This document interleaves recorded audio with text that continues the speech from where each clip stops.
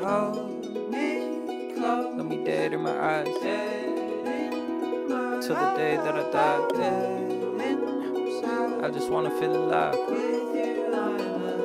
With you, I'm alive. Fell in love, but it left me lonely. Tried to trust, but it burned me slowly.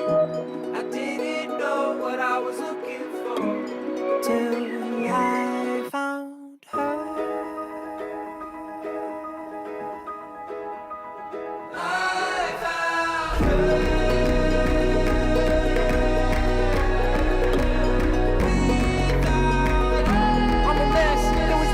That love that made sense. I was stressed till I found her.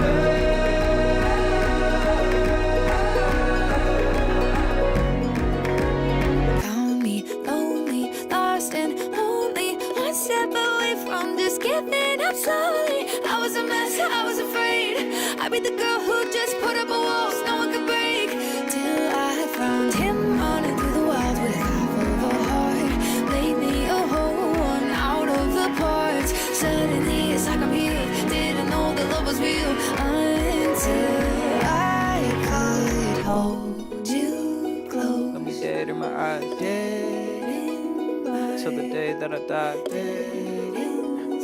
I just wanna feel alive. With you I'm alive. With you, I'm alive. Fell in love, but it left me lonely. Tried to trust, but it burned me slowly. I didn't know what I was looking for till I Found her. I found her.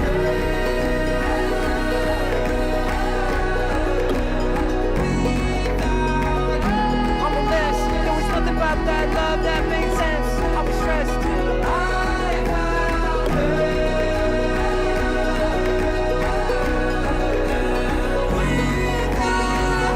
I'm a mess. There was nothing about that love that made sense. I was stressed till I found her. Till I found her.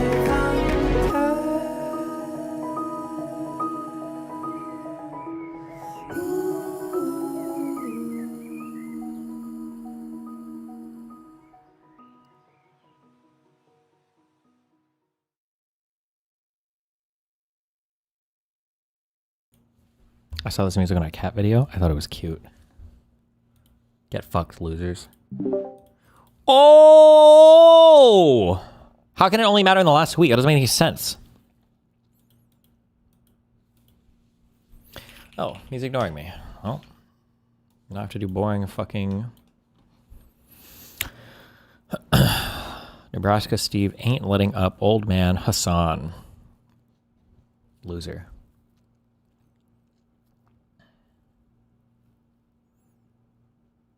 Oh, I ripped this one right from the subreddit. Based.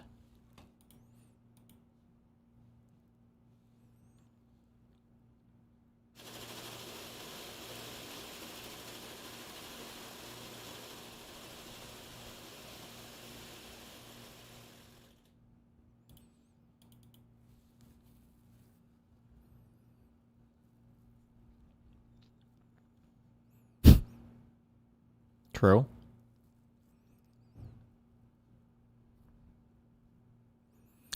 As a centrist, let me explain why I hate both sides. The left, they tax way too much.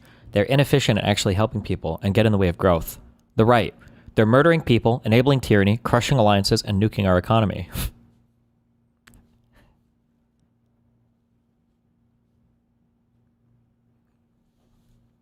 Did you see? Even Ayla finally fucking flipped. Destiny, Michael Burry just posted a Substack in the last hour saying he's long on GME and has been buying it. This is our, you want to know the truth about Michael Burry? You want to know the truth? I'm about to drop some hard facts.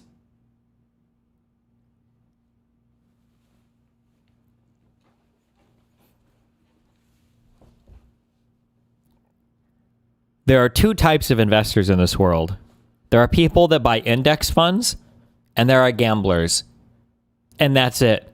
The gambler category cannot be split any further. The thing that sucks about the gambler category is the gambler category has a lot of different players. And when you start to get lucky, sometimes you can get real lucky. And honest to God, I think that's where people like Elon Musk came from. Some people get real lucky in a private investment or whatever, and they happen to snowball that into other private investment, and they get really, really lucky. I think that's it. That's it. That's it. That's as simple as it is, unfortunately. Shrimple as.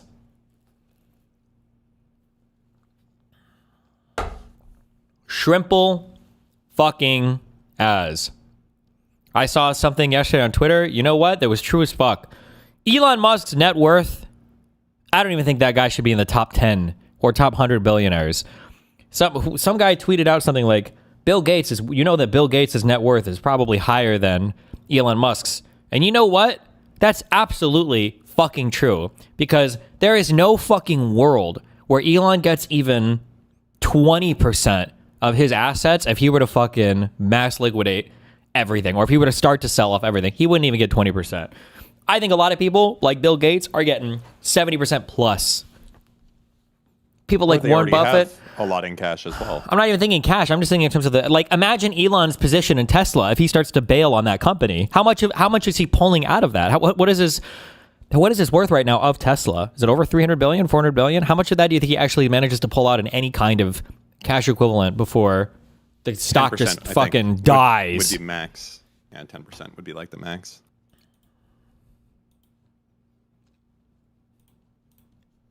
He's a fake 100 billionaire. He should be a 10 in the tens of billions. It'd be interesting if Forbes did one of those rich lists, but they actually did it like based on assets. What can you actually? Yeah, well, like what can you really get? Like if all of your value is an open AI, like Sam Altman, right? Can you really say he's worth that much money or no? Probably not, right? So yeah, it'd be like doing a valuation for on a more exaggerated level for my company, right? Well, how much would Destiny GG be worth if I were to sell my entire stake in it and just peace? Like probably, yeah. That would be interesting because I think there's some names that would come out and be like, wait, who the fuck is this? And it's like, I'm the chicken man. I own every single chicken farm in the United States. And it's like, this guy is the wealthiest fucking dude in America. What the fuck? Who's this guy?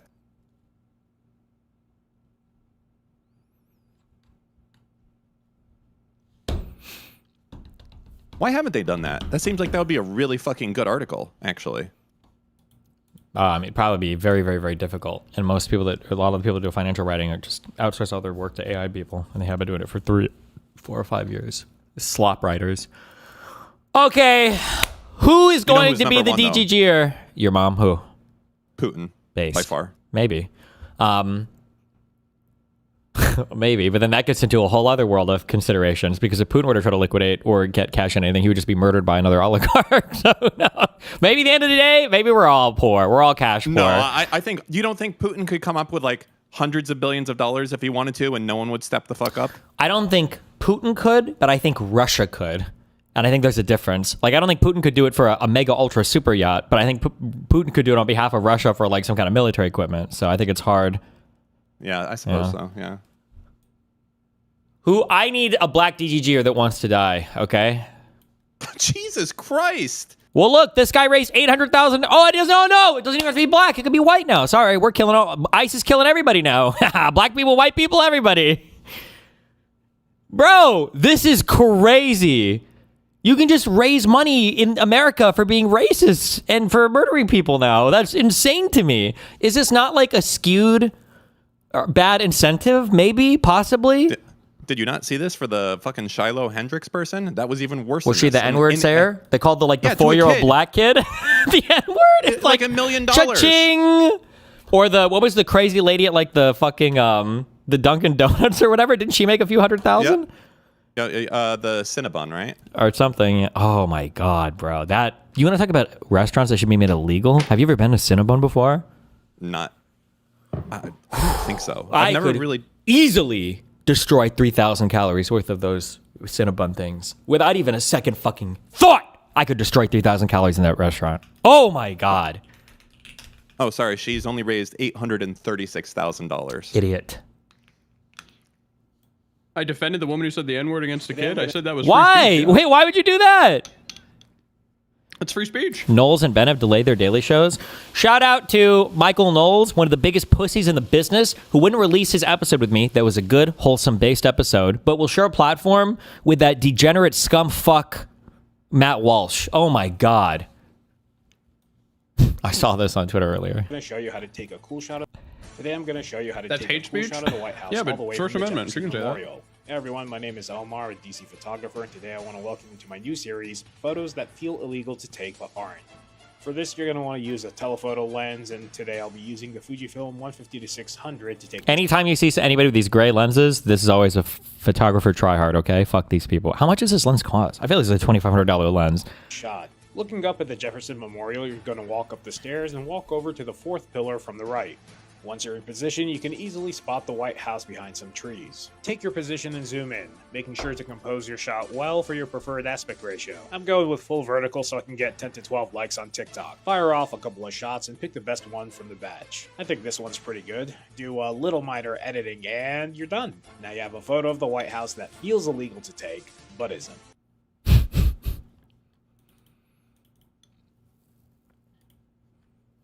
Your Twitter profile pic is taken with the gray lens. Put some respect on it. How the fuck would you know? Person who suspiciously has a name that looks similar to the name of the person that took that photo. Fucking moron. Somebody said 1.5K. I feel like my 70 to 200 millimeter Sigma lens is that much. I am getting so many of these goth girls on my Instagram. Stop. And stop liking them. I can't help it. What do you want me to do, Moot? Not like them. Really? You think that's realistic? Yeah. All 4 nights. I'm just standing here today with soup for my family. And we're just, watching all of this unfold. It's very unfortunate. You're not planning on using that, are you? Throwing it at the police? Like I said, it's for my family. Well, I've been...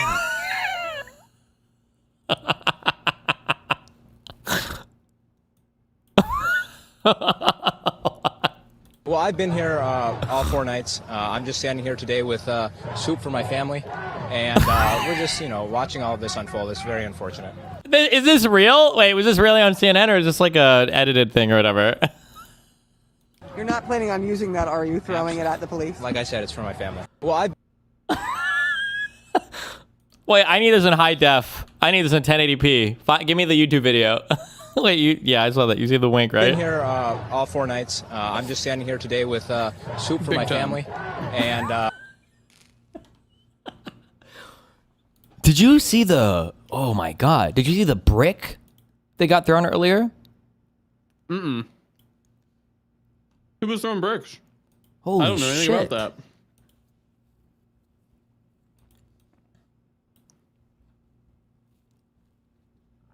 I'm surprised this guy survived. One sec.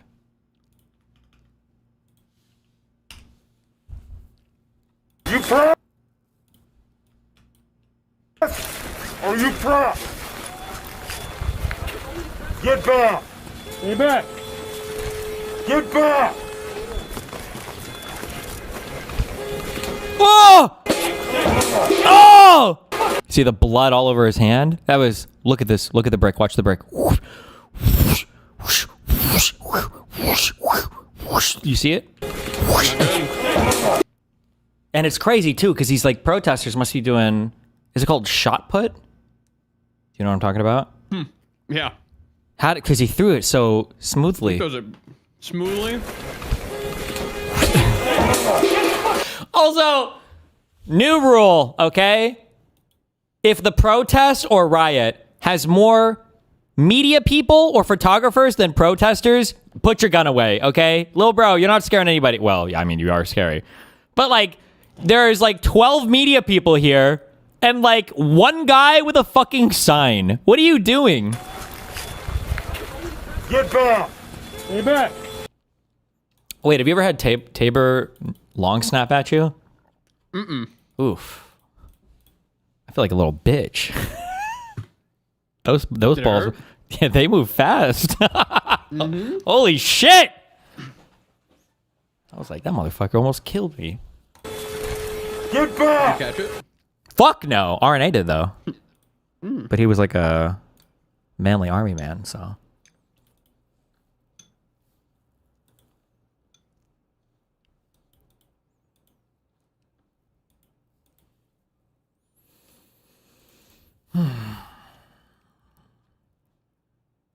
Better resolution. 4 nights. I'm just standing here today with soup for my family. And, I don't know who this guy is, but I love him, okay? you know, watching all of this unfold is very unfortunate.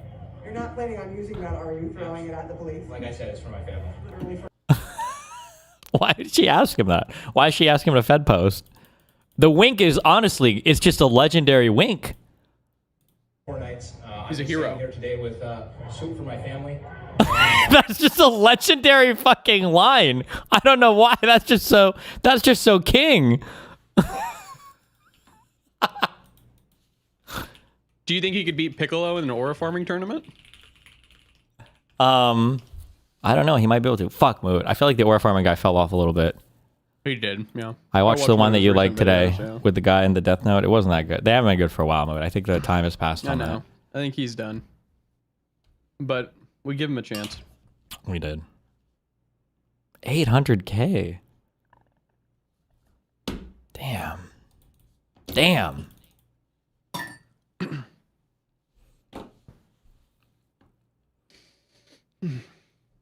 Okay, I've eaten my breakfast. What'd you eat? 2 pieces of peanut butter toast and then some yogurt. Peanut butter toast. Yeah, toast with peanut butter on it. Thanks. I didn't know that's what that meant. Did you see this? FBI supervisor resigns after trying to investigate agent who shot Renee Good. Yeah, I don't. The FBI is done. There's nothing left to be said for the FBI. Everything that I used to say about like, oh, there can't be conspiracies because that would require an ungodly amount of control from the top down, blah, blah. They're doing it. They've done that. You knew this back when Kash Patel was reluctant to answer questions about. They went through the FBI and they fired every single person that was involved in the Mar-a-Lago stuff in investigating anything related to Trump. Thank you, Chairman. They did an FBI purge on this. It was actually crazy. Presley, thank This you. is months ago. The FBI is fucking cooked, and our DOJ is cooked. Everything related to the executive branch, I don't know what's going on with the intelligence agencies, but at the very least, the FBI and the DOJ are fucking cooked right now. Chairman, for calling this hearing. I'm grateful we're continuing this committee's long tradition of oversight, and in particularly today, oversight of the FBI. Director Patel, thank you for being here. There's a number of issues I hope that we can speak to. I want to start by reading something you said to me during your confirmation hearing under oath. I have no interest, no desire, and will not, if confirmed, go backwards. There will be no politicization of the FBI. Then you looked me in the eyes and said there will be no retribution actions taken by the FBI should I be confirmed as director. I told you that in your office. I tell you that again today. I'm concerned that that's not what's happened, that since you took over as director, you've cleaned house or forced out senior leaders across the Bureau, in particular targeting those that worked on investigations of President Trump. The former acting director has just sued you for firing him for political reasons. So did a leader in the D.C. field office. And the well-respected leader of the Salt Lake City office was pushed out last month, leaving that office shorthanded at a particularly difficult time. I'm worried that these actions compromise the Bureau's ability to keep Americans safe. Hundreds of agents have resigned. You are lowering their law to address compliance. In May, police, partnering with the Dover Police Department to support human trafficking victims today. But I'm seeing an FBI leadership more focused on social media clout and on political revenge than on fighting crime. Director, have you ever ordered that an FBI employee be terminated because he or she worked on an investigation into President Trump? That's an easy no. Even for all the political bullshit that goes on in here, that's a very easy no. We would never simply terminate somebody for being part of an investigation. Senator, thank you. One quick correction for the record. There's 280 NV investigations. I gave the incorrect number to Senator Hawley. Thank you. Understood. As far as a lot of your statement, I disagree with it. I'm happy to address it. But Why was this 4 months ago and we did not hear about it? I mean, we watched a little bit of it on the stream, but people just don't realize. The problem is that nobody knows how our government works. So when crazy, horrible, bad shit happens, people think that it's normal. Oh, it must be normal that all the FBI is rigged. And remember how I used to get so frustrated years ago when people would give a conspiracy, they don't understand sometimes the gravity of the things they're saying. It was one of the examples I would always give with relation to Israel. When somebody's like, do you think it's possible that an IDF sniper could just shoot and kill a civilian because he hates Palestinians? The answer to that question is yes, that is completely believable. It could super happen. The oversight on an individual shooter aiming and shooting and killing a Palestinian because he hates that, that's like your a priori belief on this can be quite high. Before even knowing anything, yeah, this could happen for sure. There's no reason to immediately think that like that's an impossible scenario. But then when somebody says, what do you think are the chances that some civilians were murdered because somebody hates them that have been under, intelligence, surveillance, recon, whether we've got like drone footage of them beforehand, the prior assumption on that is very, very, very, very, very low. This is a top-down thing that involves sign-offs from multiple levels of people. You've got people weaponeering the attack. You've got people who are doing the intelligence, surveillance, and recon. You've got commanders that are signing off on it. You've got JAGs, lawyers, whatever. Like, the chance that they're just doing this just to kill a civilian, your prior assumption starts way lower. But when people think it's all the same shit, when the really bad stuff starts happening, nobody's prepared to even understand how bad it is because they think the really bad stuff's been going on the whole time, right? So when you talk about like an FBI conspiracy where everybody's working together to do something, this has never happened. It can't happen. It's the way that our intelligence agencies are structured. That is just not possible. Now, though, I'm not sure. I don't know anymore. Now I don't know because the structure, these institutions have been fundamentally hollowed out and changed. The only way, generally speaking, an individual is terminated at the FBI is if they have violated their oath of office, violated the law, or failed to uphold the standards that we need them to have at the FBI. So those who say that, like, what the fuck is that answer? That they've been fired because of working on investigations into President Trump are lying or misrepresenting? Well, those matters are alleged in litigation, which is ongoing, so I can't comment on those specifically. Could you comment on why you fired former acting FBI Director Driscoll? I can't because it's ongoing litigation. Could you say now definitively under oath that the rank and file agents who were assigned to work January 6 cases will not be terminated because that's what they were assigned to do? I've said it before and I've said it again. Your case assignment, as I was given case assignments when I was a young prosecutor, does not dictate your career or your termination. Thank you. Then let me go to the appropriations question. In May, you testified before the subcommittee on which I serve, defending the president's request that we slash the FBI's budget by about $500 million. So yeah, the FBI, these places are cooked. So who the fuck knows? Oh, did you see this Kanye apology? Okay, that's fine. Moot's just fucking ignore me.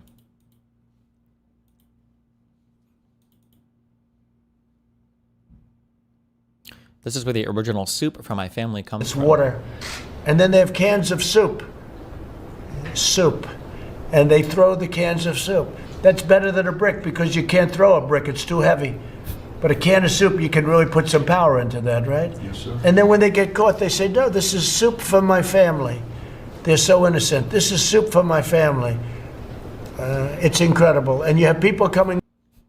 Destiny, the white lenses are white because black gets too hot in the sun. Black lenses with a red ring are also super expensive. Pro line, weather sealed. My 70-200 2.8L was just over 2K. Why would white lenses get hot in the sun? They're literally... Oh, like if you aim the lens at the sun so that it magnifies the sun into your lens? Why would you do that? Like you're setting ants on fire?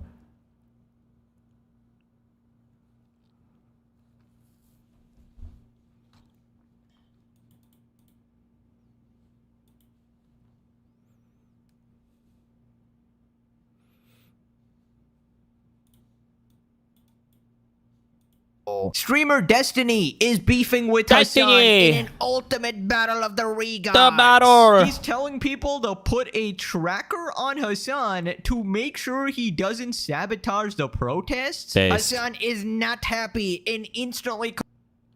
How do people have this footage of me from like... Oof. Should I say 10 years ago now? It is, right? Whew, that's kind of weird. A decade old.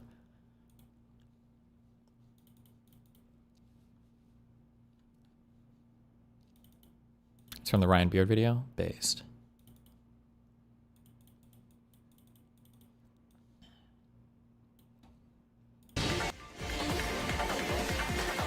Stop! This is a spoiler.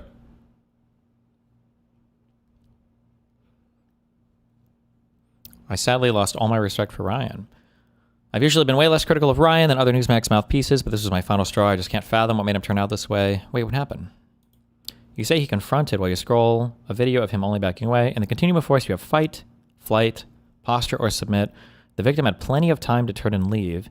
He chose not to. You may find that honorable, and I might be... Hold on. Wait. Hold on. Let me just make sure. One more time. On stream. Let me watch this. Minnesota shooting. Pretty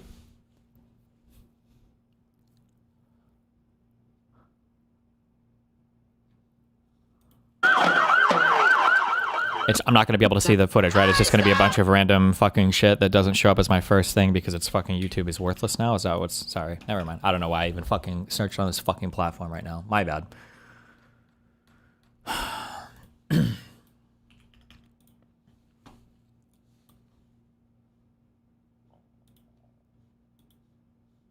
fuck. I don't have it in here.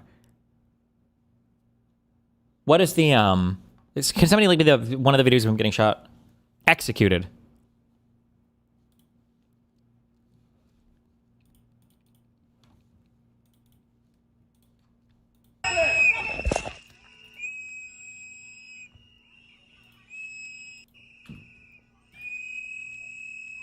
Why is it so fucked up? Never mind. Okay.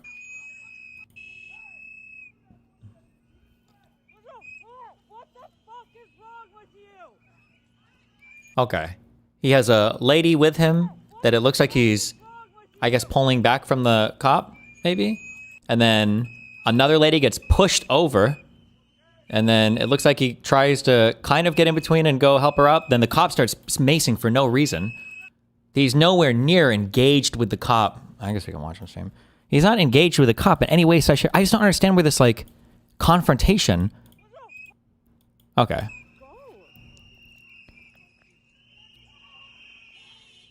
Alex is here. I don't know why it does this if I... Looks like he's got a camera out. Okay. So ICE agent comes up because nothing makes you feel more powerful as a man than beating women. Okay, I'm guessing he shoves this lady back or something. This lady puts the camera down. I think there's another angle. So this Alex seems like he's holding onto this lady, pulls her back. ICE guy steps up, shoves another lady back. I have no idea why. And then it seems like this is like the most confrontational, maybe. But I'm not actually even sure if he touches the ICE agent here. He's like getting in between a little bit, and then he goes to help her up. He's getting spam maced right now for I don't know why. Oh, I don't even know if he's trying to help her out. Oh, he kind of is here. And then he's still getting maced for some reason. I don't know why. And then the ICE guy is pulling him off of her into here, pulling him over here. And then now he gets dogpiled and then murdered. Yeah. Where I don't understand this. The victim had plenty of time to turn and leave. When? Maybe at...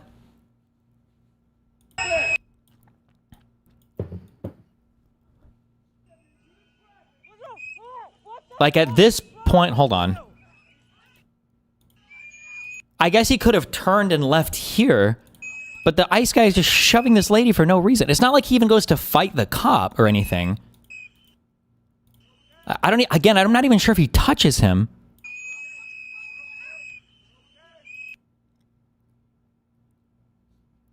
But from this point, he's locked into like a death QuickTime event. Like, I don't know if I don't think he escapes from this point because he's not engaged with the cop at all. This retarded spastic fuck is just spamming pepper spray for no fucking reason after pushing him. They're completely and totally disengaged here. Nobody is touching anybody at this point. There's no contact whatsoever. There's 0, 0, 0, 0 contact. Nobody's touching anybody here. He's still spraying for no fucking reason. He's still spraying. He's still spraying. The cop walks back up to push him over. I don't even know what he's doing. Trying to grab him now, maybe to arrest him. I don't know what for. But they're like... And then now, and he's locked into the murder QTE. Is the pepper spray one the one who shoots him? I'm not sure. So I don't understand this. How old is this? I mean, we had all the video footage like an hour after, didn't we? I don't know what the fuck. It was like 3 hours, but then we had all fucking 3-4 videos.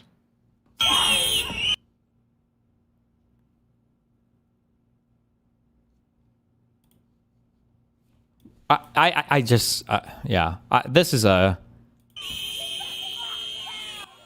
Who, I don't know if somebody emailed me this or I read it in a comment. I keep forgetting where I'm reading things. This is like this sounds so dark to say this, but this is probably like the best video, event, person, victim, everything that you'll ever get of like this type of stuff. Like if somebody's still on the other side of it at this point, I don't know. I don't know if you're ever going to get anything worse than this. It's like George Floyd. I don't like to say it's like George Floyd because at least they had a legitimate reason to arrest him. I don't know if it gets more clear cut than. No, it doesn't get worse or more clear cut than this video. Like, aside from literally like a fucking Star Wars Episode 3 moment. I don't know. Yeah, where a cop walks in and turns his lightsaber on and starts murdering children. Like. 你选这个，还是选这个？ Is this one where they lie to the cat because the cat can't speak English? Well, not English, I guess, but. 你选这个，还是选这个？选管子呀！好，走了。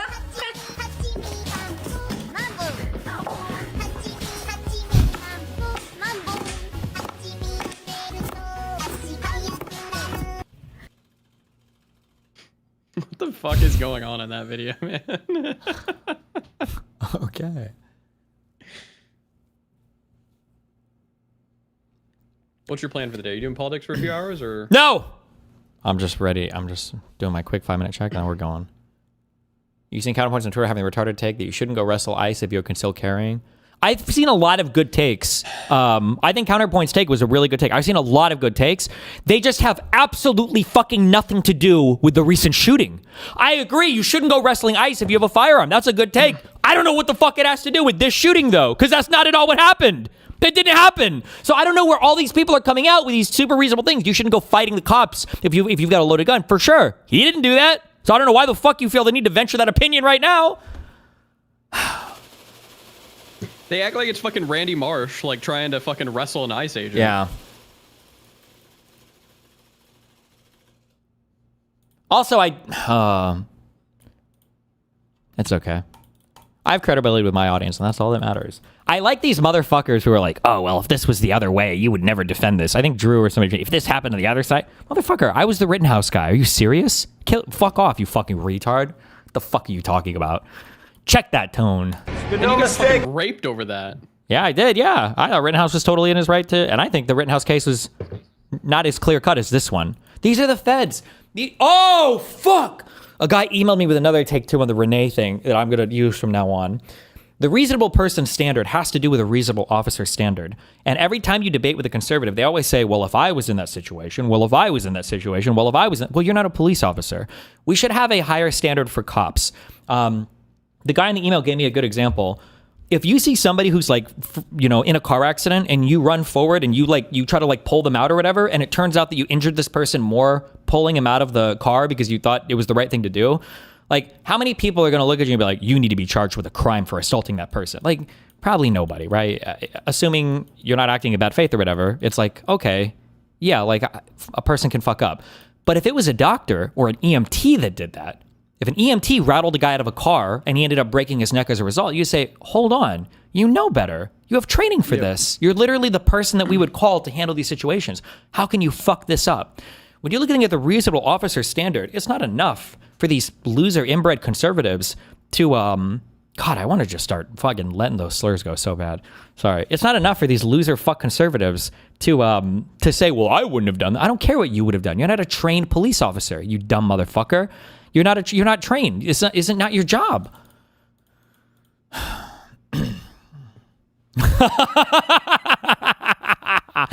Holy fucking giga chat. Oh my god, yes.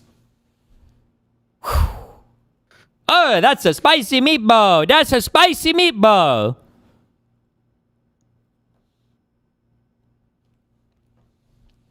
I like my tweet. The level of violence is currently unacceptable. Mr. Stryver, you That's are true.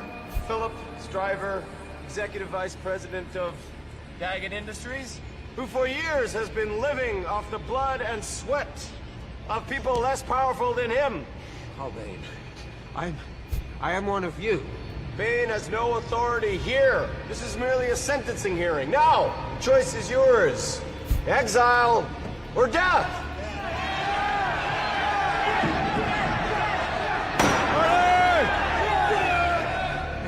Exile. Sold. How is it that Batman was able to walk on the ice and not fall through, but other people were falling through, Mootin? Thought so. I don't remember. Thought I'm so. sure there was a reason. Thought so. Oh, he's fucking Batman. He was trained by Ra's al Ghul. Of course he could do it. Do you know there's an actual way to cross the ice without it breaking, and it's what he should have done? Which is? Do you know what polar bears do? Not really. You lay your whole body on the ice and you go forward because you're like distributing It's like the weight. inch by inch? Yeah. Well, no. It's not. It's about distributing your weight evenly over your whole body. That's like polar bears will like go forward like rolling or like kind of crawling. Batman should have come sliding in like that on his belly. That would have been fucking sick. Butts. Hold on. Wait. Butts in use.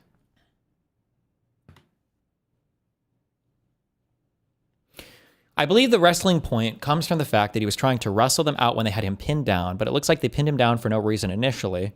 Okay, but also you have to consider this too, and I know that it's just a meme because we all see it and it's we don't think about it, but like your shit is pretty fucked up when you're getting pepper sprayed. So the guy is getting, and it's all just a meme because it's all these videos, but like this guy's already been, his shit is fucked. Probably can't see. His shit is burning. He's probably got drool and everything else coming out of his mouth. It's hard to breathe. And now he's got adult men who are on his back and everything else. And like, yeah. And he does know that he's concealed carrying the whole time. So that's probably like an element. Like everything is fucked about the situation.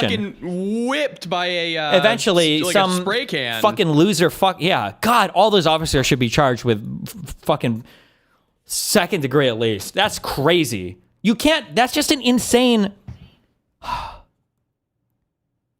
That's crazy. If none of those people get charged, I feel like none of those people are going to get charged. Do you think it should have been a black person? Do you think people would have cared more? I actually don't know. Do white people care more about white people or black people? I have no idea. I don't know what the actual answer is.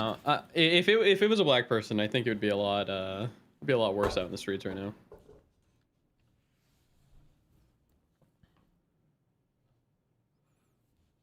The new talking point is he reached and grabbed something on his body, courtesy of Timcast. Honest to God, even if he reached and grabbed somebody's gun at that point, I would still call that an officer-induced shooting. Because you can't fuck a guy up that much when he's on the ground. He's going to be probably reaching for fucking anything. I mean, keep in mind, there's like 7 guns around him. There's like 2 directions his hands could go where he's not reaching for a gun, you know, right? Every officer around him has a gun on him. He's got a gun in his own fucking waistband. Like, who the fuck knows?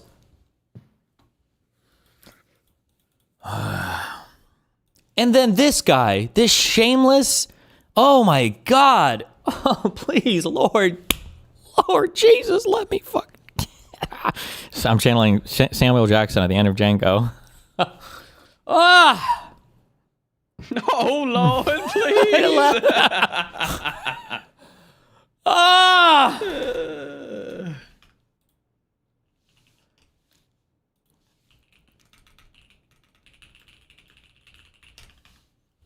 Let's see. You gonna be on the wanted posters, nigga. Oh, sweet Jesus, let me kill this nigga. Okay, we're not. I don't know what I couldn't understand. The accent was too high for me. Okay. It's...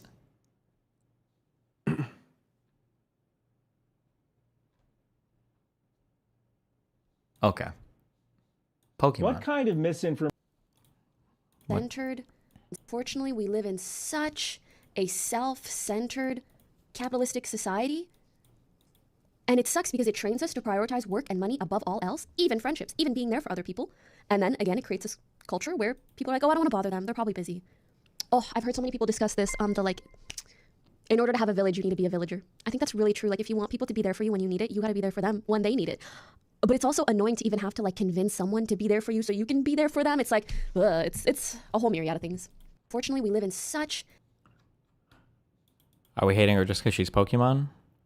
Pokimane was genuinely upset while speaking on how society is broken and people prioritize work, money over real friendships.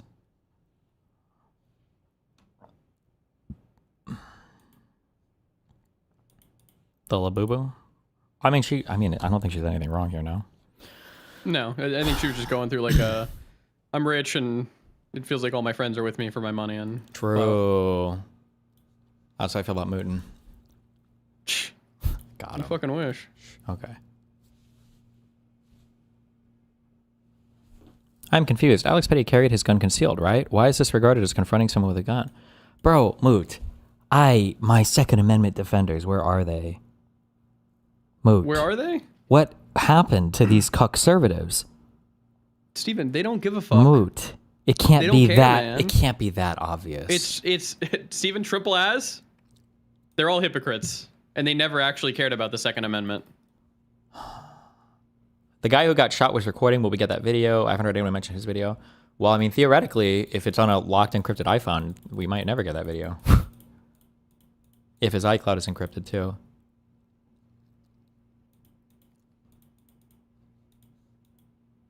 I also really, I can't, it's hard because I know that when I go off on these people, the reason why I've been going off on like Pokimane and other people recently, the thing that drives me fucking crazy, maybe I'm missing it though, maybe I'm just not seeing it. I feel like influencers had so much smoke for the whole fucking Gaza shit, and I don't feel like I see the same now, but maybe there is and I'm just not seeing it. Maybe I'm just not seeing it. It's gotta be that I'm just not seeing it. I'm just not give a fuck, dude. It's got to be that I'm just not in the right. I'm just not seeing that much, because I feel like for the BLM stuff there was more, and I feel like for the, oh my god, for the Israel Gaza stuff. At Destiny, where is the NRA statement? I already retweeted the NRA statement a while ago. I have never been. The NRA is one of the cringiest. At least the NRA proved they're not just a right wing. Oh, what? Did they make a different statement? Because the one that I quote tweeted was abysmal. I will never, ever, ever have any... God, what a cringe, fuck, loser, fuck organization. They had two. Maybe the second statement was better.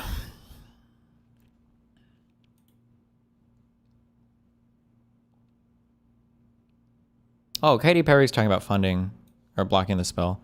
I should, there's a way to like call your senators and stuff too. We should look this up more. I don't know how much. It just feels so crazy to even... I had a brilliant idea. We get Do I need to everybody mute to start stream for writing it? their reps. Oh, sorry. Go ahead. No. We get everybody to start writing their representatives, but you do it in like MAGA coded letters, like I support the police plus believe in borders kind of shit. But then you start questioning Trump, so that like they get all these influx of letters, and it looks like people are like concerned Republicans, versus them just dismissing the fucking as like, oh, liberal trash. I don't care. Yeah. I don't know. I don't know if they even care. Moot, the Congress does. The Republicans have just abandoned. None of these people can ever be in government again. We have no checks and balances. And they don't care. They don't give a fuck.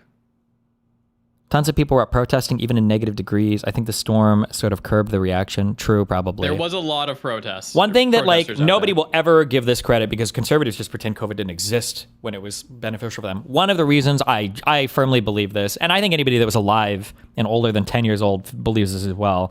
I think a huge driving point of the George Floyd riots, the reason why they were so explosive and violent and everything else, I mean, they weren't overwhelmingly, but the reason why is because people were mind-fucked from COVID. People have been locked indoors for months. Like, everybody was fucking losing their minds. I think that was a big contributing factor to why everybody took to the streets so much for this particular incident. Conservatives will never agree with that, and they'll always say it was some fucking Antifa organized thing, but... Is there no way to get gun parts? Besides Small gun parts? recycling a gun? I think we have to recycle guns and just loot them, yeah. Although I normally don't. I can't believe you can't make small gun parts. It's so fucking AIDS. Wick versus Rob Noor went wild over this last night. I don't understand how PISSCO is friends with all these like degenerate fucking people. Rob Noor, the Molele fucking dude, the Lactoid dude. I have no idea. Cena said fuck ICE. I don't... The problem with the fuck ICE, though, is that, and it's hard to separate out the lines, there's a lot of the people who are like, fuck ICE, were just people who were like, I'm sorry, this sounds so cringe to say, but like pro-illegal immigrant. Like, we should want to have borders and we should want to have immigration enforcement. And I don't think even ICE is inherently a bad organization. Like, if there's illegal people in the country, especially if they're committing crimes, get them the fuck out, 100%. We should all be able to agree with that. Now, at this point, even though I've always said abolish ICE is a cringe thing, I would be for abolishing ICE because the reputation is fucked at this point. I would be in favor of abolishing almost anything that Trump has put his disgusting, grubby, cancer-ridden, diabetic fingers on. But this whole fuck ICE thing before, when you're just saying it, it's like fuck ICE because we love all people and there are no illegal people, just human. It's like, cringe. What's your take on like a one-time, like, all right, if you're an illegal immigrant and you haven't like committed a bunch of crime or whatever, come, we're gonna give you a fucking green card, you can stay, and then we'll like fix it. The path to amnesty is literally the only realistic solution. We have 12 to 15 million illegals in this country. We're never fixing it by mass deportation. But like the problem is Republicans don't ever want to. The Republicans. Here's the issue. Here's the real issue. The real issue is that this isn't a real issue. It's a pet issue. So they don't have to take a real policy stance on it because it's not actually having a real impact in their lives. So they can make the issue whatever they want, as bad as they want or as irrelevant as they want, depending on who's in office or depending on what caravan they want to throw up in front of the media to scare people. But when it comes to actually fixing the issue, they don't have to worry about it because it's a fictitious issue. It's not actually impacting them at the end of the day. Because, like I said, who in their right mind, explain to your European friends why our mass deportation protests right now are happening in fucking Minnesota. Yeah. To be fair, they probably don't know what the fuck Minnesota is or where it is, but yeah. They do. Europeans know a lot about American geography. I don't know why. These fuckers know everything. Okay, let me grab a Red Bull and then we're gonna... Didn't you just grab one? I didn't hear him. Fuck you. This fucking guy, man. This fucking thing sucks.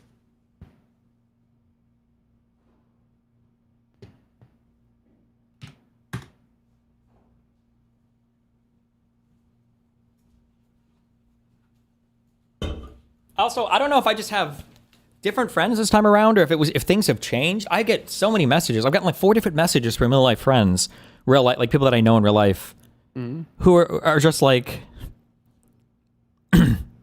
here's one. If you're listening, I'm not doxing you, okay? So she lives in Arizona. It's a Hispanic uncle that she's talking about, okay? She says, hey, what are your thoughts on the recent Minnesota shooting?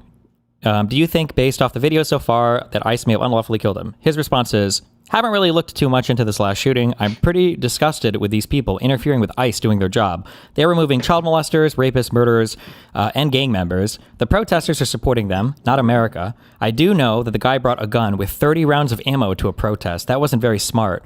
I had another friend who was showing me, this is in real life though, who was showing me texts that they had with their father, who basically, I hear this, like the talking points even to the people are more or less the same. That like, it's tragic that there was a shooting, but like, I don't understand why he brought a gun to a protest. And it's like, bro. They're just parroting. Yeah. One for one, Fox News.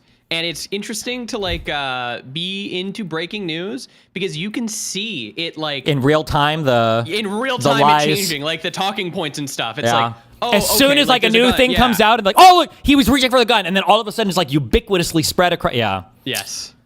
And it's also, this is a fight. You can't win a fight on your side when the other side is like shamelessly committed to fucking lying. Yeah. And it's like, okay, well, I'm trying to wait to be responsible to see what information is out. Oh, that's cool. Well, while you're waiting, just so you know, that guy brought 2 mags and he was going to massacre them. He started a fight with a cop while he had a concealed carry weapon on him. And it's like, and not only is it just people doing it and pundits doing it and alternative media doing it. Now you have Kristi Noem and Kash Patel and Donald Trump doing it before any facts are out. They did the same thing with the Charlie Kirk assassinator, where Nancy Mace is out here saying like, oh, like the Democrats own this. This is your guys' fault for a radical shooter. You don't even know anything about the shooter. I don't even think they had him in custody yet. What the fuck?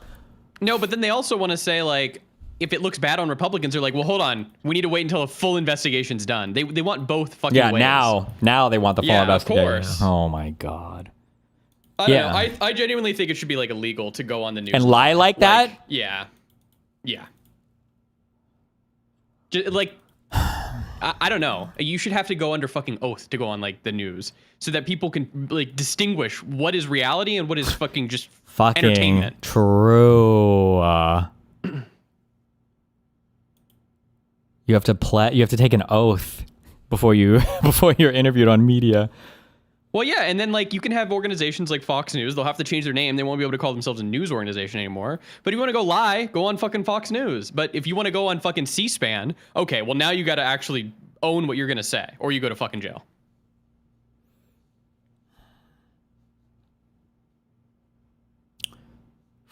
Okay.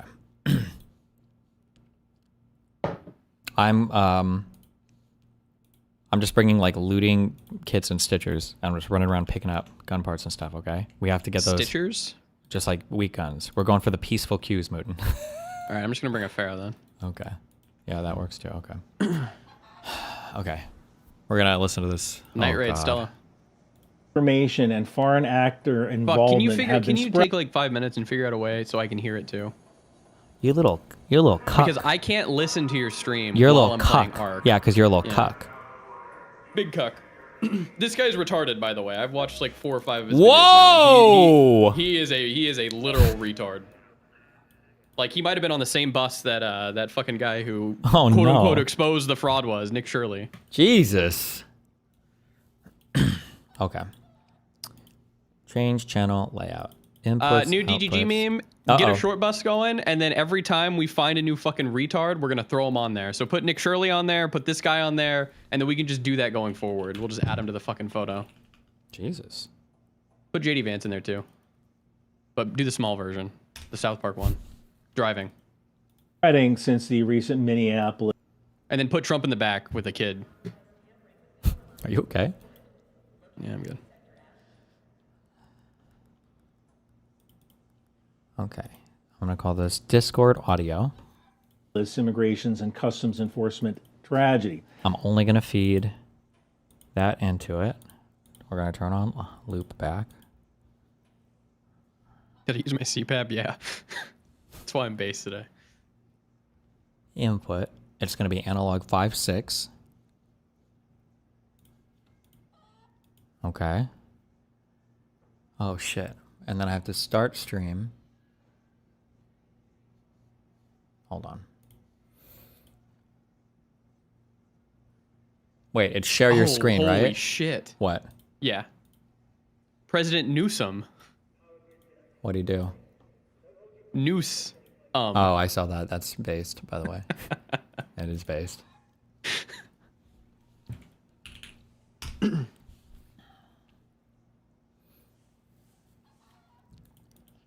Okay. NDI. Webcam. Open. And then through here, we're going to put that. Automatic. No clue what that's going to do.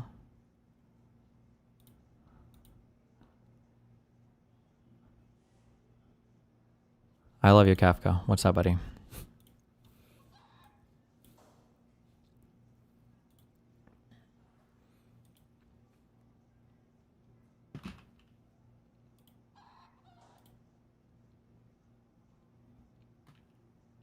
What happens mute stream audio? Does that just mute it for me or for you? Okay.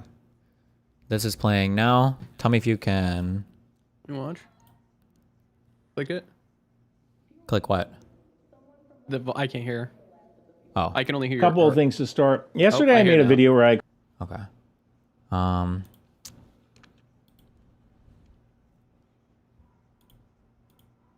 gonna do this. Boom. Okay. explained that we could probably profile the person who was engaged by ICE simply by looking at a picture of the firearm that was alleged to have been used. So let's take a look at the accuracy of that YouTube video. Now, in that video, I said that based on the high-end nature of the weapon recovery, which was a SIG P320, from the scene, it was likely that the victim wasn't a criminal who was engaged while being detained. The other So, like, his analysis isn't necessarily wrong here. I just don't understand the appropriateness of it. Like, I don't know why he felt the need to do that, to engage in that analysis. I'm just not entirely sure why, but... Interesting thing is that most guns found in the possession of criminals while committing a crime are Glock, Taurus, Smith & Wesson, and Ruger. I don't think the person carrying this pistol was a petty criminal. That information was correct. The victim had no criminal record. I also said it was likely that the victim was not a gang member or an immigrant who was being engaged by ICE while being deported. I don't think the person who was shot was a petty criminal or even an immigrant. Like, the reason why this analysis is so weird is because the big question wasn't anything to do with, like, the identity of the individual. Like, do we think he's like, it was obviously the fact that he got assassinated by federal agents, right? Gangster. They would just have a cheaper... Do you agree that it'd be good for more protesters to be armed? I guarantee ICE's behavior would change. Maybe. So, I don't know how much I can speak to this without literally getting arrested or fucking permabanned from everything. The problem is that individuals, it's not enough to be armed. You need to be organized. People need to go back and look at how the fucking Black Panthers ran their shit in California, because they had, like, watches and groups and, like, fucking walkie-talkies and shit. Because, like, the reality is, as much as I hate to say this, a bunch of people concealed carrying really, and listen, I'm a proud gun owner with probably an expired concealed carry license now from Nebraska, okay? I like concealed carry, like all this. But in group scenarios like this, you have to be coordinated, and you just having a bunch of people with guns on them that can pull them out and start shooting is just going to lead to fucking chaos.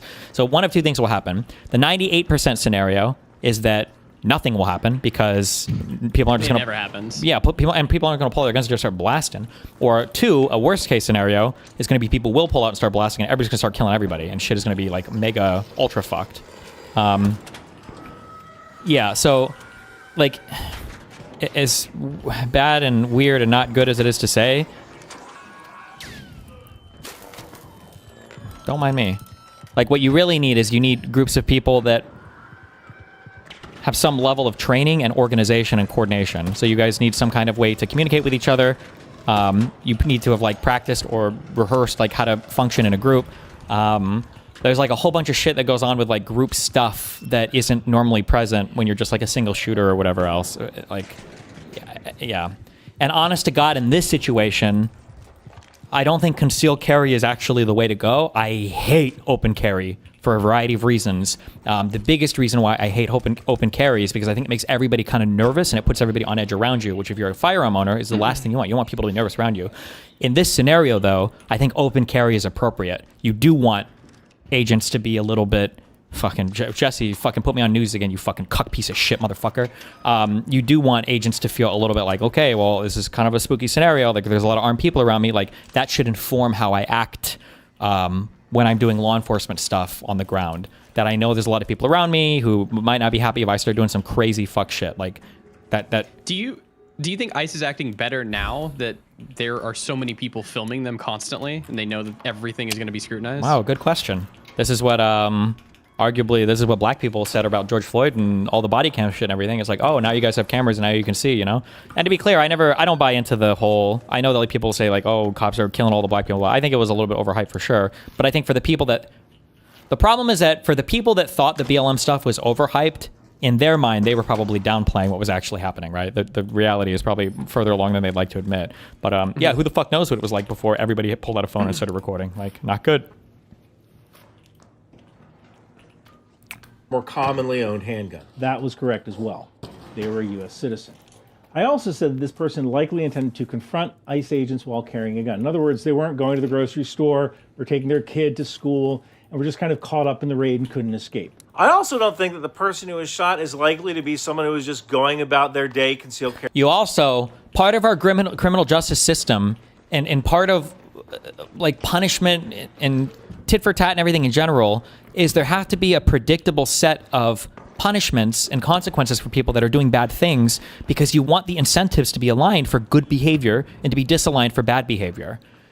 This ICE dude just murdered a guy, raised $800,000 on GoFundMe, and then got escorted out of the state by federal police to go to another state to work. Those are not good incentives. What are you worried about if you're an ICE agent in another state now, right? This is like, I know I'm being dramatic in my head, but my stupid fucking refrigerator, sometimes, does your ice maker make noise or whatever? Yeah. Like, I have this thought that, like, if federal agents, for whatever reason, were to come to my apartment and then break down the door and kill me, like, who the fuck would believe, like, anything other than, like, their story, right? Like, if they were to come in and say, oh, like, he was grabbing his fucking gun off the wall, and then they play 50 million clips of me talking about, like, oh, I would blah, blah, blah, whatever. Like, oh, obviously this guy's unhinged. Like, I don't know what fucking, like, I would just be dead, and that's it. Like, I don't know. And the incentives are all there for them to do it, right? Like, that Enrique Tarrio guy that I was talking to, you know, I was talking a lot of shit when we were talking, but, like, this is a guy who legitimately could try to kill me in real life, and what would he think, right? He did an insurrection for Donald Trump, was convicted to 22 years in prison, and then was pardoned for it. I don't know. Probably get another pardon. Yeah, maybe he thinks that. It doesn't even matter if Trump would do it. What matters is, do they think it, right? Well, I did this before for Trump and he let me off the hook. Maybe I can do it again, right? I don't know. Carrying a pistol, doing normal things like going to the grocery store. This just isn't the kind of gun that you take to do that. Based on footage, it appears to be the victim was there with the intent to confront, not walking away, not trying to escape the situation, but confront him. It's mainly trash, but it's a peaceful run. I'm ready to go. My 34.5K inventory.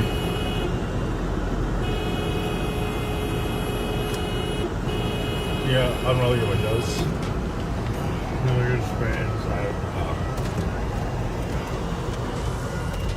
Let's go around. Now, whether or not you think what the victim was doing was right or wrong, it was what I said was the most likely scenario. All that being said, I don't think the person carrying this pistol was a petty criminal. I don't think this person... Wait, what is it? Not walking away. Based on footage, it appears to be the victim was there with the intent to confront. Not to do that. Based on footage, it appears to be the victim was there with the intent to confront. I'm getting shot. Did you call it? Yep. Guys, you don't need to do this. We don't want to be like this. We're friends here. We love each other here. Oh, these guys suck too, bro. I'm not shooting him. I'm just shooting like fake at him. We love each other here. We're lovers. We're friends. Not haters.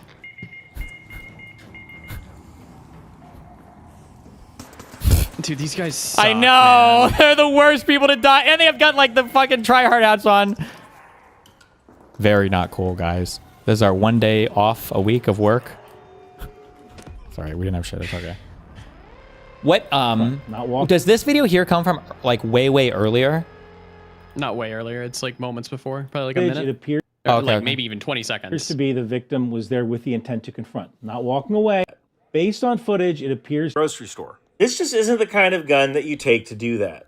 Based on footage, it appears to be... Like, in this footage... The cop, for some reason, has his hand on the guy and he's pushing him back. The guy is not doing anything. He's not touching him. It almost looks like he has his hand up, like the gay thing. He's like, "Ooh, not me." Like his hand was like there with the on the left. It was. Now it's to his side.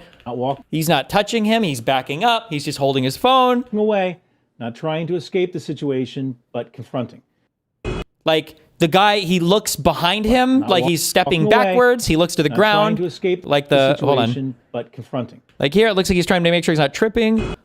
Like, do you have an obligation to not protest? Do you have an obligation to not talk to the cops or look at them? Like, what is the obligation here? Like, I mean, what should he have done here? Just get on the ground and put his hands up and like just Yeah, stop moving? are you not allowed to exist around ICE? Things got buried.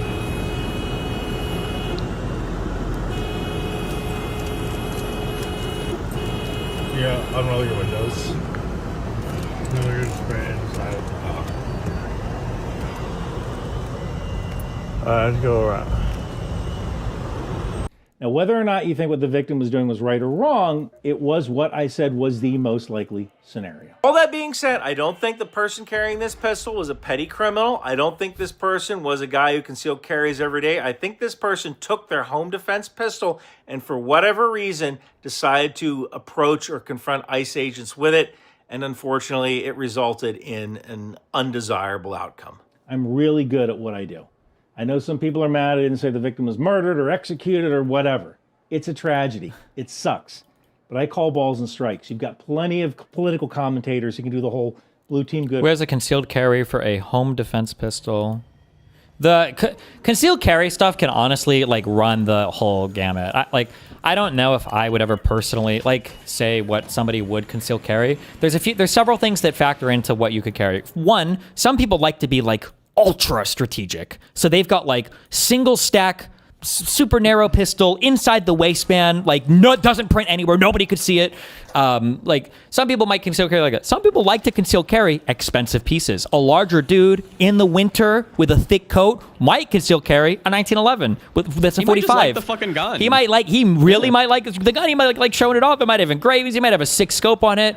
He always goes to the range, shoots with yeah, it. Maybe, like, yeah. Carry whatever you want. I don't know. I don't know if I don't want to generalize just because I don't know. I've seen personally, and then online, I've seen a lot of different ideas in terms of what people conceal carry. So I don't know if I would ever generalize that. Maybe there is like a general conceal carry. I mean, like generally, I would say you probably want like a micro compact, like a P365 or a Smith & Wesson Shield or something. You might want like a subcompact that you carry or something. But like people can conceal carry a lot of stuff, especially in the wintertime because you have a big coat and you can put a big gun in there and people won't notice. So when I was in Nebraska, I'm a small guy, right? I'm 5'8", 140, 150 pounds. When I was in Nebraska wearing a winter coat, I could conceal carry, and I did my Glock 17 everywhere. And that's a big gun for somebody my size. Glock 17 is a big pistol. And you would never notice. So, I mean, I don't know. People can, in Minnesota in the winter, I'm sure You'd people have could, Ryan be like, well, it seems like he was holding a cheap gun. He was concealed carrying a gun that most people would do. Yeah, like, I agree. The guy probably wasn't like a petty criminal based on, because I don't think criminals usually have like those types of firearms, but I just don't know why. Why not just a Glock 17? Isn't that what I just said? I just don't know why he thought he needed to engage in that analysis. I don't know. But. Red team bad thing or red team good, blue team bad. Quick note. YouTube almost immediately demonetized the short video I made yesterday, so that's why I encourage you to follow me at ryanmcbeth.substack.com. It's only $5, and there is a free section. So if I use words like victim or engaged, and I don't use the actual victim's name, the reason is that YouTube dials up the censorship during national events to keep things advertiser safe, because we all know how important it is to keep advertisers safe, even if we can't say the victim's name. Now let's get on to the misinformation. A number of people claim that it's illegal to carry weapons to a protest in Minnesota. It's not. I carry a gun every day. It's not really because I'm afraid of street crime. It's because my life has been threatened by pro-Russian sympathizers. But one thing a lot of people don't understand, especially people who are unfamiliar with firearms, or people who live in different countries who don't have similar laws to the United States, it's that different states inside the United States have different laws. I live in Silver Spring, Maryland. Here, carrying I didn't bring any bandages. Fuck that. I'm 1,000 leaving. feet of a public demonstration is illegal. Now, it appears that Minnesota has no prohibition for carrying at public demonstrations. However, I want to show you this specific incident and how it ties in with a man named Kyle Rittenhouse. Kyle Rittenhouse was an American teenager who traveled to Kenosha, Wisconsin with an AR-15 style rifle to protect local businesses during unrest after the murder of an African-American man by police named George Floyd back in 2020. Ultimately, Kyle Rittenhouse engaged 3 people with his rifle when he felt his life was threatened. And when this happened, a lot of anti-gun people put on their shocked face and said things like, Rittenhouse came to the demonstration with a Smith & Wesson AR-15 style .223 caliber rifle with a 30-round magazine. Put a pin in that because President Trump is about to say the same exact thing. But I'll get to that. I'm saving the best one for last. Now, what's interesting is that foreign inauthentic actors are trying very hard to tie Kyle Rittenhouse with the engagement of the victim in Minneapolis with lines like, don't bring a gun to a protest if you don't want to be killed, duh. Also, American hero Kyle Rittenhouse will be on my podcast this week. Please listen. And it is likely that this was generated by a foreign actor and AI generated, according to Cyabra. Make no mistake about it, foreign actors are using this event to spread division. What's interesting is that some U.S. politicians who are very anti-gun are trying to kind of spin this event, like Congresswoman Alexandria Ocasio-Cortez. This is the intention. I'm not even about the mispronunciation. I just don't. That's an angle, but okay. Sorry. Of what Secretary Noem is discussing. I mean, it is, how rich is it that she is saying, showing up to the scene of a protest with a legally owned weapon should be grounds for a person's death, execution at the hands of the state. That was kind of funny because just saying legally owned weapon was kind of like gagging, right? With a legally owned weapon. But later on in the video, she gets to a real... Okay. That's a weird thing to say after mispronouncing her name in a prepared YouTube video, but okay. Really important point. And what Secretary Noem is saying is not that you can't do these things, is not that you can't be armed, is not that you can't attack your government. She just thinks that you can't do that based on your political affiliation. And she's not wrong. Next, let's get to the claim that a Reddit post showed the firearm 5 days before the actual event, implying that the this was dumb, guys. This is fake news. Image was planted. So this has been confirmed by multiple people, and it was sent to me by my friend Comrade Soup. If this retard isn't debunking it, he should go to fucking jail. Why? Spreading misinfo. Photo of the firearm that they're using to say that they were under attack and that Alex deserved to die. It's a photo that they took off of Reddit from 5 days ago.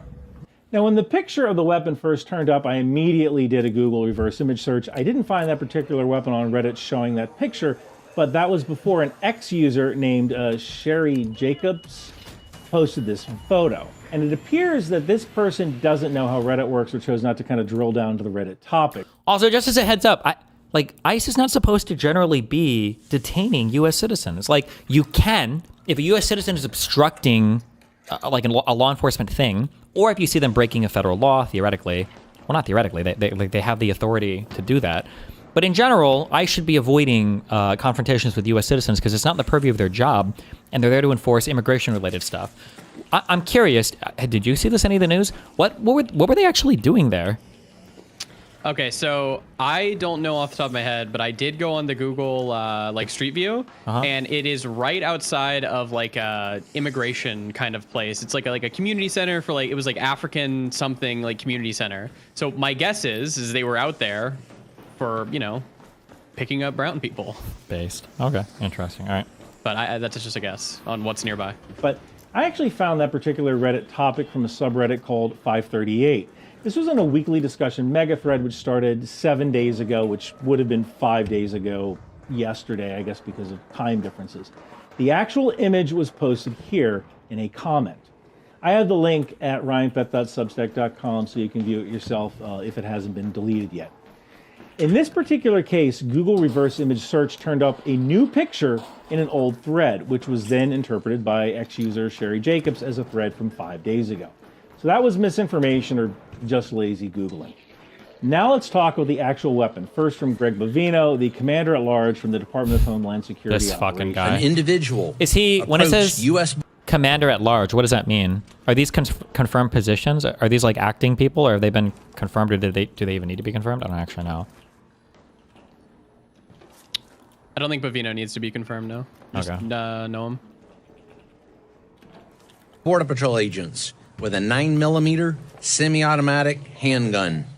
The suspect also had 2 loaded magazines and no accessible ID. What does that word mean? Did he say no accessible ID? Like there wasn't an ID that had a name, or no Like, you can't, accessible? like, I think he meant like accessible. Okay. Did he? Or also, even if he had no ID, why the fuck does that matter? In the United fucking States of America, do you have to carry a fucking ID with you as a citizen? Excuse me? Well, they're trying to say that he was there to do something nefarious, but I don't give a fuck. Could that even, that's what a crazy fucking style. I don't have to carry my fucking ID with me to ID myself to some fucking pigs that want to talk to me on the street. What the fuck? This looks like a situation where an individual wanted to do maximum damage and massacre law enforcement. So those are words that someone can say. Now, we don't know the intentions of the victim. Unfortunately, due to the events of the situation, we can't ask him, but I want you to keep in mind the words 2 magazines. Had 2 loaded magazines. Now let's take a look at what President Trump said. The gunman's gun loaded with 2 additional full magazines and ready to go. What's that all about? This kind of falls into the trope of what do you need a gun like that for? This right here has ability with a 30 caliber clip to disperse with 30 bullets within half a second. True. 30 magazine clip in half a second. Wait! 30. No. Does he look like Mark Wahlberg with hair a little bit? Am I just seeing it because of the goatee? No, yeah, you're cooked. Shut the fuck up. Magazine clip in half a second. I'm leaving.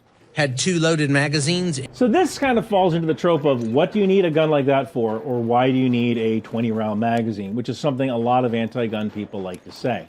Now, typically, people tend to carry smaller weapons because they're just easier to conceal. Wait.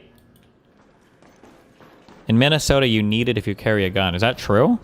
Link me the law. If you're carrying, you need a concealed permit. I'm trying to think if I remember that in Omaha. Did I have to have a permit on me with my gun on me? I feel like I don't feel like I ever heard that ever.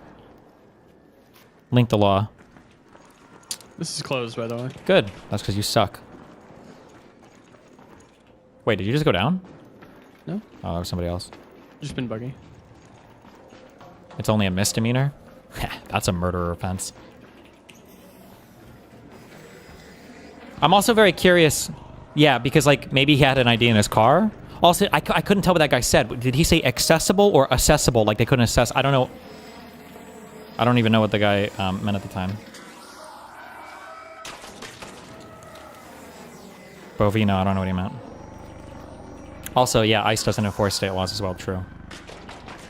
Accessible? Okay. I have a few full-size pistols, such as my M17 back there and my Beretta 92FS, but I tend to carry my SIG P365 or my Keltec PF9. They're smaller, they're lighter, they're easier to handle. Now, there is something called the 333 rule when dealing with defensive shootings. And we're not talking about police shootings, we're talking about the standard self-defense shootings, the kind of thing where you're filling up your gas tank late at night, or someone accosts you while you're walking to your car in the parking lot, or in my case, when some pro-Russian, anti-Ukraine nut job chases me down 495 in Virginia and the police won't do anything about it because he didn't do anything illegal. So yeah, I carry a gun. And I'm not going to stop supporting Ukraine no matter how much you threaten me. But back to the 333 rule. Most self-defense engagements take place at a distance of 3 steps with 3 rounds fired, and they're over in 3 seconds. This is why small frame pistols or 5-shot revolvers are still relevant today. Now, some people have said that the 333 rule is a myth, but we go round and round on this. We might as well debate 9mm versus 45 ACP. But the fact is that most people, most of the time, carry a small frame handgun with 1 magazine. But some people like to carry a second magazine. Why? Well, oftentimes with a semi-automatic pistol, if there's a malfunction, you tap the magazine, rack the slide, and make ready. Tap, rack, ready. But magazines, oftentimes, are the cause of the malfunction, so changing magazines could be a good strategy. Now, if you're facing one guy who's trying to rob you in a parking lot, is the second magazine going to matter? Probably not. But some people like carrying a second magazine just for that just-in-case situation. So carrying a second magazine is not uncommon, nor does it imply nefarious intent. That's the first piece of misinformation to come out from the current administration regarding the nature of the weapon. Okay. Second is the phrase that President Trump said when he said ready to go in his Truth Social post. I mean, unless you Israeli carry, which is done to prevent accidental discharges, you always have a round ready to go. Now, is it odd that the victim chose to carry a full-size handgun and one that was likely very expensive? That Israeli crapshoot, I still don't believe that's real. And I don't care how many videos you show me, real life or otherwise, I will never believe in the Israeli crapshoot thing that's being real, ever. Never. I built one on the 6 Hour website, and one that was likely very expensive. I built one on the 6 Hour website, and it would cost... He means clearing complex malfunctions, by the way. You need another mag to clear a complex quickly. What was I was taught by Kennedy, it's a tap, rack, slide. Tap, rack, no, that doesn't make sense. Tap, rack, is it tap? Oh no, it's tap, rack, clear? Wait, what does that mean though? You're clearing it when you're racking it. What was the third word?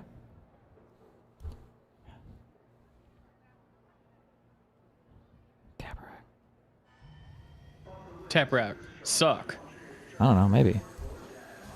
Why did I feel like it was tap, rack, slide? And Marines it was tap, rack, bang? Okay, I don't know. I guess sometimes you'll have to eject the mag if your shit is like ultra fucked.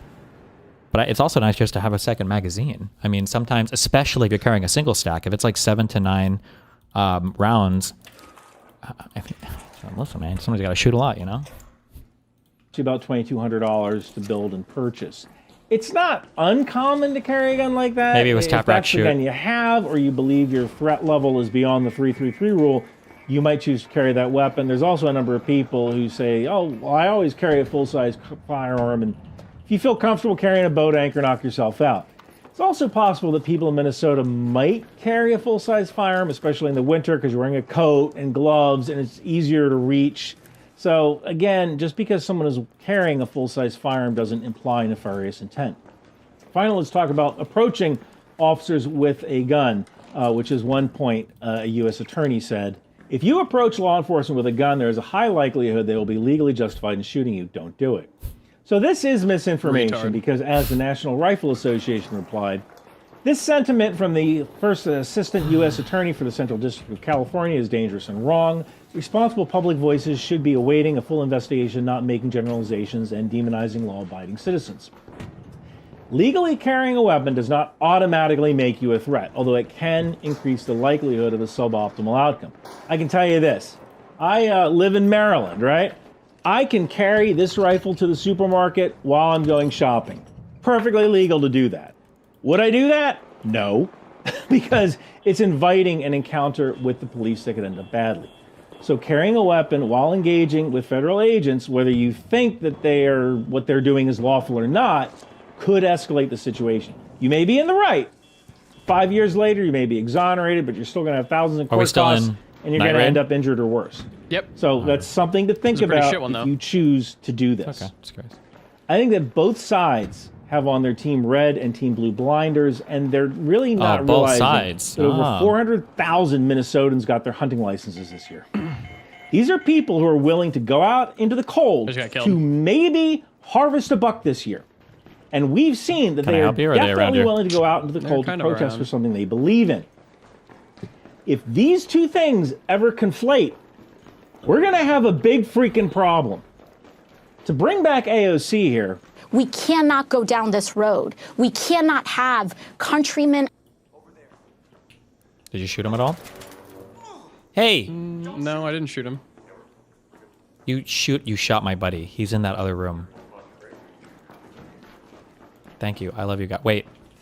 Here, have. There you go. Thank you so much. Here, look. These are good.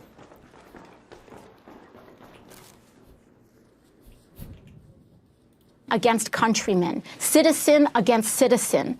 This is not the America that we believe in. It is not the America that we stand in, and we must unite together against this kind of very dangerous splintering that they are seeking to incite against people and divide us. And yeah, meanwhile, according to Cyabra, Russia and China are egging us on.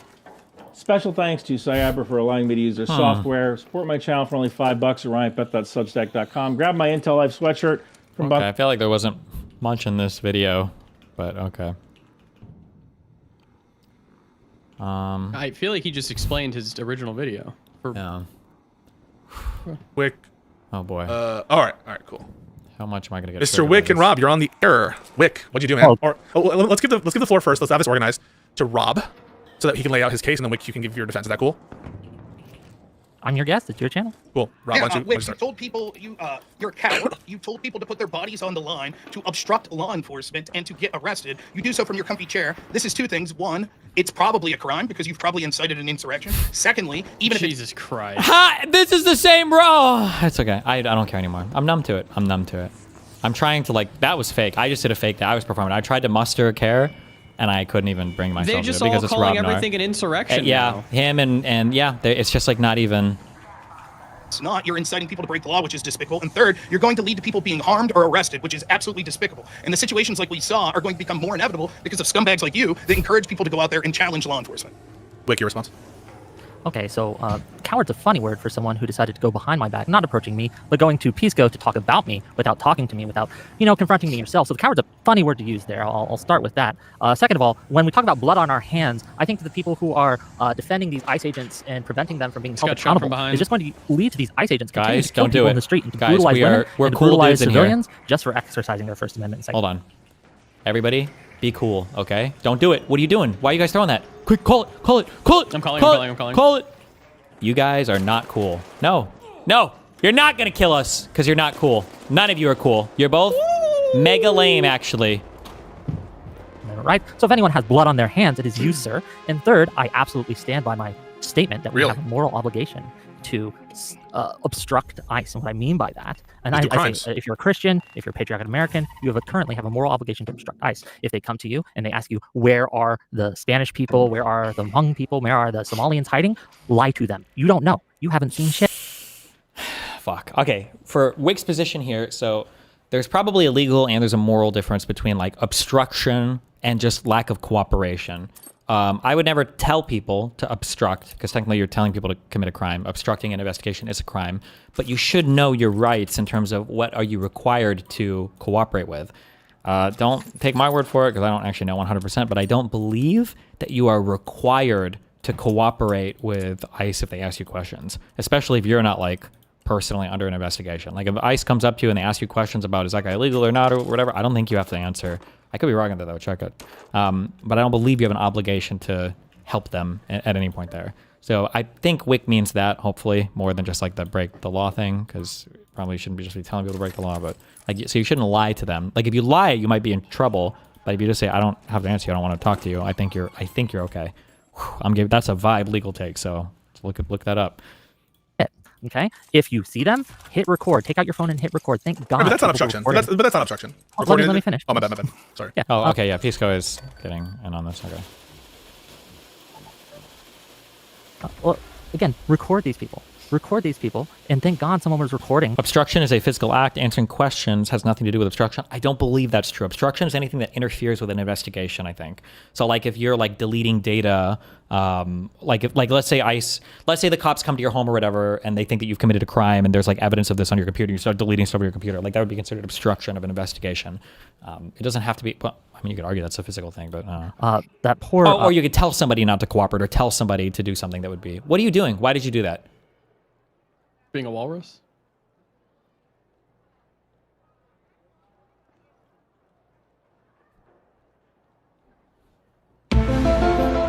No one knows.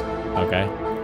Petty guy got shot, right? Because otherwise people would still be pushing the DHS lies that they put out. And it's crazy to me that you would defend DHS in this. That's insane. And look, I explicitly said to do this all non-violently. Don't touch them, don't hurt them, don't threaten them, but absolutely do not cooperate in any way, shape, or form. There you go. Yeah, okay. Okay, I'll respond. One, wasn't an act of cowardice, and seeing as how I started. You what?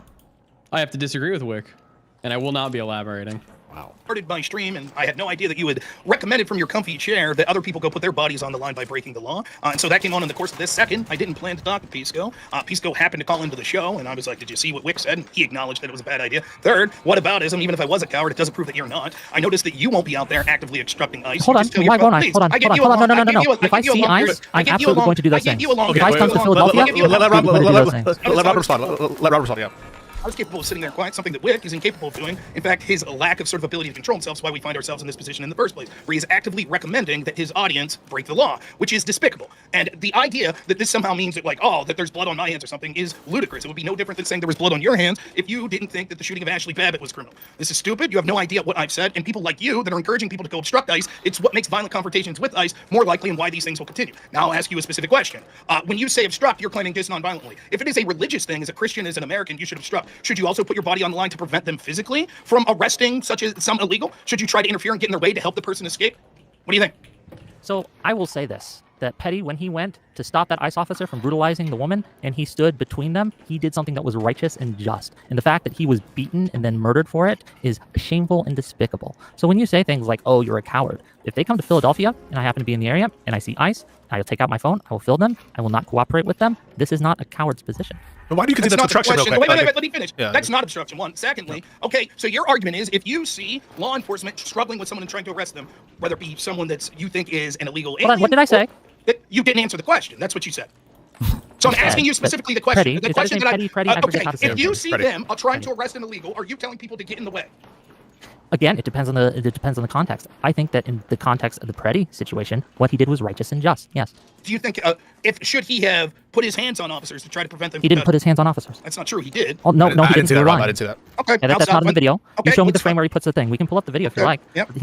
He does not throw hands whatsoever. All he does, in fact, he tries to help the lady up and walk away, but the ICE agents drag him back. They pin him down. They punch him in the face repeatedly with a gas canister. They pin him down, they disarm him, and then they shoot him dead. Yeah, but wait, that's not obstruction, right? Like I don't think that he was... I agree with you. I think that he was picking her up with the purpose of trying to help her. And I don't think he had the intent to obstruct ICE in its duties. And that's why I don't understand. Like, yeah, I agree that you should record. I agree that you should do... I think that's protected. The courts have found that's protected. I don't think that what Alex said, there's any reason to think that what he did was criminal in that context. And people who are saying that are just fucking... don't have like a clear idea of what's going on. And I don't actually think...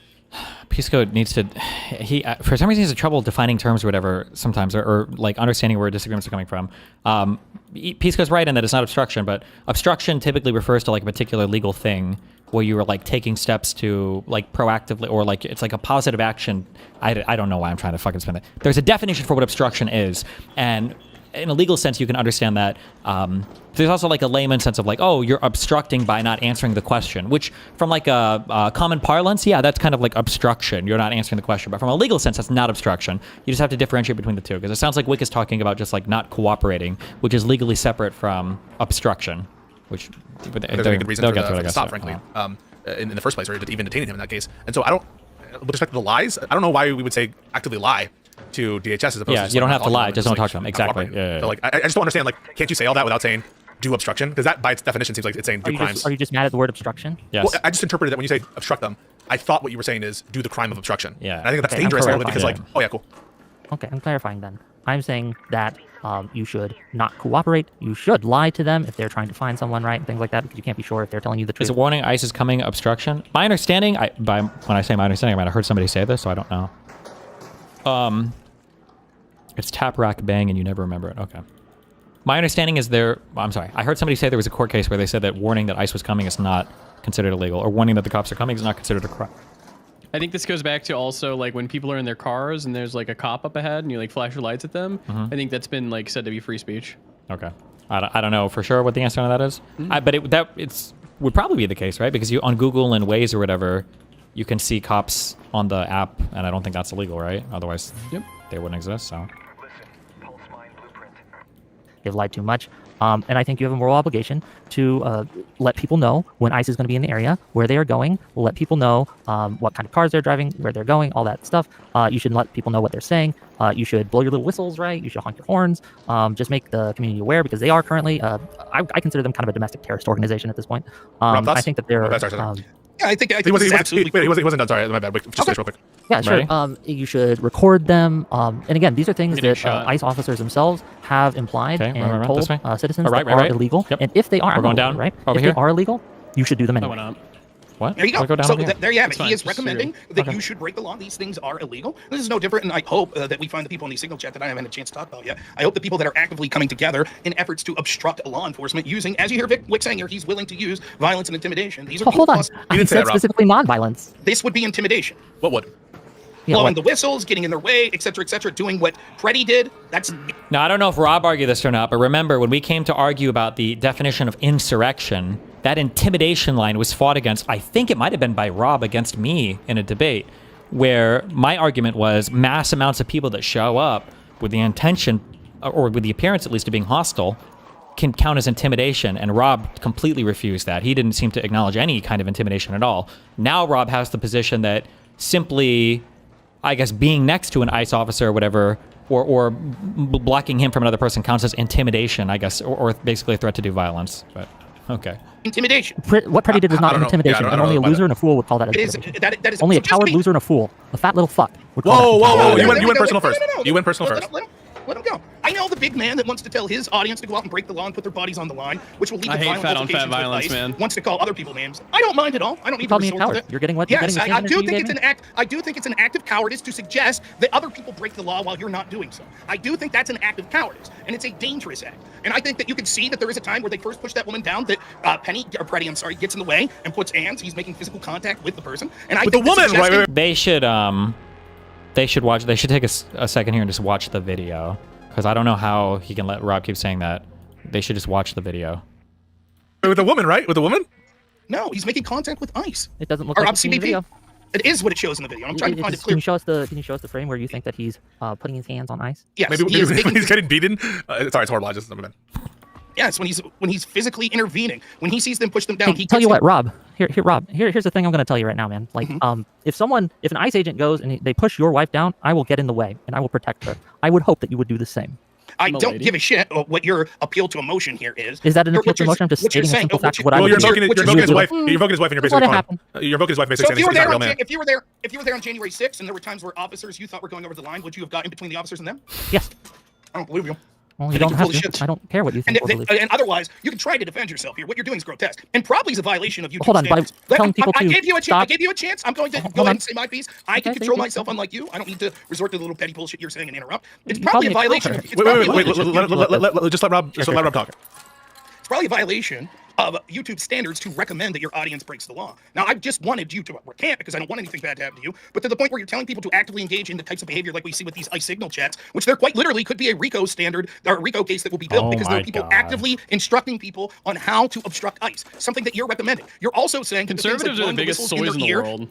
Yeah, when it comes to their shit, they soy the fuck out. screaming at them, shouting at them, honking at them, and you would even go as far as Freddie and other people that at times, depending on the situation, you would prevent them from arresting people, shows that you were willing to use what would be tantamount to intimidation. You can't put your hands on ice. You can't prevent them from arresting people. That is not your place. And to recommend to your audience while you're not doing it that they do that makes situations like what just happened yesterday more likely to occur. And it is despicable. I think it's one of the worst things that streamers could do is to tell people to give them advice to either break the law or to put themselves in harm's way. I find it disgusting, and I hope that you change your tack and tell your audience that that's an absurd thing and that you apologize for suggesting it. Wait. Before you answer, I just want to make sure that I understand. It could be, I'm just telling you, when I heard you say that, when you said, and you will be arrested, it sounded like you were advocating for doing something that would constitute breaking the law. But as I'm hearing you describe the conduct, all this stuff seems like it's legally protected. Recording. Yeah, but keep in mind, even though it's legal protected, you can still be arrested. Yes, no, that's what I'm... still arrest you. And like, for example, in what was it, Metropolis Blitz operation in Chicago, where they brought in, I think, 15 cases have gone through and been settled. Out of those 15 cases, you know how many convictions they got? Yeah, I understand, but there's a way to interpret what you're saying, or what you're basically saying is it's your duty to do these things. Have they really not thought of the fact that, like, he who saves his country violates no laws? What do you mean if they're not? And what Wick is advocating for is saving of the country, so they couldn't violate a law here. Well, I mean, I don't know what you're saying exactly. What do you mean? It is a meme. Oh, no, I get it. Okay, never mind, I got it. How do conservatives contend with that? Did they just say Trump was trolling when he said that, or? Probably. I haven't seen him say anything about like, it. That's a crazy, I don't know. Yeah, nobody cares about it. It's all just a joke, I guess, yeah. In the more layman sense of not cooperating, of doing what you're legally protected in doing that are covered by First Amendment, for example, going to locations in the public, telling people where to go on locations in the public, and filming things in the public. Now, that's a way to interpret. Lying, I'm not sure if that would be specifically protected, to be honest with you, but certainly like not cooperating, I'm not sure. But is it the case, you're not advocating for law breaking, are you? Law breaking? I'm advocating for, look, I don't know the law. I'm advocating for doing what's morally right, morally just. And I gave specific things that I want people to do, and I think are good to do, because I think... Like, here's a question. Let's say we win the midterms. Hold on, I'm trying to think now, worst case scenario. What actually changes? Because in my mind, Republicans would stop going along with Trump. But like, Trump already doesn't use Congress for anything. Like, the question would really be, are they going to impeach him? Because otherwise it's just... Yeah, I mean, they'll impeach him, but it's going to be like a show, right? They don't have the Senate to get rid of him. That's what I mean. Well, that's what I mean. I mean, like, convict in the Senate, obviously, like a full impeachment. Because if they don't, because if they're not willing to impeach him, then we have 3 more years of this. Welcome to Chud, Steven. We welcome you. Nothing ever happens, actually. These are the only things that will actually calm the situation down and lead to less death and less violence. The more people who record these people, right? The more people who record the grotesque, brutal beatings of American citizens that Rob Noor is defending, right? The more people who see that, the more likely it is that ICE agents will, again, be defunded, be disbanded, and face justice. Maybe not in this administration, but in the next. I think it is very clear, right? That, again, if you see someone brutalizing... Can you explain real quick the process of impeachment for us? So impeachment is a thing that technically... Hey, not cool. I am a humble item gatherer, okay? You're killing me. You're killing me. You're shooting at me and killing me. Why? You're killing my friend! I could kill you! I'm behind you! I could have killed you! You're killing my friend, man! Let him go! Alright, he fucked off. Okay. Thank you. No, you're killing me now. You're killing my friend now. Why? Why are you doing this? Stop. Why do you have to do that? Stop. We're just trying to collect items. It's my Friday off. I'm off of work. This is my only day. Who's killing who? What's up with all the killing? Wait, we got away. I didn't get away. I'm away. Run, Mootin.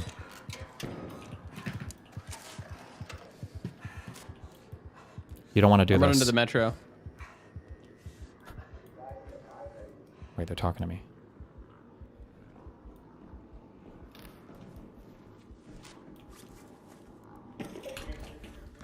It doesn't have to be this way.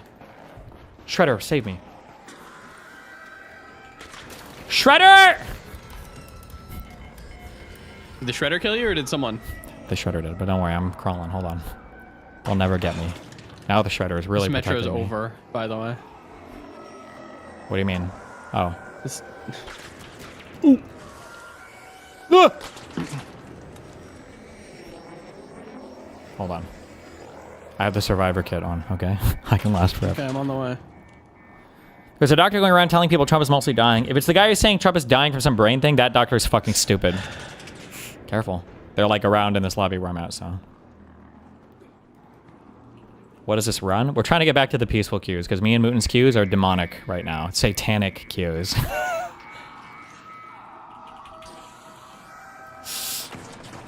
you have a defib? Nope. I'm gonna jump off and you're gonna have to pick me up again, okay? I'm jumping off if I can survive. Goodbye, Steven. Do you have the survivor kit? Nope. So the one below us is not open? Nope. Do you want to sit on this sick couch and die? And I'm not, yeah. I'll sit on the couch. I can't even get up to the couch, man. Wait. What about those chairs? Maybe I can get on these chairs. Okay, hold on. Hold on. No, I got up. Oh, I see. I see. You did the strats. Hold on. Shit, I'll have to do it again. Yeah, yeah. Just let us die. Hold on. Let me get on the couch and then you can kill me. Just let me die on the couch. A woman, step in. All right, go ahead. Oh, sorry. Impeachment is basically okay. So a long time ago, you have this issue to where you're looking at a president. Okay, there are two ways to get rid of a leader.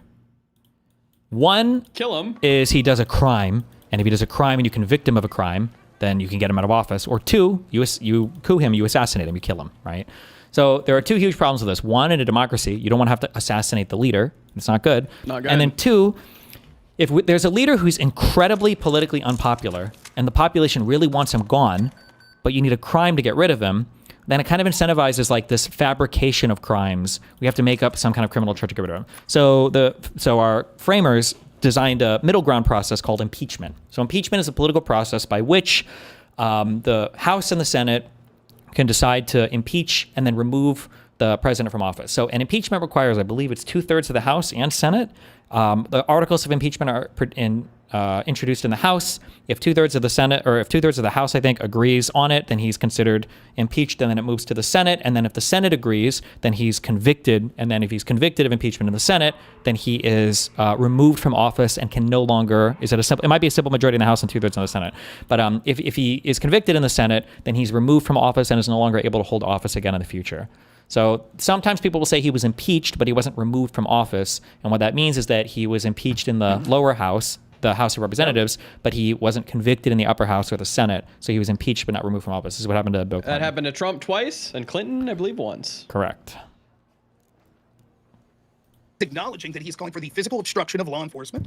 If he sees them, quote, brutalizing women, he admits he doesn't know what the law is, and yet he's recommending people to do this, which on its own right is something that's dangerous. And Hold on, if you see 3 ICE agents raping a woman, you should stop them? Please, let me finish. Yeah, Hold on, I'm just asking, do you think if you see 3 ICE agents raping a woman, do you think people should stop them? Please, let me finish. I know you have we'll get an answer to it, but just let him respond and then we'll get an answer to it. I know the big man that can't control himself that's recommending his audience on YouTube breaks the law, can't control himself. More I'll get to answer fat his on question fat when he sees fit to ask it in a way where he allows me to finish my point. Nonetheless, you can see that he is recommending, he says he's been very specific. He hasn't. He said things like you should stop the brutalization of a woman. Many times what he would consider brutality wouldn't be something that's illegal, and he's recommending that people make those judgments themselves and actively interfere with ICE's apprehensions of suspects that are women. This is ludicrous, and once more, he's a coward because he's recommending that his audience put their bodies on the line while he's unwilling to do it. Wick, if you really feel so strongly about this, why don't you head to Minneapolis? Yeah, if you're going to recommend that your audience does it, why don't ask you you my go? question again until you answer it. If you saw 3 ICE agents raping a woman, would you stop them, or try to stop them, or at least try to record them and get them and report them to Rape the analogy. local police, something, right? Yes. Yes, you would That's do that. different than- Excellent. okay, What if you see them going and just analogy- punching that them in the analogy- face? You that see analogy- 3 ICE agents pinning a woman down, kicking her in the face, taking a tear gas canister, bashing her head in the side. You see blood, and one of them pulls a gun and points it at her back. What are you going to do in that situation? I probably wouldn't interfere. Now let me ask you some questions, Wick. What would Are you you do? not gonna answer that question? I said I probably. He wouldn't answered it. interfere. He Let me answered ask it. you a question. Now let me answer- now let me ask- He answered the question. Now answer his question. Yeah. Now, what would you do? What would you want done to a cowardly YouTube streamer that is recommending that his audience break the law, justifying it by using absurd hypotheticals like it's basically the same as me saying I would stop 3 ICE agents from raping a woman? What would you think should happen to that person? Should they A, be held legally accountable, and B, should they be kicked off of platforms like YouTube for advocating that their audience put their lives in jeopardy by intentionally breaking the law? By intentionally breaking the law. Correct, which is what you suggested. Interesting. I think that I said specifically that the things you should do are one. Record Well, yeah, but ice. you- Is that against the law? Wait, No, wait, we're gonna go the one at a time. the question wasn't whether or not you infected those things. What should happen to someone who does those things? And It what's your answer? depends. Like, honestly, like, for example, I'll give you an example. If YouTube existed in the days of slavery and someone was advocating that you help free slaves, even if that was illegal, I don't think anything should happen to that. Wait, I'm curious. Is telling somebody to break the law against the law?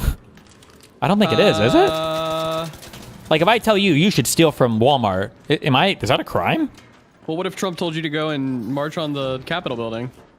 Well, he wasn't charged for that. Well, no, but he was gonna be. No, he wasn't. Jack Smith said he would be. No, he would have. No, so what the indictment was for was the overall conspiracy related to January 6th. What you're talking about relates to incitement of a riot, and there's like a very particular, very difficult standard to overcome there. It's a two-pronged test. It's called the Brandenburg test, basically. Whether or not I think the violence would be imminent and whether it's foreseeable, basically. So, like, do you know that, and do you know it's foreseeable? Like, do you know that if you say something, it's going to cause something to happen, and then is it, like, close in time and place or whatever? So like if I were to tell all my audience right now, like, go to your nearest police station and go murder cops, go do it right now. And I know there are people in chat who might, I keep saying it whenever somebody does it. Like, I think, or even if somebody doesn't do it, you might be able to charge me for like the crime of incitement there. Got it. But if you tell somebody to just like, but I think incitement only has to be like violent crime, I think. Or maybe it doesn't, actually. I'm not sure. I don't know. I don't know what the laws are in terms of like telling somebody to commit a crime, if that's an illegal thing or not. I have no idea. Solicitation, maybe. Okay. That's not what the word. So it depends. So the question is, the answer is it depends on the specific advocation for what Yeah, it crimes. depends on the advocation of law that you're advocating We're for. friendly, brother. I do not think law and morality are the same thing, and I think that sometimes if a law is odious, that you have a moral obligation to break that law. It would have been the law. Oh, wow. So if right-wingers You disagree go with that? online, I don't if disagree. right-wingers go online and recommend people breaking the law on YouTube, as long as they have a claim that they feel that law is immoral, you're okay with it. That's exactly what to be Trump clear, did, by the way. And this is another thing I know. Moot, talk to them. Be I'm nice. dead. Just say nice things to them. Can I just listen? It's literally my only day off. Don't sound I'm white. trying to get fucking home. Hey, brother. There you It's go. my day There you off, go. There you go. brother. There you go. There you go. If you kill me, it's not good for you, brother. Well, now that sounds like a threat.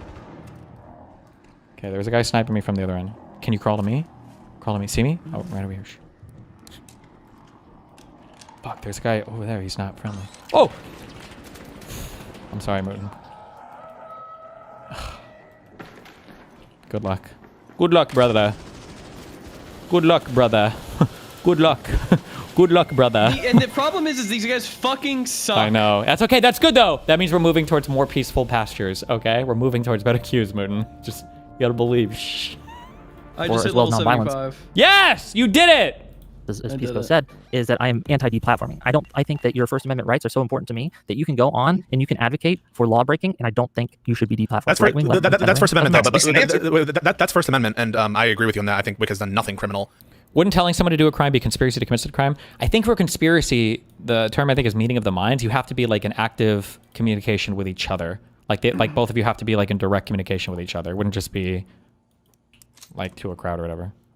In what he did, and I think that would be against Maybe any. I would disagree. Maybe someone will send in a Well, fucking tip. I would be very much against that. I think that everything that we has Are done you here has been, to be clear, Rob? You don't have to just imply it. You can just say right what you think. Do you think that are you going to send in a tip to me? No. Are you going to try to get me deplatformed? No, I told you. In fact, I want the opposite. I wanted you to stop this dangerous rhetoric. I don't want you deplatformed at all. Nor Why would is I my ever send rhetoric in dangerous? I'm gonna start because you were bringing, suggesting hatch the keys, too. reason that Preddy is dead So we is can get because out he took sooner. the exact advice that you're suggesting. That's not true. Yes, That's it not is true. true. What happened was he was part of a group, right, that decided they were going to intentionally obstruct the efforts of Is there any evidence for this thing? I've heard like this weird alluding to like there's a signal chat, the signal chat. Have you heard this talking point?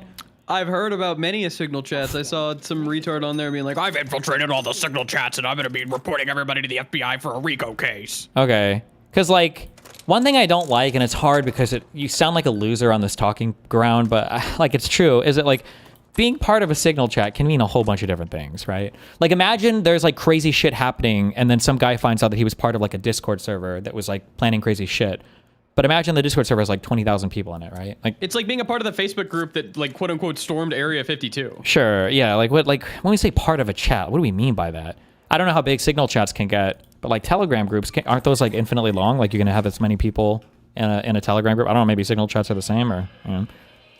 of ICE. They were doing so by doing things like constantly surrounding them, blowing rape whistles and shit like that in their ear, intervening on when they were trying to apprehend or prevent a woman from blowing that whistle in their ear, standing in the middle of the street, preventing them from lawfully executing the law. He decided to get in the way while he was knowingly armed, and that leads to escalations that will predictably allow to people dying. That's what happened with Renee Good as well, because they are taking your advice. You go even further and say, not just that people should film, but that they should, quote, break the law and obstruct and prevent and lie, prevent them from being able to execute their law. You do so from the comfort of your own home. I would not call in the tip. I'm strongly suggesting that you refrain from saying these things. I can't refrain from saying these things because me refraining from saying of all this is why Trump should be hated more than anything else, okay? This motherfucker breaks the law every single second of his life, okay? He could say anything, do anything.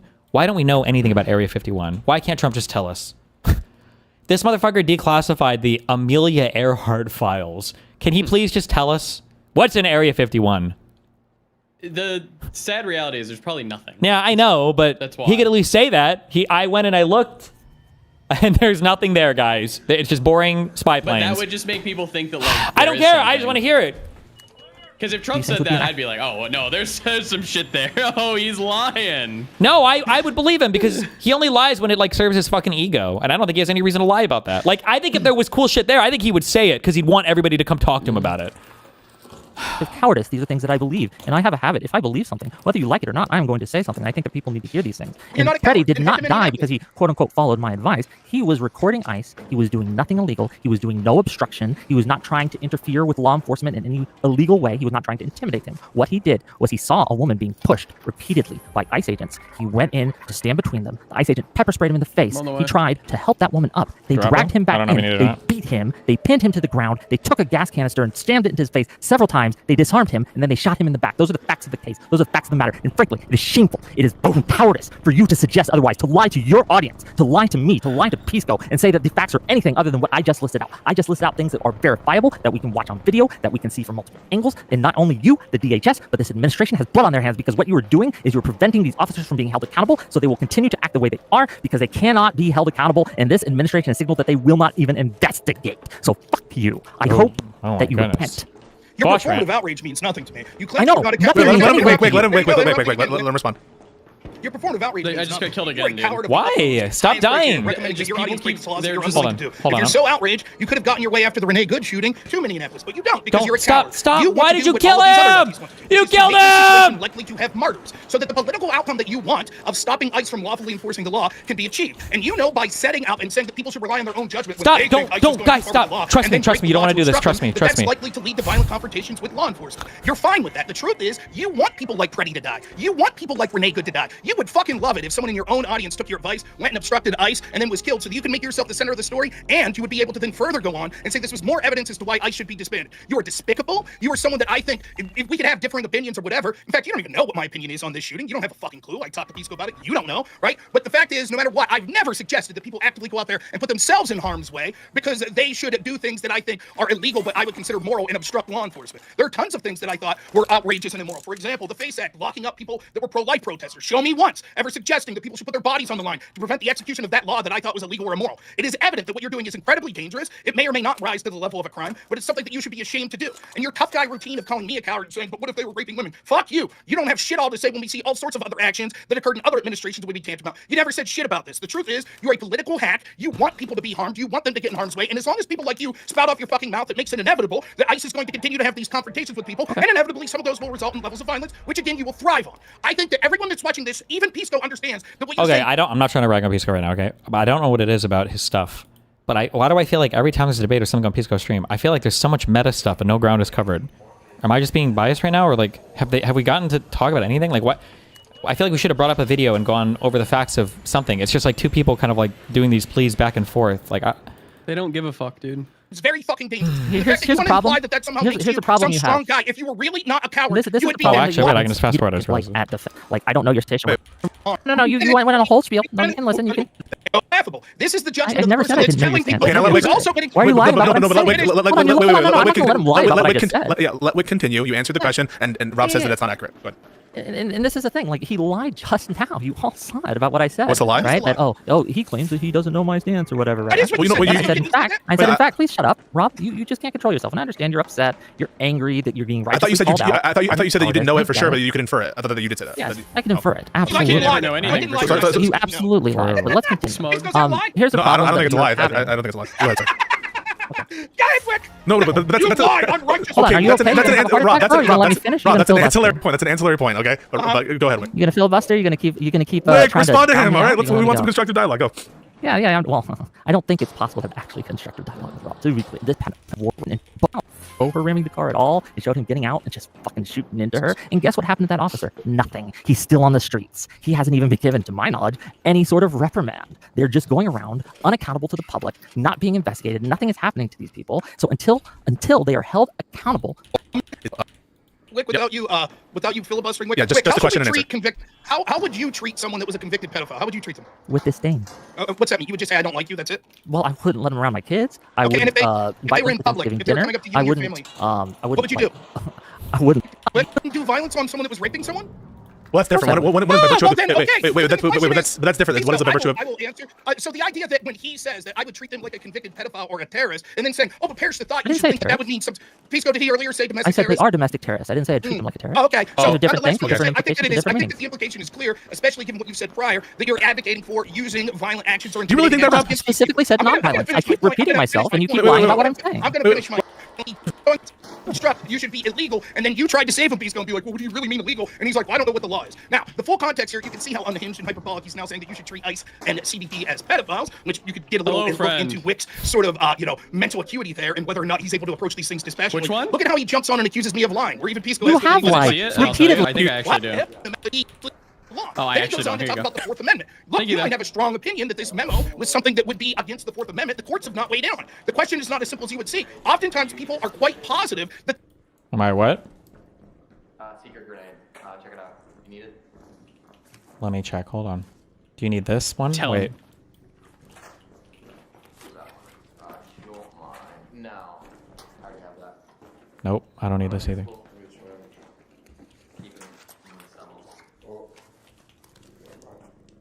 Good luck. Fucking losers. All right, I'm Hatch King out. Let's go. The law is on their side, and then the Supreme Court disagrees. PISSCO's quite positive that the Supreme Court's on his side when it comes to issues such as birthright citizenship. What if the court disagrees? Should PISSCO have been out there preventing people from being removed, etc., under this interpretation? That would be absurd. The truth is that you're sort of standing up and... Let's respond to your substantive point, which is kind of like I'm waiting for a substantive point to be frank. No. He had a point there, which is essentially that he's accusing you of hedging, and basically you said what you said about illegality, and now you're kind of like I happen to agree with you on that point. That 12. That he saw of other See, they're getting friendlier, Mooten. They're getting friendlier. All three of us know that's bullshit. What I'm telling you is, I didn't even hear that. You go back, watch my show. I didn't even hear of what Wick said. And I said, give him the benefit of the doubt. He didn't say. He probably didn't say. First, Second, and Fourth Amendment rights. I think that they're engaged in Eighth Amendment violations of cruel and unusual punishment as well.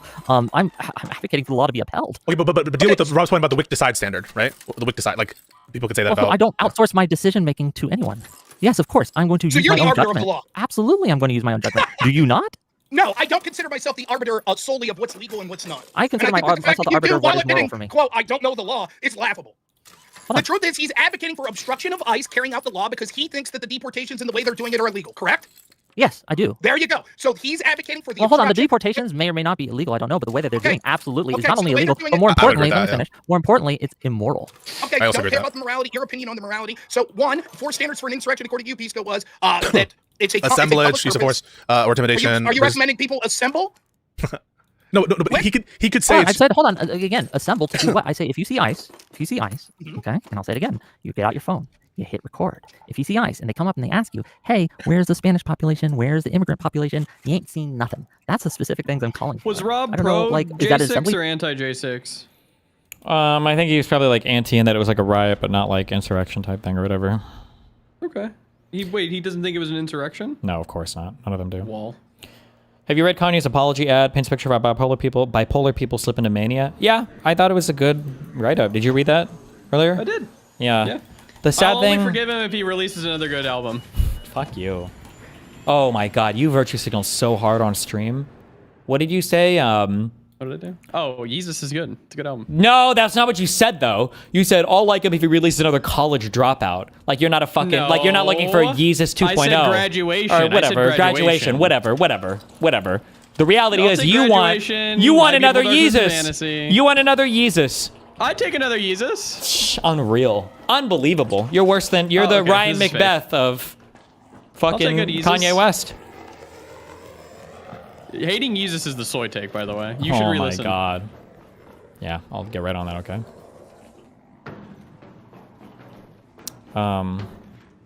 Oh. Yeah, the problem with mental illness that doesn't involve... one day I'll learn the words for this, but it's not this day, and I never will, actually. But there's like, when you have like psychoses, you can like actually hallucinate auditory and visual stuff. So you're seeing stuff that's not there, you're hearing stuff that's not there. But you can also have like strong feelings or convictions that aren't real as well. And the thing that sucks about being manic is your emotions and your convictions for the things that you want to do. Even though you're not necessarily having like hallucinations, the convictions that you have about the world are just as strong and real and scary and dangerous.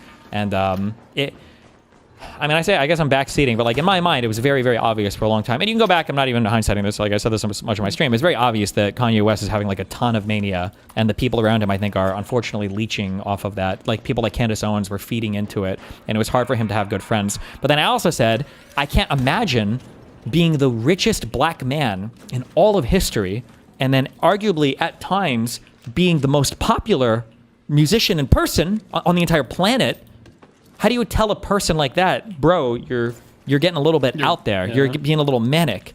Like, that's, I can't even imagine. Not many people even if he had good friends, he probably wouldn't even listen to them. Yeah, at that once point, you are manic, it's very hard to. Yeah, so like, so he just got yes people around. Yeah, that's a very, very, very rough one for him, yeah. Do you hear an assembly there? Yeah, so I'll go further. I think you're... Okay, so you hear an assembly there. Just to be clear, you think that me saying these things is me calling for an assembly? I think that you've gone further to say... Okay, no, answer my question. No, but it's not explicitly calling for an assembly. Yes, it's not calling for an assembly at all. Of course he is. He's going to lie now. He'll lie now and say that he's not calling for it. He said specifically, he didn't just say...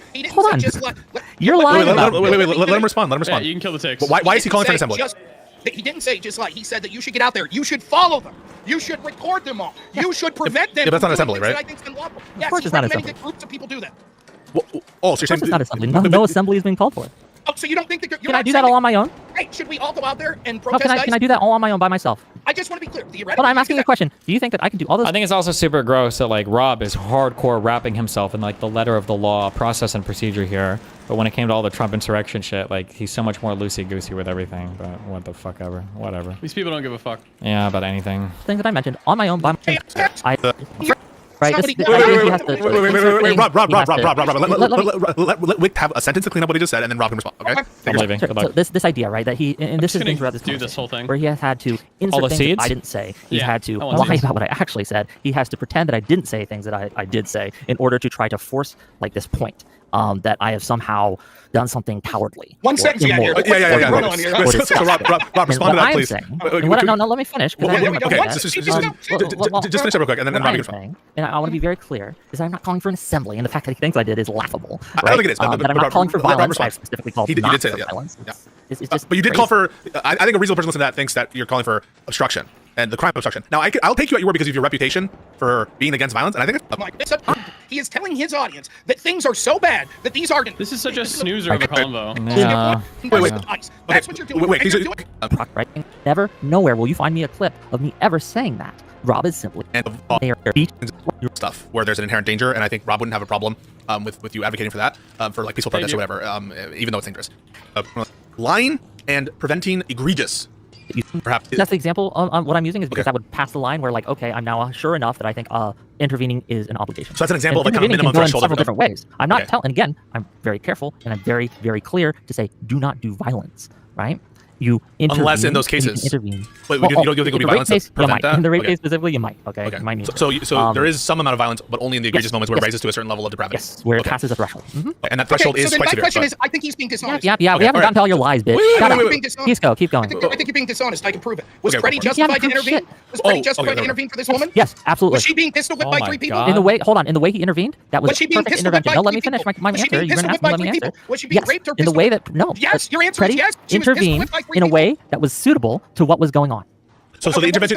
So you're saying I was think you're saying, not Rob, is that in this case what he's doing doesn't rise to an obstruction. That what he's doing Yes, he was not obstructing. is legal conduct. Okay, but that's his view though. I'm saying that's his view.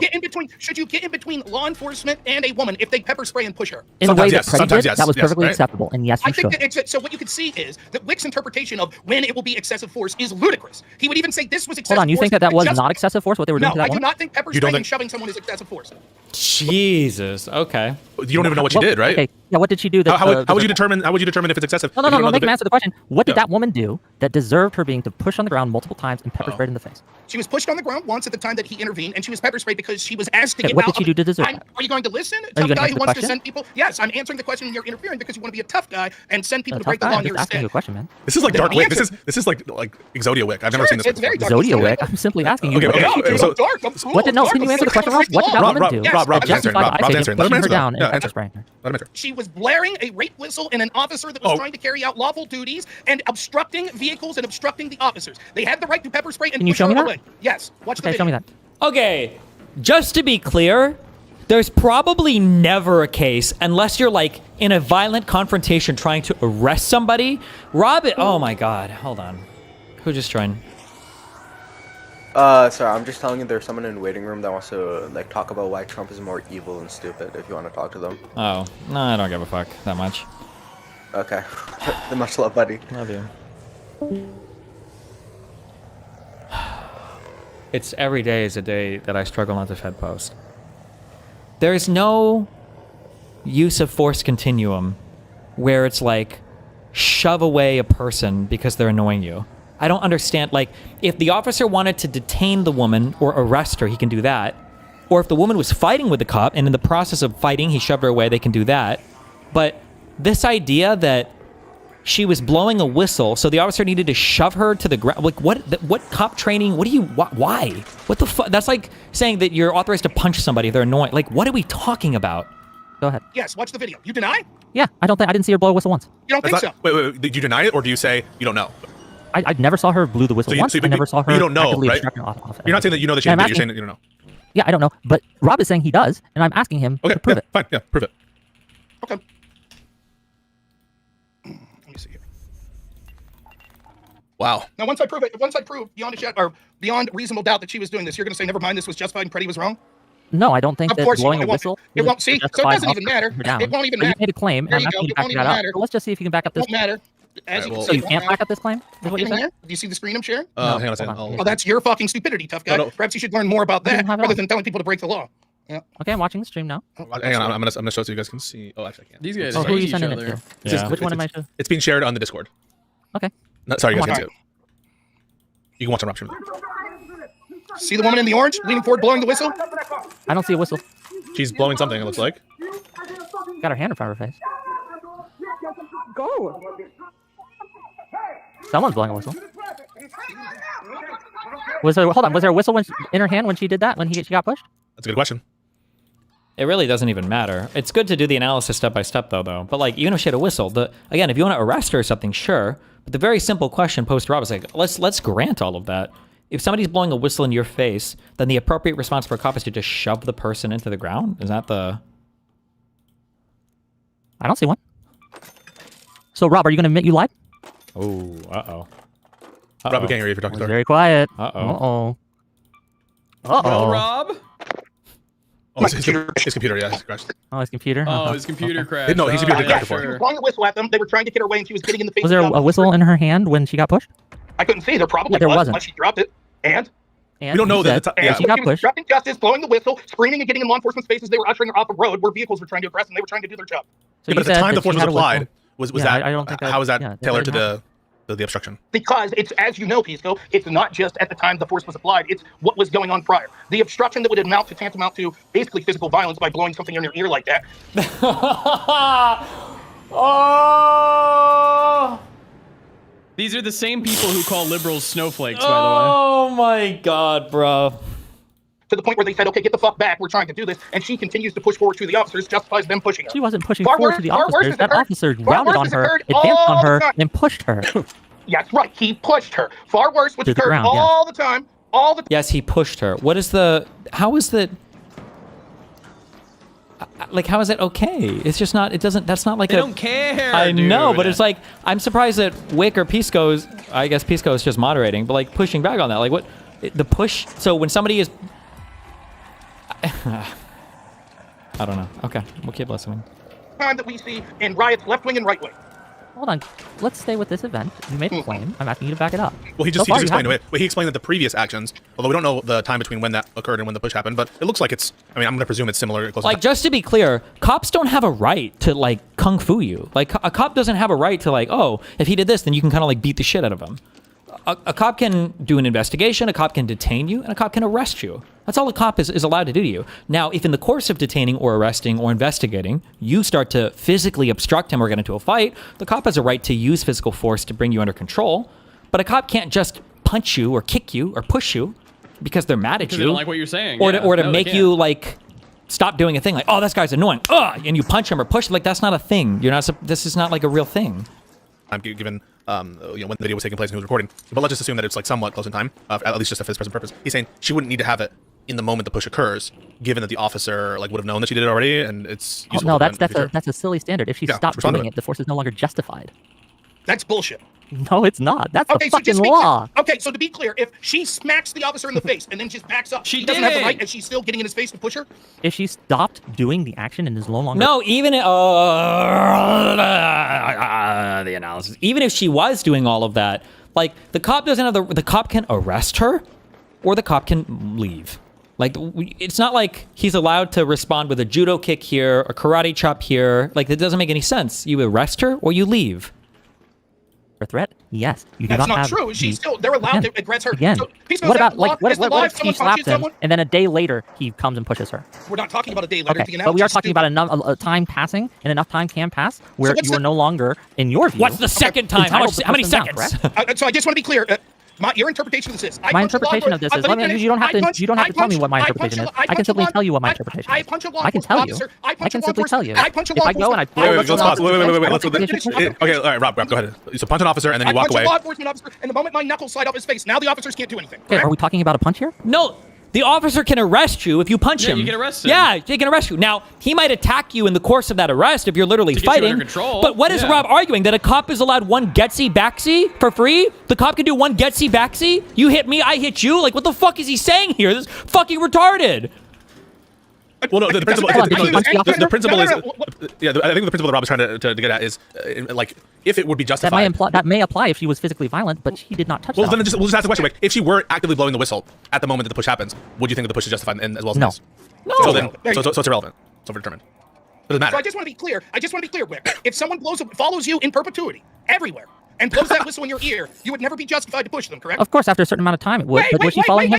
I don't know if you would be. I think it would. be. I think it would depend. I think if it was a really loud whistle and someone was right in your face and you did it or whatever, you might have some. Maybe that could count as assault or something. But for a cop, like it would be if you're assaulting a cop, then they arrest you. You don't just like push them. What, forever? Was she following him forever? You would be Was she allowed- following him forever? After how long Was she time? following him forever? After how Was she long following time? him forever? After how long Was she time? following him forever? How many times did she blow the whistle, Rob?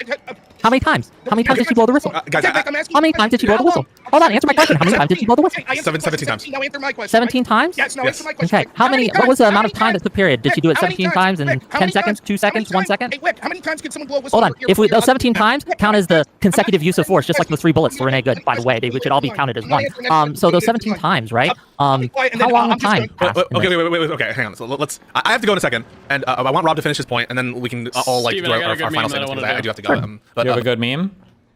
Oh, but you think it's Do you too... want this blueprint? What are you doing?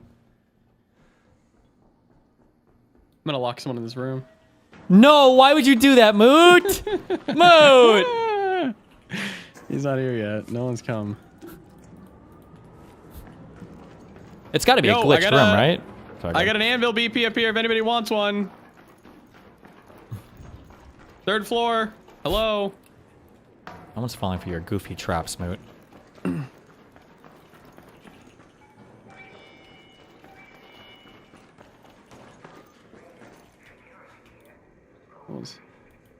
Third floor. Top. Up here.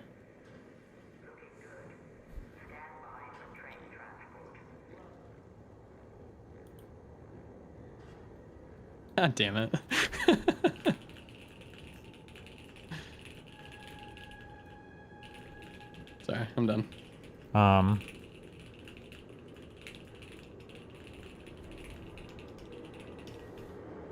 Yeah.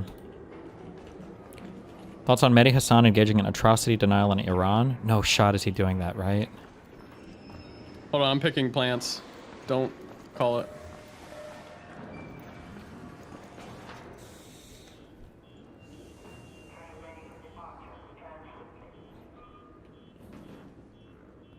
Well, I'm going to be honest, I haven't dug into the Iran stuff as much.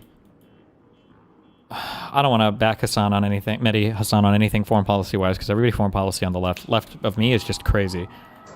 But I don't know, I don't know where people were getting those Iranian numbers from or how legitimate they are. I don't know. But now I know that it sounds like I'm undermining it a little bit by saying I don't know, but I don't know. That is true. But let me use the restroom real quick. Hold on one sec.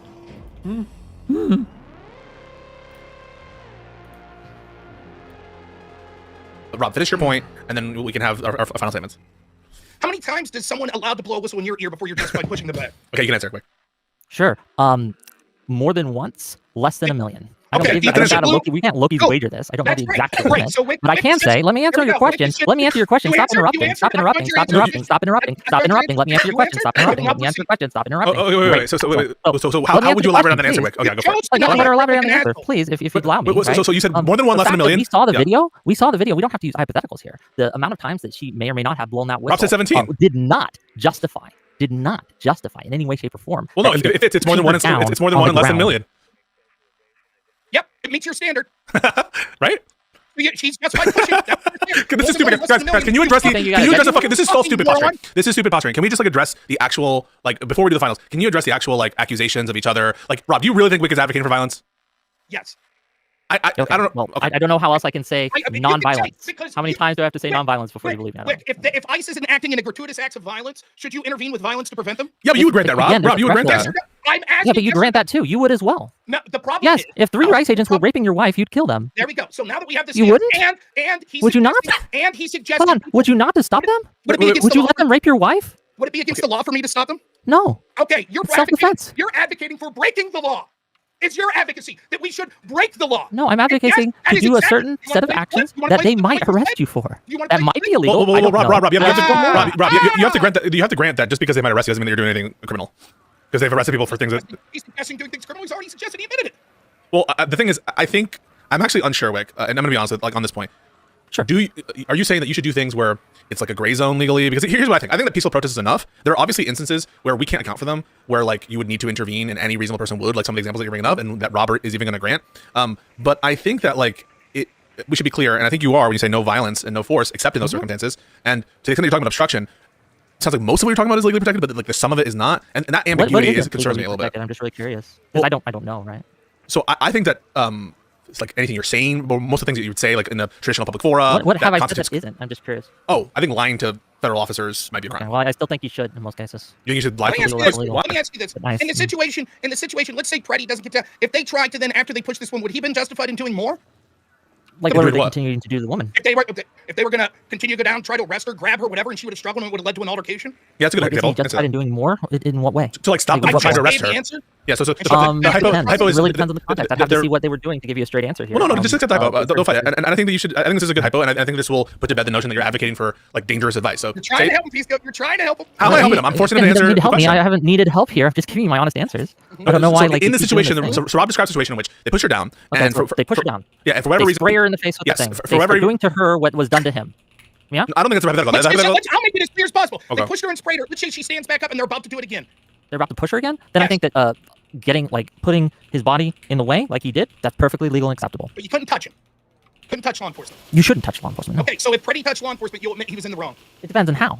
Well, you said you shouldn't. So if he touched violently, I don't think you should do so violently. So someone is describing Rob. I think I'm trying to understand. Some of what he's describing as obstruction might in fact be criminal, but it might be the kind of criminal slash actions which were the kind of obstructive activities that maybe some civil rights protesters did, putting their bodies in the line. For example, it's probably criminal to block the highways or some shit. But I'm guessing that's the kind of thing that you would be in favor of, Wick, in terms of civil disobedience type things, right? A highway specifically, maybe not. Okay, but maybe a certain street. I'll give you an example. When Rosa Parks refused to move in the bus, that was illegal, right? But I think that he should. Oh my god. Because they were fucking based. What are you talking about, Wick? Yeah, like where can you at what point were the cops in January 6th too brutal to the protesters? Well, for example, I don't think they were. Against some of the objections of some of the officers, they started to deploy less than lethal munitions, and some officers said that it was unjustified at the time. And these clearly were hitting people that were nonviolent. Okay, I don't think it's like I don't think you should beat up a police officer or an ICE agent for just merely using tear gas in a fight. Ever?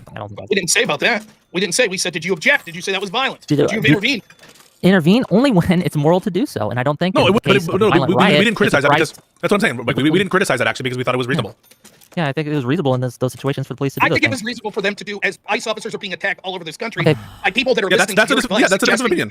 That's what it is. Right. That's why I don't suggest obstructing law enforcement as they're carrying out their duties. That's the difference. I'm not telling people to break the law. I didn't tell them on January 6th. I didn't tell the people post in when many times I felt that the law was unfairly applied. Never once did I suggest it. Never once did I tell people to actively obstruct. That's what Wick's doing. Something that the coward is unwilling to do himself. I keep saying I'm willing to do it. Then go.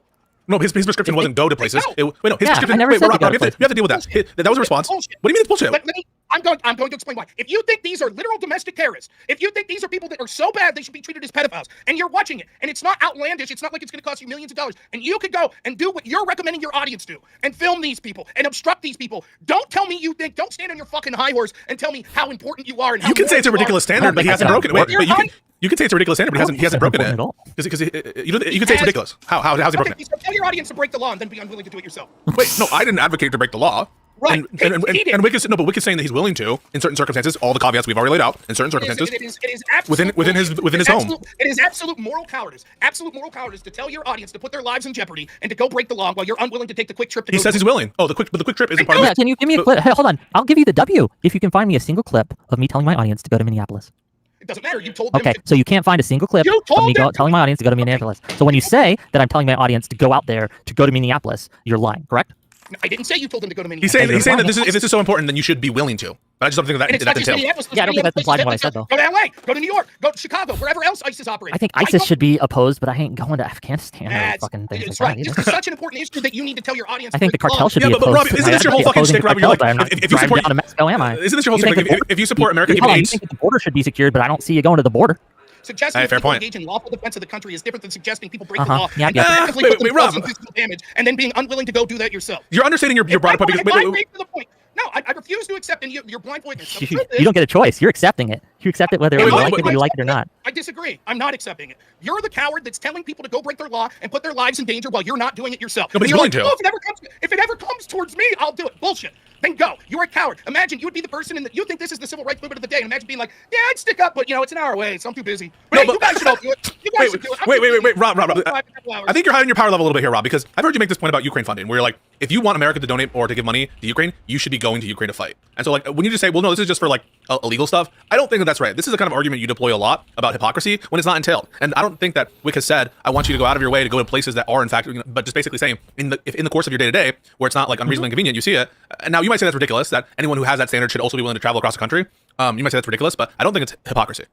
I don't give a shit what you think. I think that it is clear rank hypocrisy to suggest that people break Unless the law. you're willing to go to the border tomorrow, let him respond. I don't think that you care about border enforcement. Unless you're willing to go to the border and start trolling, right? Put on your little plate carrier. You made the point. You made the point. What? Can you make it to? Can you go where it stops devolving into autism? Let him respond. And you would be there in the border. What's preventing you from going, Nick? You're abandoning your local community. Say something. Wait, you can't. You got wrecked again. Okay. With respect to breaking the law, you should be willing to do it. But if it's a firm prescription, but whoever linked this, fuck you. But this is why I said I wasn't gonna listen to any more of these types of debates. Okay, fuck. Why don't you go to the border? Packs of that. My no queen. day for the rest of the government in the country. Oh, I love that she's laughing. Queen. Ooh, nice. New lip fillers. I see we got a nice new pink lipstick. Okay, my porn clown is on screen. Let's go. Good afternoon, Jackie. Thank you for that. Thanks for coming in on a snow day for the rest of the government in the country. And as much of the country feels the impacts of that winter storm, President Trump continues to monitor the situation closely, and he has remained in constant contact with FEMA and emergency responders. President Trump also quickly approved 12 federal emergency disaster declarations within 24 hours for the states of Arkansas, Georgia, Indiana, Kentucky, Louisiana, Maryland, Mississippi, North Carolina, South Carolina, Tennessee, Virginia, and West Virginia, enabling these states to access critical federal resources to supplement their response efforts if needed. These declarations will help state-led efforts of turning power back on. Maryland is a super blue state, right? Were all of those states red except for one? Is that just like You're thinking about Maine, but Maryland is blue too, yeah.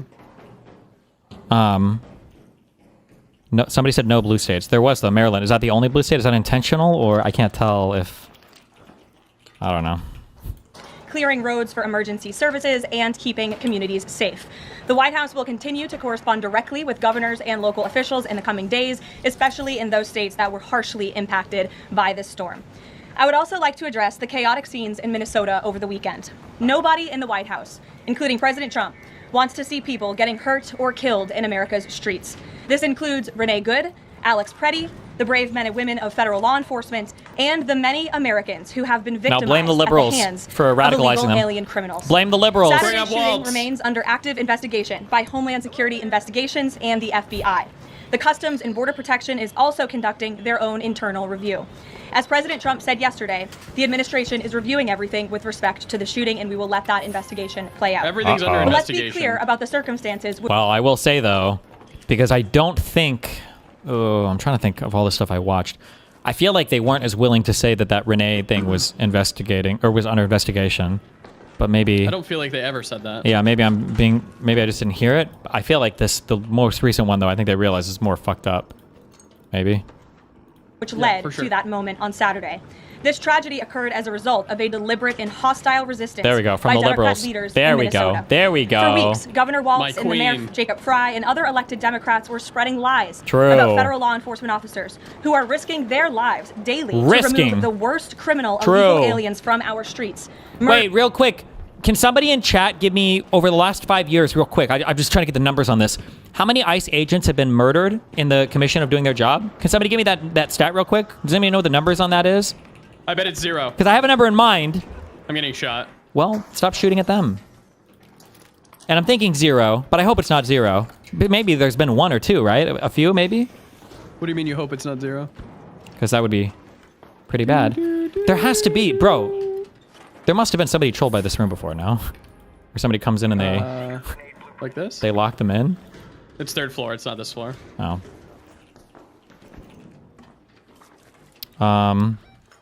Okay, I'm leaving. Are you ready? Yeah, let's go. Murderers, rapists, pedophiles, human traffickers, and gang Please, members. don't shoot me. Please, that hurt a lot. Governor Walz and I'm Mayor jumping Fry off. have shamefully blocked local and state police from cooperating Careful, with there's ICE, murderers up there. actively inhibiting efforts to arrest violent criminals. shot They have again. also used their platforms to encourage left-wing agitators to stalk, record, confront, and obstruct federal officers who are just trying to lawfully perform their duties, which has created dangerous situations threatening both these officers and the general public and Minnesotans alike. This is precisely what Good job. unfolded in Minneapolis on Saturday morning. Obstructing federal law enforcement. They're dying from COVID, bro. Wait, what is that? Topics EOW. Honoring our fallen ICE officers. Are you dying? No, I'm hiding. Okay. I hear a lot of talkers up there. Oh, wait, this guy. I'm gonna save him. Hold on. Wait, don't let him get on fire. Careful. We're gonna get you outta Don't be here, on fire. Don't be buddy. on fire. Do you have a thing? A bandage, yeah. Yeah. Stabilize him. Don't worry, I got us. I'm covering us. I stabilized Let's him. go, let's You're go. stabilized. Let's get out of here, warrior. Warrior, you fucking loser. We should kill him now. No, don't.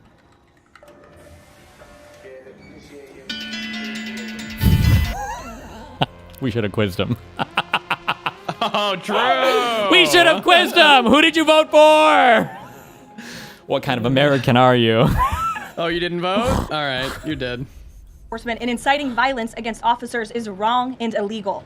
This used to be a universally accepted position in the United States. Amid the hysteria, we must remember how we got here to this moment today and what this Democrat opposition is about. Former President Joe Biden and the Democrats opened America's borders for 4 years, inviting tens of millions of illegal aliens from all over the world to flood into our country. Among them, violent criminals who terrorized American communities and have inflicted devastating, permanent pain and harm on law-abiding Americans and their families. Yet we never saw outrage from Democrats or their allies in the liberal media over these. Shut up, bitch. Sorry, I need to stop using these words. Honoring our fallen ICE officers. There are few more noble professions than service as a federal law enforcement officer. The officers and agents who protect our communities each and every day have devoted their lives to public service. They have sworn an oath, dedicating their lives, sometimes at the expense of their own to ensure the safety of our nation and our communities. Even in the face of hostility from those reject nations rule of law and throughout evolving adversity, the brave men and women of this agency continue to demonstrate unwavering courage and devotion to our mission. Let's see. Sorry. Oh, God. All right. Let's just go through the first 12. Assistant Special Agent in Charge Joseph Joe Love died October 19, 2024 from complications of multiple myeloma.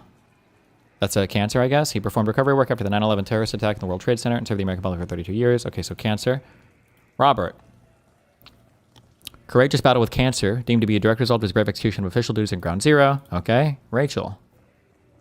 She contracted COVID-19 while performing her officially assigned duties. At the time of her death, do you think she was vaxxed? And she died of COVID-19 in 2022. Dog, it's COVID-19, not COVID 2022. COVID-22. Fuck. I fucked that up. Okay. Pete, what did you get? Oh, no, another COVID-19 death. Wait, how many of these guys were vaccinated? Okay, hold on. In 2022. When did Delta come? Wait, the vaccine was available at the middle or end of 2020, right? The first mRNA shots? Of 2020? No. No? Would have been like end of 2020 to 2021, right? When was Pfizer shot available? December 11th, 2020. Okay, so end of 2020, early 2021. How are these guys dying of COVID? That would have been like past Delta, no? Okay, whatever. Okay, so that was Pete. So we've got 2 cancer deaths, 2 COVID deaths. Brian. Complications related to COVID. Okay. William. Okay, complications related to COVID. David. COVID? Bro, what the fuck? Rosa? COVID? Wait, hold on. Wait, COVID Bradley? COVID? Olivia? COVID? Wait, what the fuck? Roberto? COVID? Miguel? COVID? Wait. Hello? Can we talk about the real killer of ICE here? Wait, what the fuck? Ronald, what happened to you? COVID? James? Something different. Okay, he died after fatal gunshot wound to the chest as a result of an accidental discharge of his service weapon. So he killed himself. Accidentally. Remember, guys, what do we say in the gun community? There are no ADs, only NDs. There are no accidents, only negligence, okay? Bradley, COVID. Lewis, cancer after 9/11. Danny, COVID. Juan, COVID. Ronald, COVID. Dennis, cancer. Timothy, dengue fever. Oh, he was in Indonesia. Okay. Why are we laughing at that? There you go. It was something different at least. Thomas, cancer from 9/11. Brian. I'm sorry. I can't read these. Well, how did they die? Dude, I can't. Read it. Deportation officer Brian P. Beliso suffered a heart attack while engaged in a foot pursuit of a fugitive. Scott. He died from injuries he sustained when struck by a vehicle while working in Miami, Florida 9 days earlier. McGuire and his partner were entering a taxi cab when an impaired driver hopped the curb and struck both agents. Okay, drunk driver. Robert. Oh, did we read this one? Cancer from 9/11. Edward. Cancer. Jamie. Jesus Christ. Oh, finally, like a thing-related thing. Special Agent. You say this is pronounced Jamie in English, right? Oh, this is 2011, too.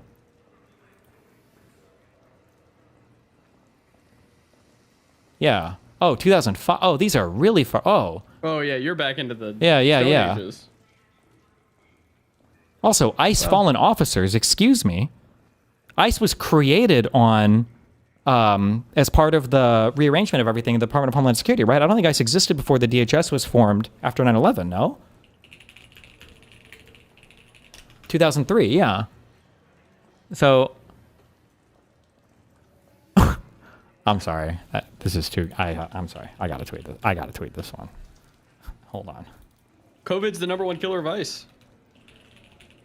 Unironically, like by far, Yes. it's COVID and Yeah, cancer. no, it's not even It's COVID and close. cancer. Hello. Hello. Dan. What's up, Dan? You're gonna be out of here soon. Why? Why? Well, he's gonna be scared about what you're talking about. COVID and cancer? I was gonna say, Steve, I think before you tweet, you should see if there's not a single actual death. There that's wasn't. related. Well, did you go through all of them or just half? Because if you go through all of them and verify it, that's something that people can go Well, I with. don't But have if you to. just- There's one, I think, but all these ones prior to 2003 aren't ICE. ICE was formed in 2003, so we went through all of them up to this guy here. Right? I think we did, right? This was the only guy in 2011 that looked like he got killed on some real shit, like some Sicaro shit or whatever, or Sicaro. I don't know how to pronounce the name. what are the dudes before 2003 then? Probably just standard CBP, Customs and Border Patrol or something, or whatever. I mean, you might be able to go through those and find that none of those have it either. Then you can say it's even more of a banger. It's like I went through every death related to Those ICE. people don't matter. Yeah, they don't even matter. the false ones that the government attributes to ICE, which is not ICE, and there was 2 deaths total. Like that's like a more banger thing. Otherwise, you're giving them air to breathe and kind of shit on your thing. That's okay. Okay. It's a word that is pronounced in the film itself. I don't. I never watched that film. Sicario. I don't like watching male-on-male rape scenes. Okay, I don't approve. Of men or? Rape is a plot device. I think you could probably make a more banger tweet if you knew that like. No, it doesn't matter. I don't care. It doesn't matter. I'm not going to go through 100 extra names for that. It doesn't matter. This is prior to the formation of ICE. You go take the tweet. Go. Well, it's not my thing. It's your thing. It's just advice. Fuck, Richard already made this tweet too. God damn it. Oh, well, then you're cooked. Fuck this guy. Fuck Richard. Who's Richard? Hanania? Who's Richard asked? You almost got me there. I don't know who that is. God, if I died of a heart attack while chasing a criminal, I would never want... Just say, like, died in the line of duty. Fuck me, dude. Yeah, they did that guy dirty. Big time. So what happened to the one dude who got killed? Which one? The actual guy who got killed? Oh, I don't know. That story looked shit? crazy, though. It looked like... He said that he was like... hold on. They were driving between Monterey and Mexico City, February 15, 2011, when gunmen stopped their car and opened fire on both agents. Zapata was fatally shot, or Zapata Avila was seriously wounded in the attack, but recovered from his injuries. It sounds like they got stopped and like basically just lit the fuck up by some while they were on the job, assassins. Or just like unrelated? I'm guessing it was because of their job. I don't know if while they were on the job, but they were doing. He served on the Human Smuggling and Trafficking Unit as well as the Border Enforcement Security Task Force. And then he volunteered for a detail assignment in Mexico City to assist with narcotics investigations. My guess is it was on some serious shit. I don't know if you're mixing it up with Incendiaries, but it's an American film with no rape scenes. In Sicario, when he's interrogating that dude, I think he fucking rapes a guy. Oh, there's a Wikipedia page on this guy. Yeah? I feel like I've heard the name before. I don't know why. I don't know if there's like a movie or... He was an ICE agent who was ambushed and murdered by the Mexican criminal group Los Zetas in Mexico. He was one of 2 agents who were ambushed in a part of the country that was increasingly under the influence of drug violence. Zapata's death was the second high-profile killing of a U.S. agent in Mexico. The first one, Enrique Camarena, was a undercover DEA agent, and actually, wasn't that the guy that was in the Escobar series? I remember this name. Maybe. I do. Yeah. Who was tortured and murdered by the Guadalajara cartel. How do you feel about the sexual violence in Daniel Craig's Casino Royale? I don't know. That was kind of weird. I don't know what the point of that was. Just to be edgy, or... What do you think about the cock and ball torture from Casino Royale? Torture my cock, you must. Okay. I don't really remember it. Oh, because you were like 2 when that movie came out, probably, huh? Probably, yeah.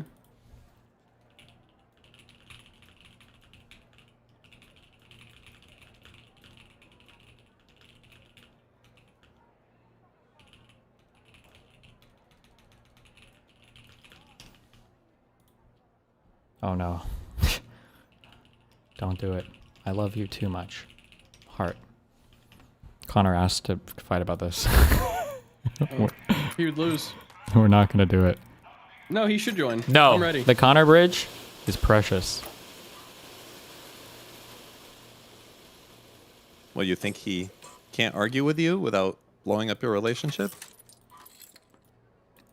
Well, Conservatives usually can't, Dan. no, Connor can. Connor's been a real ninja. But I just think, one, my audience is going to go crazy. Some things are just better left undebated, you know? Pick your fights. Isn't that good for him, though? What, if my audience hates him? I mean, they'd watch him, right? Some of them watch him. I think, sometimes. He's like an early streamer. Oh no, because you guys are early streamer now, so. I mean, you can't complain that you don't have any good debaters on the other side if you don't let him in here. Maybe he has a compelling point that's difficult for you to argue True, against. maybe he'll convince us. True.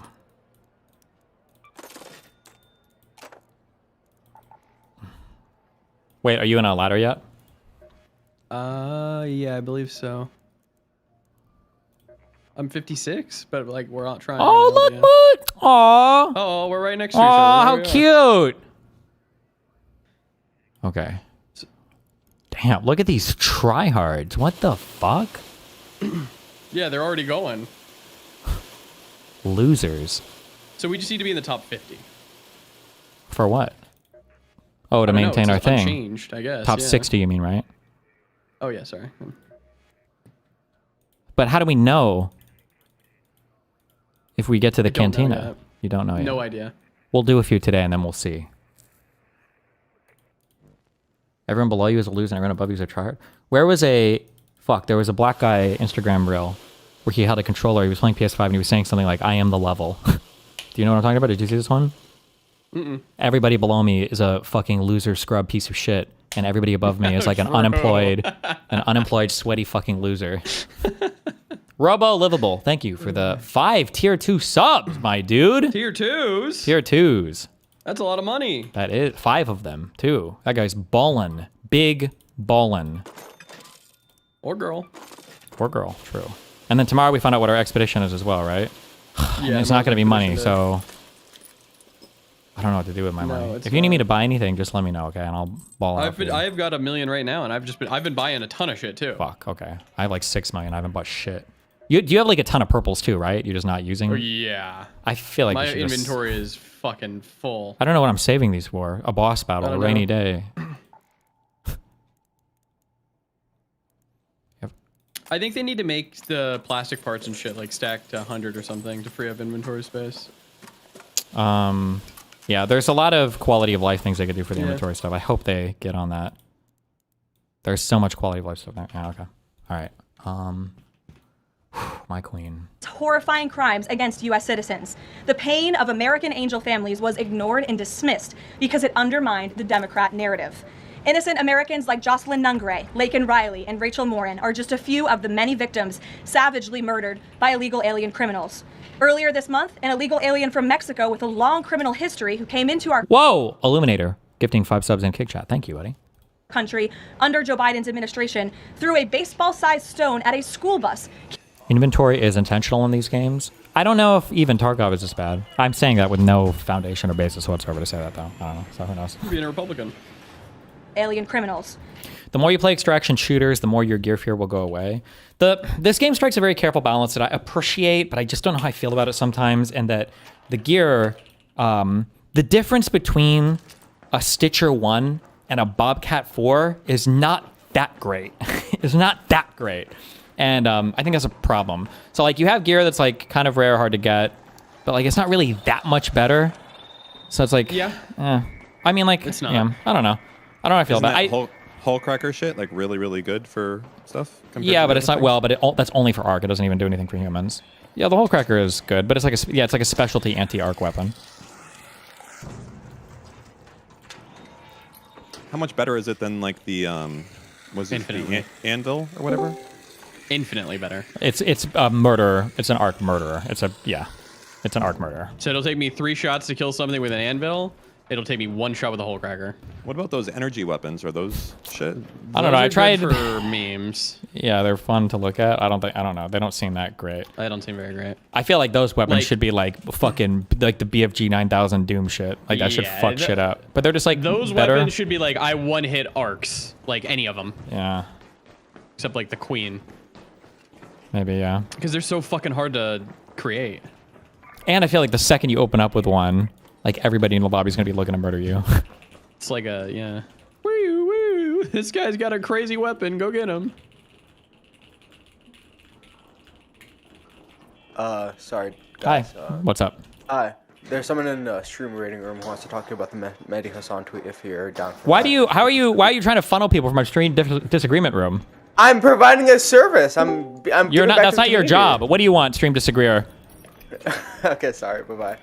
Oh yeah, just wanted to talk about the Iran numbers. Okay. And the Mehdi Hassan's retarded tweet. Go for it.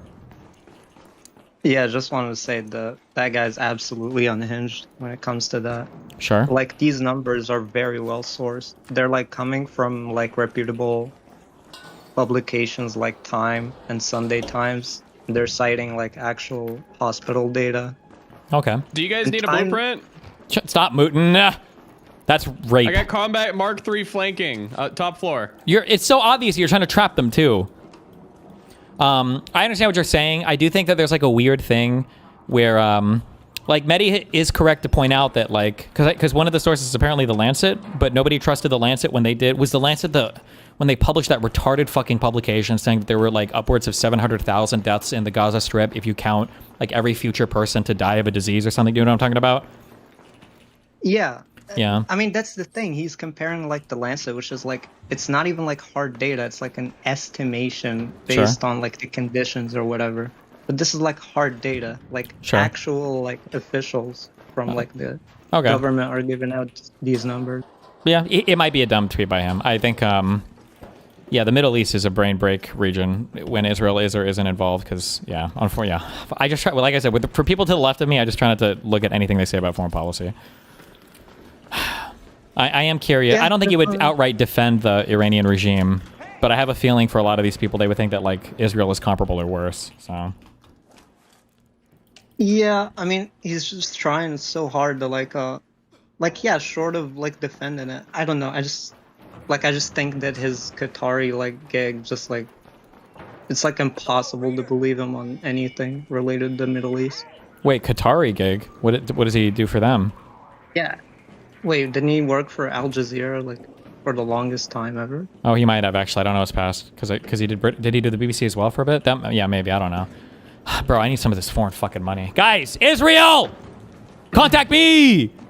All these motherfuckers get foreign shit and I get nothing. Why? It's bullshit.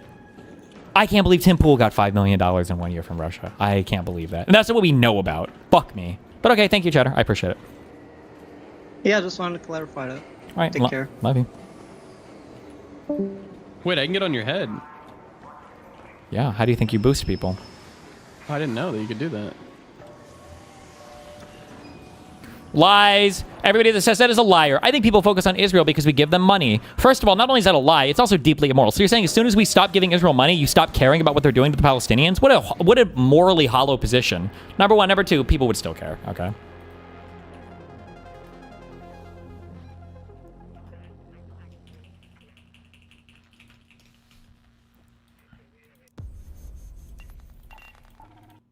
Oh, mute. Put on my Nazi queen. Lauren True. Southern, Earlier I'm done this with you. month- Caroline Leavitt. True. That's who I'm talking about. The next generation, Sarah Stock. Let's go. Get him. Never mind. An illegal alien from Mexico with a long criminal history who came into our country under Joe Biden's administration threw a baseball-sized stone at a school bus carrying children in New Jersey and fractured the skull of an 8-year-old innocent child. Why though? He just threw a baseball-sized stone at a school. That's like okay. President Trump promised accountability to these American families by securing the border, deporting You can jump on friendly grenades and use it as a zip plane. I don't know what that means. Oh, I did read on the ARC subreddit that one way that people, because this guy got really mad, I would get super ass pain, but it is funny. That one way he gets trolled by if you queue into like autofills is 2 people they'll queue for 3s, and they'll have 2 of them. And what they'll do is one guy will throw showstoppers at you, and then the other guy will throw flame nades to kill you. And they'll do it before extraction, so you die, and then they take all your shit.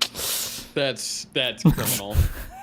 President Trump promised accountability to these American families by securing the border, deporting every illegal alien who has committed crimes, especially and most importantly, violent crimes. Nearly 80 million Americans voted for him to deliver on that very promise, and he is. As the duly elected president, the president is fulfilling the will of the people by arresting and removing these threats from our country in cities from Los Angeles to New York and, yes, Minneapolis. Yet Democrat leaders in Minnesota with sanctuary city policies have actively defied federal immigration law and the will of the people. And as a result of that defiance, 2 Minnesotans have now tragically lost their lives on the street. Again, I don't know how old everybody is or how much rhetoric you guys remember, but my God, if you were watching this stream or if you were watching anything, how many times did you hear that we live in a constitutional republic? We don't live in a democracy. They hated the popular vote. They hated how many Democrats around the country would vote for president and everything else. But the second Trump won the popular vote, whoo, that public mandate, the people voted for this. This is the people's choice. The people voted. We live in a democracy, democracy, democracy. Oh my God. Of Tim Walz's state. It is President Trump's hope and wish and demand for the resistance and chaos to end today. That's why President Trump spoke with Governor Walz directly this morning, and he has outlined a clear and simple path to restoring law and order in Minnesota. Number 1, Governor Walz, Mayor Frey, and all Democrat leaders should turn over all criminal illegal aliens currently incarcerated in their prisons and jails to federal authorities, along with any illegal aliens with active warrants or known criminal histories for immediate deportation. Number 2, state and local law enforcement must agree to turn over all illegal aliens who are arrested by local police. And then thirdly, local police must assist federal law enforcement in apprehending and detaining illegal aliens who are wanted for crimes, especially violent crimes. If Governor Walz and Mayor Frey implement these common sense cooperative measures, violent crimes. If Governor Walz and Mayor Frey implement these common sense cooperative measures that I will add have already been implemented in nearly every single other state across the country, Customs and Border Patrol will not be needed to support ICE. Okay. We're in friendly queues. We're just looting. Yep. I'm going to start rolling with my Aphelion until somebody kills me for it, okay? To clean my bank. Aphelion? Yeah, because I have 2 of them, so fuck it. On the ground in Minnesota. ICE and local law enforcement can peacefully work together, as they are effectively doing in so many other states and jurisdictions. Additionally, President Trump is calling on the United States Congress to immediately pass legislation ending sanctuary cities once and for all. American cities should be safe sanctuaries for law-abiding citizens only, not for dangerous illegal alien criminals who broke our nation's laws and do not belong here. We hope Governor Walz will do the right thing and continue to work with President Trump to keep the American people safe following their call this morning. Americans overwhelmingly want exactly what President Trump is delivering: strong borders and strict immigration enforcement against the worst illegal aliens, of which there are still hundreds of thousands to deport from the interior of our country. The most peaceful way to carry out this vital public safety mission is for Republicans and Democrats to do it together, and for state and local law enforcement to work together with federal law enforcement. We want to let cops be cops. You wouldn't know this continues to be a very popular policy position from the biased media coverage over the course of the last few days. But polling shows huge support for this exact thing President Trump is calling for. More than 80% of Americans favor deporting illegal aliens convicted of violent crimes. A country unable to deport criminals who enter it illegally is no country at all. They probably support that, but not the way it's being fucking done. Yeah, like you've lost, like, I'm sorry, but like Alligator Alcatraz, like you've lost any kind of moral high ground there. Like you're making it a show. You can't delight in people's misery. You can't look cruel. And I mean, like they did, like Jesus Christ. Agenda of Kamala Harris, Tim Walz, and the Democrats was already on the ballot on November 5th, 2024, and it was resoundingly rejected. President Trump will never back down from his promise to deport violent criminal illegal aliens and make America safe again, and he welcomes all cooperation. I look forward, since they don't use Congress at all for anything because they're incompetent as fuck and they don't give a fuck, I look forward to after midterms, if they lose, for them to just constantly say, that might be midterms, but America voted for Trump as its president. They voted for Trump as the president. It doesn't matter what the midterms voted for. They voted for, I just gave them the new talking about 100%. Somebody just heard that, like, oh, that's a good one. We're going to use that. Write that down. Write in that that down. effort. With that, I will answer your questions. And Jordan Conradson, why don't you kick us off today? Thank you for being here. Caroline, Jordan Conradson with Gateway Fund. I have a few questions. First, with respect to the shooting in Minneapolis, we're seeing massive outrage from mainstream media and the left, but I'm just wondering, where was that outrage when Ashley Babbitt, an Air Force veteran, was executed by Capitol Police officers? Oh, it's the Dick Suck police today, or the Dick Suck journalists today. Every now and then they have in the Dick Sucks. They bring them in. They bring in the Dick Sucks, yeah. Michael Byrd, who she posed no threat to in the U.S. Capitol. Well, you raise a very important point, which I also believe that I just raised as well in those opening remarks, in that there has no doubt been selective outrage by the liberal biased media and picking and choosing victims and highlighting their stories. And as I've said, President Trump does not want any Americans to lose their lives in the streets of America and in American communities across the country. He believes what happened on Saturday is a tragedy, but every life is equal to President Trump, and that's why the lives of Laken Riley and Jocelyn Nungray continue to matter to him and be of utmost priority to him to this very day. And it's unfortunate that we did not see the same type of sensationalist media coverage over the tragic deaths of those innocent American women and girls across the country as we are in the wake of this tragedy that took place on Saturday. Gabe.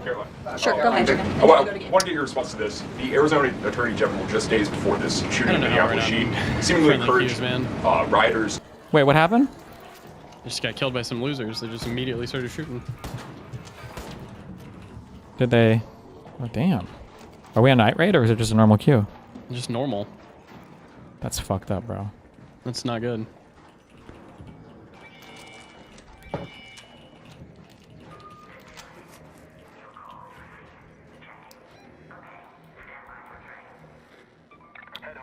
Damn, that hatch is so far away. It's not. Fuck, should I try to run to that or should I just recall here? I think recalling there's fine. They were busy looting. You sure? Yeah.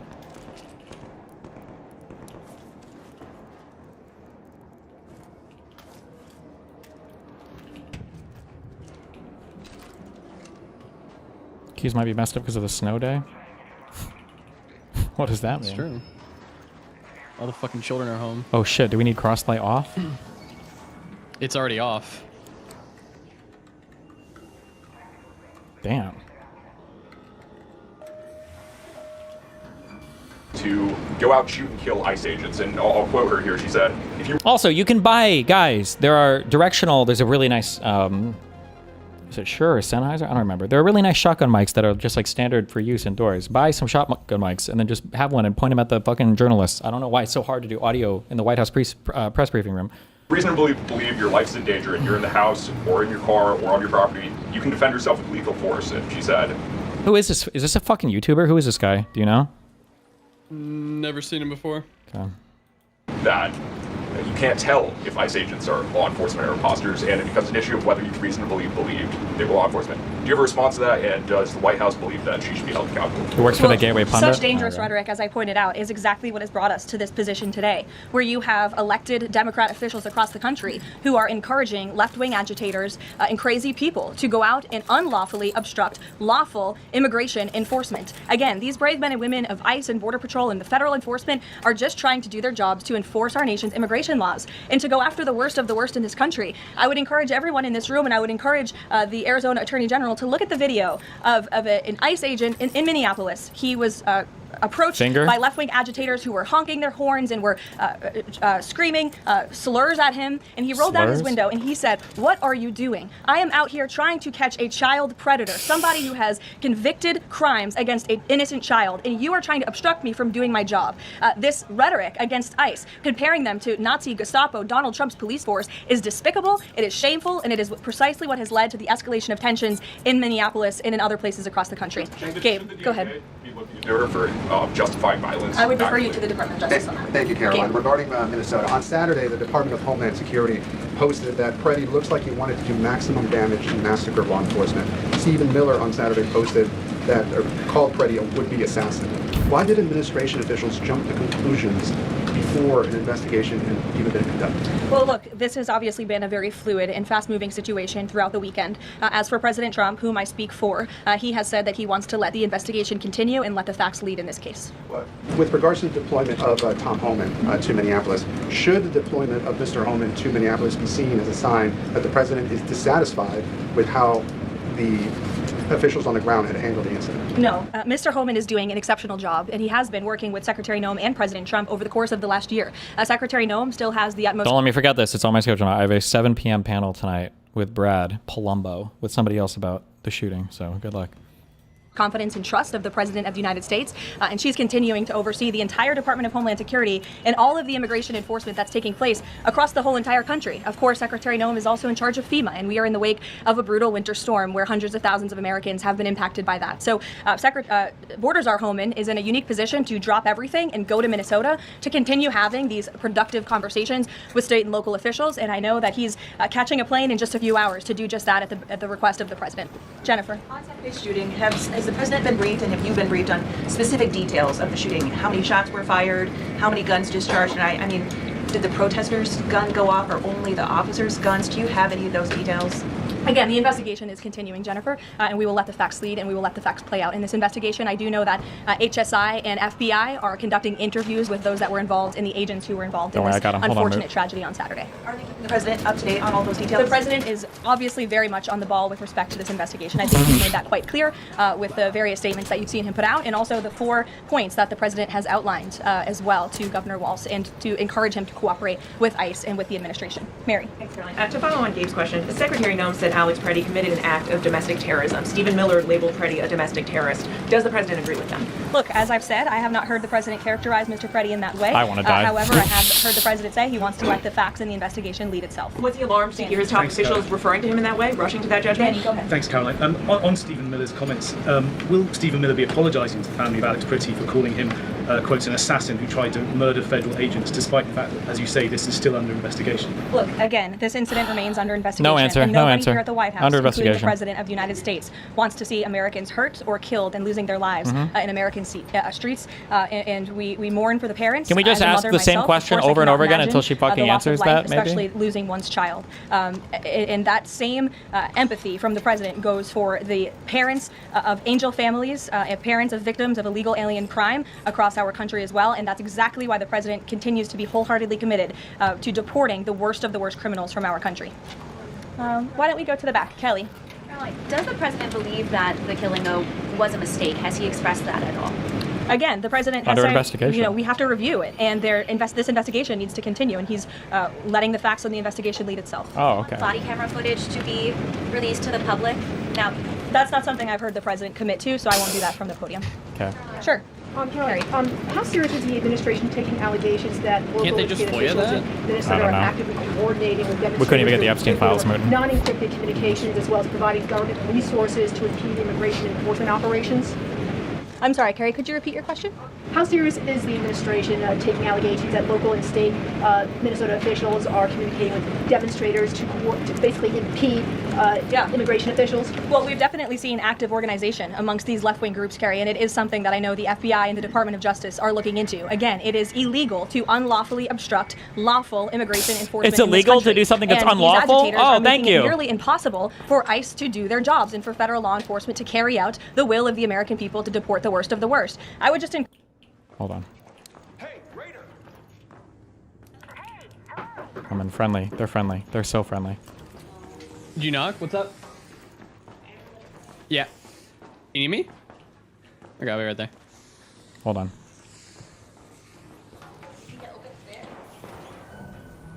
There's security cameras in there. Be careful. I'm friendly. I was so friendly. Where are we going? I don't know. Where the fuck do we get to this fucking hatch? I'm just gonna fucking go seed vault. Go seed vault then, loser. Oh, down here. encourage everyone to please imagine in this room, all of you come to the White House every day to report on the President of the United States and the administration. You come into this briefing room, you walk through the gates of the White House. Just imagine if there were left-wing agitators or agitators of any kind who were in your face, who were doxing you, who were harassing you, who were physically threatening you, who were biting off your fingers in the case of 2 Border Patrol agents we saw this past weekend in Minneapolis. That would make it very difficult for you to show up and do your job here at the White House every single day. That's what these officers in Minneapolis are facing. That's why the President is calling on Governor Walz and Mayor Frey for these 3 very simple and common sense points of cooperation so that ICE and local law enforcement can work together. Again, we are just asking for police to be police. Do you want me to wait for you, or should I just any wait her? law enforcement Yeah. agent Okay. or official, they want to be able to work with their federal counterparts at the state and local level and vice versa. Caroline, Thanks a lot, Caroline. Two questions. One is looking forward. The role of Mr. Homan. Is he being sent by the president to diffuse the situation that exists right now on the ground? Is he the point person essentially for the White House in terms of trying to tamp down the tensions that exist right now in Minnesota? Well, Mr. Homan is the point person for cooperating with state and local authorities and corresponding with them, again, to achieve this level of cooperation to subdue the chaos on the streets of Minneapolis. And I would just point out that Mr. Homan is someone who has been lauded for many, many decades for his experience working in law enforcement. In fact, Why/how do you watch this every day? This is a rage-inducing slop because you guys want it. Because you make me. You force me. this is a Washington Post headline from 9 years ago, 2016. Meet the man the White House has honored for deporting illegal immigrants. And I would remind everyone in this room that it was former President Barack Hussein Obama who awarded a medal to Mr. Homan. So he's obviously very qualified. He has the full trust and faith of the president. He will continue to have these meetings in the hopes that ICE and local law enforcement can cooperate and work together to have successful immigration enforcement, as we've seen in almost every other state across the country. And secondly, Caroline, can you talk a little bit about tomorrow's trip by the president to Iowa, what the purpose of that trip is, what the goals of that trip are? Sure, yes. Tomorrow, President Trump will be traveling to Des Moines, Iowa.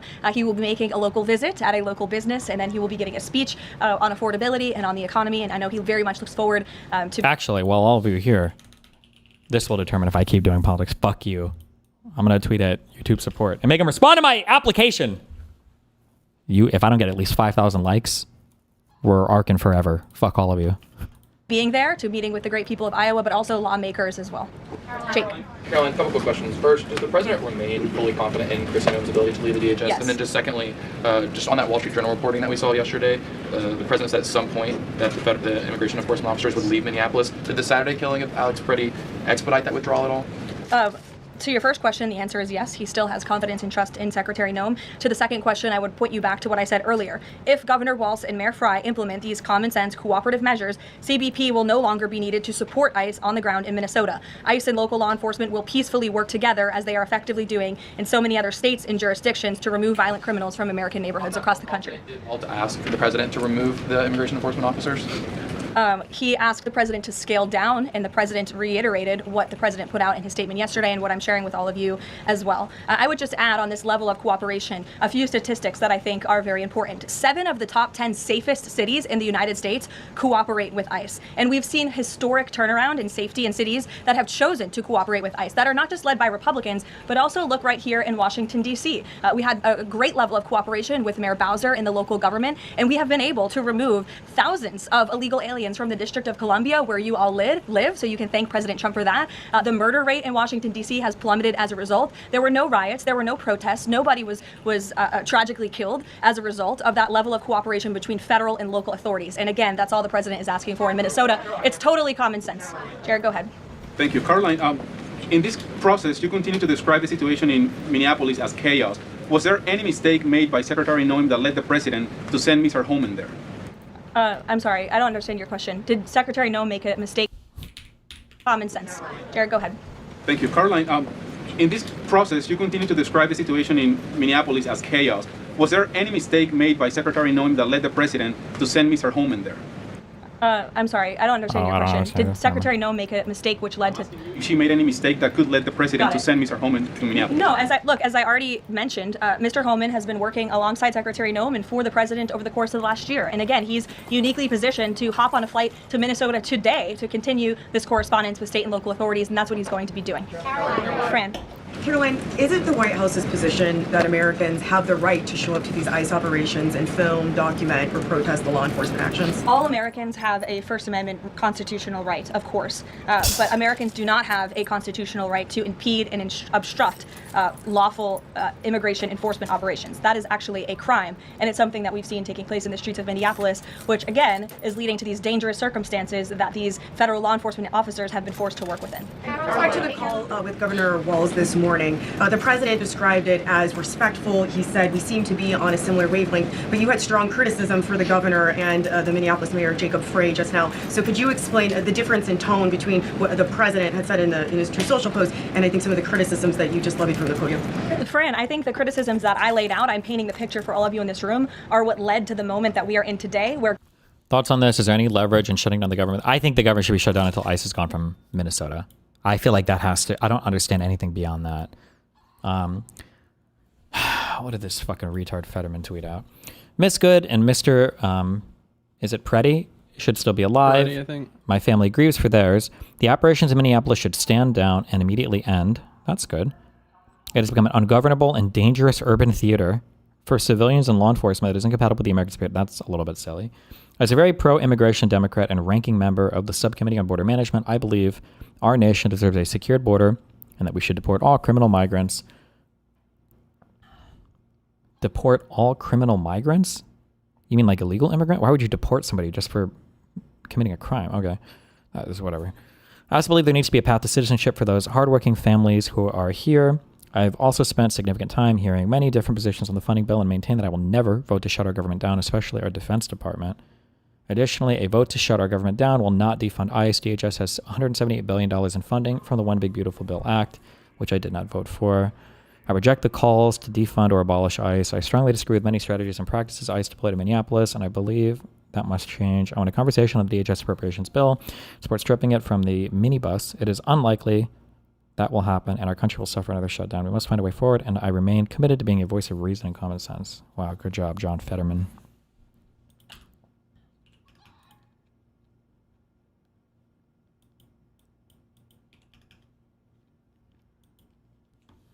Governor Walz and President Trump are having a conversation, a constructive and productive conversation to end the chaos and the lawlessness that has taken place in Governor Walz's state.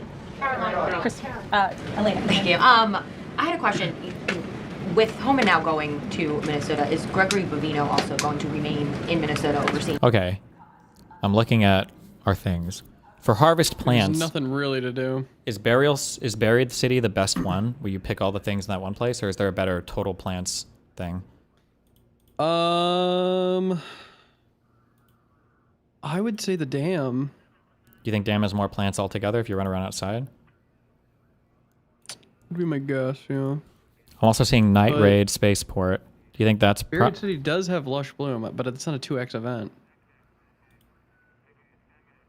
Oh, shit. I wonder if that's worth it. It might be one of the only times where...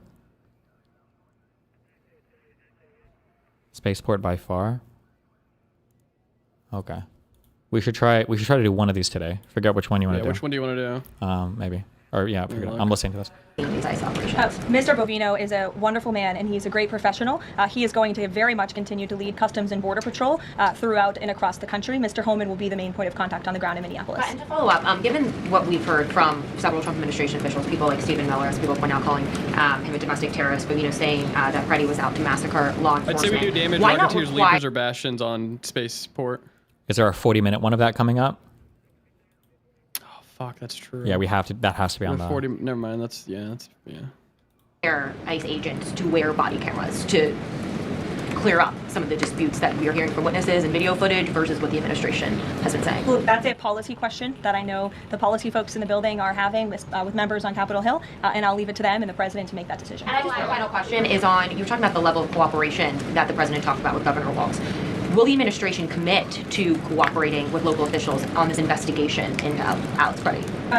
The president spoke about this with Governor Walz and said he would have a discussion about it. He did not make a commitment, and so therefore I won't make that commitment here. I would just remind all of you in the media, because I've seen a lack of reporting on this fact, there are investigations into what took place on Saturday. The Homeland Security investigations and the FBI have teamed up for an investigation, and there's also an internal CBP investigation, an internal review of what is happening on the ground in Minnesota. The president supports those investigations, and as I've said repeatedly, he wants to see them move forward. Phil. FBI Director Kash Patel said in a Sunday interview, quote, "You cannot bring a firearm loaded with multiple magazines to any sort of protest." Does the president believe the Second Amendment rights remain in effect even when protesting? The president supports the Second Amendment rights of law-abiding American citizens, absolutely. There has been no greater supporter or defender of the right to bear arms than President Donald J. Trump. So while Americans have a constitutional right to bear arms, Americans do not have a constitutional right to impede lawful immigration enforcement operations. And any gun owner knows that when you are carrying a weapon, when you are bearing arms, and you are confronted by law enforcement, you are raising questioning the assumption of risk and the risk of force being used against you. And again, that's unfortunately what took place on Saturday. Will his mission continue to be focusing on illegal immigrants with a criminal history, or will it be on illegal Thank immigration? you, Aristotle. Mr. Holman Wait, where will does this come from, continue to Aristotle? enforce our nation's immigration laws, especially deporting the worst of the worst criminals in Minnesota Not who the have worst of committed the violent worst. offenses. And I would just remind all of you that this important work is continuing to be carried out. In just the last few days, I'm happy to Oh. provide this packet to anyone in the room. ICE has arrested More printed out many, pictures. multiple violent criminals, illegal aliens within Minnesota. Many of them have convictions for assault, driving under the influence, fraud. This individual here I'm looking at was an aggravated felon with multiple convictions for larceny, fraud, and forgery of checks, vehicle theft, drug possession, domestic assault, inflicting bodily harm on another, criminal convictions of larceny, identity theft, again, charged with driving under the influence. These are extremely dangerous people who Governor Walz and Mayor Wow. Frey have allowed to roam on their streets, and all the president is asking for is cooperation to arrest individuals like this and deport them from the United States of America. I'll take a couple more. Go ahead. Okay, so this weekend the president posted that this is a cover-up of the fraud in the state of Minnesota. He also posted Minnesota is a cover-up. These both happened after the shooting. So given that these came after the shooting, what is the this here? What is the cover-up he's alleging? Yes, it's a good question. I've spoken with the president about this at length. What the president is referring to is the fact that you have Governor Walz and, again, the mayor, I don't who see any have good ones been until 8 o'clock, encouraging so- these left-wing Yeah. I'll be agitators to back come later out and we'll do that and one, to yeah. harass and to I'm gonna dox watch and a to movie. threaten Hey, ICE Gabble. and to Ciao. make this conversation about and smear lies about federal law enforcement who, again, are just trying to do their jobs in an attempt to distract from the widespread massive fraud that has taken place in their state. Billions and billions of dollars has been stolen from law-abiding taxpayers in Minnesota, and the administration continues to be very focused on getting to the bottom of it, and especially, and the president raised a good question over the weekend, with respect to Congresswoman Ilhan Omar, who now has a net worth within the millions, and one must ask themselves why and how is that possible? Where is this information even coming from? Like, how do we even know this? Is this like publicly declared investments, or also like what is this like? How dare you? How many billions of dollars potentially has the Trump family increased their net worth by? Why are you bringing up Ilhan Omar being worth millions? It's her husband. She married a rich guy. Oh. Is she connected to the fraud rings that we have seen taking place within her state and Oh my God! Really? her own district? It's a question the American people are raising, and the president believes it's one worth answering. Haley. Thanks, Caroline. I want to go back to some of the comments from Stephen Miller and Secretary Hill. You made clear the president wants to see the investigation play out when answering some of the questions on the specific details. Is he concerned that some of those definitive statements made by other officials risks public perception of the credibility of those investigations now playing out? Again, the president believes that these investigations are credible, they are continuing, they are active, and he wants to let them play out. Alex. Caroline, is the administration willing to separate DHS funding from other funding bills in order to avoid a broader shutdown? Look, at this point, the White House supports the bipartisan work that was done to advance the bipartisan appropriations package, and we want to see that passed. Policy discussions on immigration in Minnesota are happening. Look, the president is leading those discussions, as evidenced by his correspondence with Governor Walz this morning, but that should not be at the expense of government funding for the American people, which would include, as you know, Alex, FEMA funding, and we are in the midst of the storm that took place over the weekend, and many Americans are still being impacted by that. So we absolutely do not want to see that funding lapse, and we want the Senate to move forward with passing the bipartisan appropriations package that was negotiated on a bipartisan basis. Secondly, there's another round of Russia-Ukraine talks this weekend, Sunday.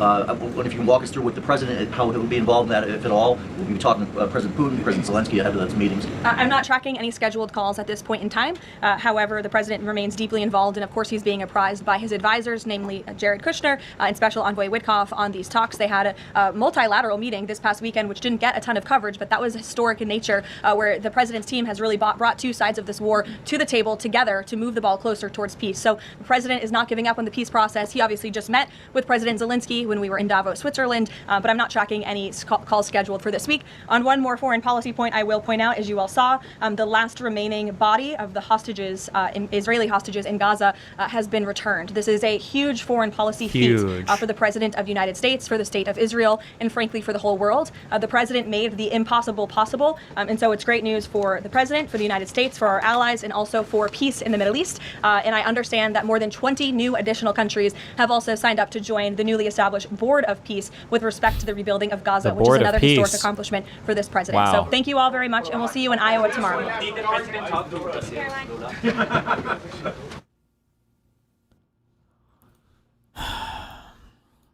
It's nothing on LSF.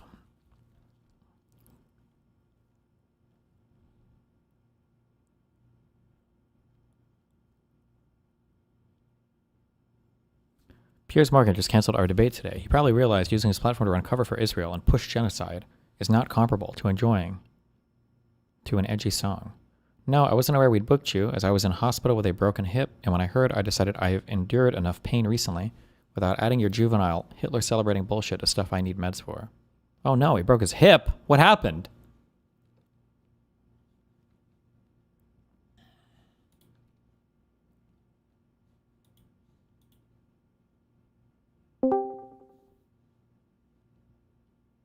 Hello? Hello. Hey. Hi. Did you hear her in that, like earlier in that conference say that they were gonna, like, that Trump was trying to ask Congress to pass a piece of legislation to get rid of sanctuary cities? Oh, no, I didn't, but... You think, when they say, like, obviously, like, that's not a fucking legislation issue, it's a 10th Amendment issue. Do you think when they say stuff like that, like, do you think the sole, like, an exclusive purpose of saying that is just to, like, mindfuck retarded MAGA people? I don't know. It's hard to imagine sometimes. Once it's filtered down to Caroline Leavitt, it's things that Trump has thought and then other people have had their there must be like some like legislation that I'm just like, that's like normal stuff that just passed. Has anything come out besides that one big beautiful bill? There must be something, right? I mean, I don't know.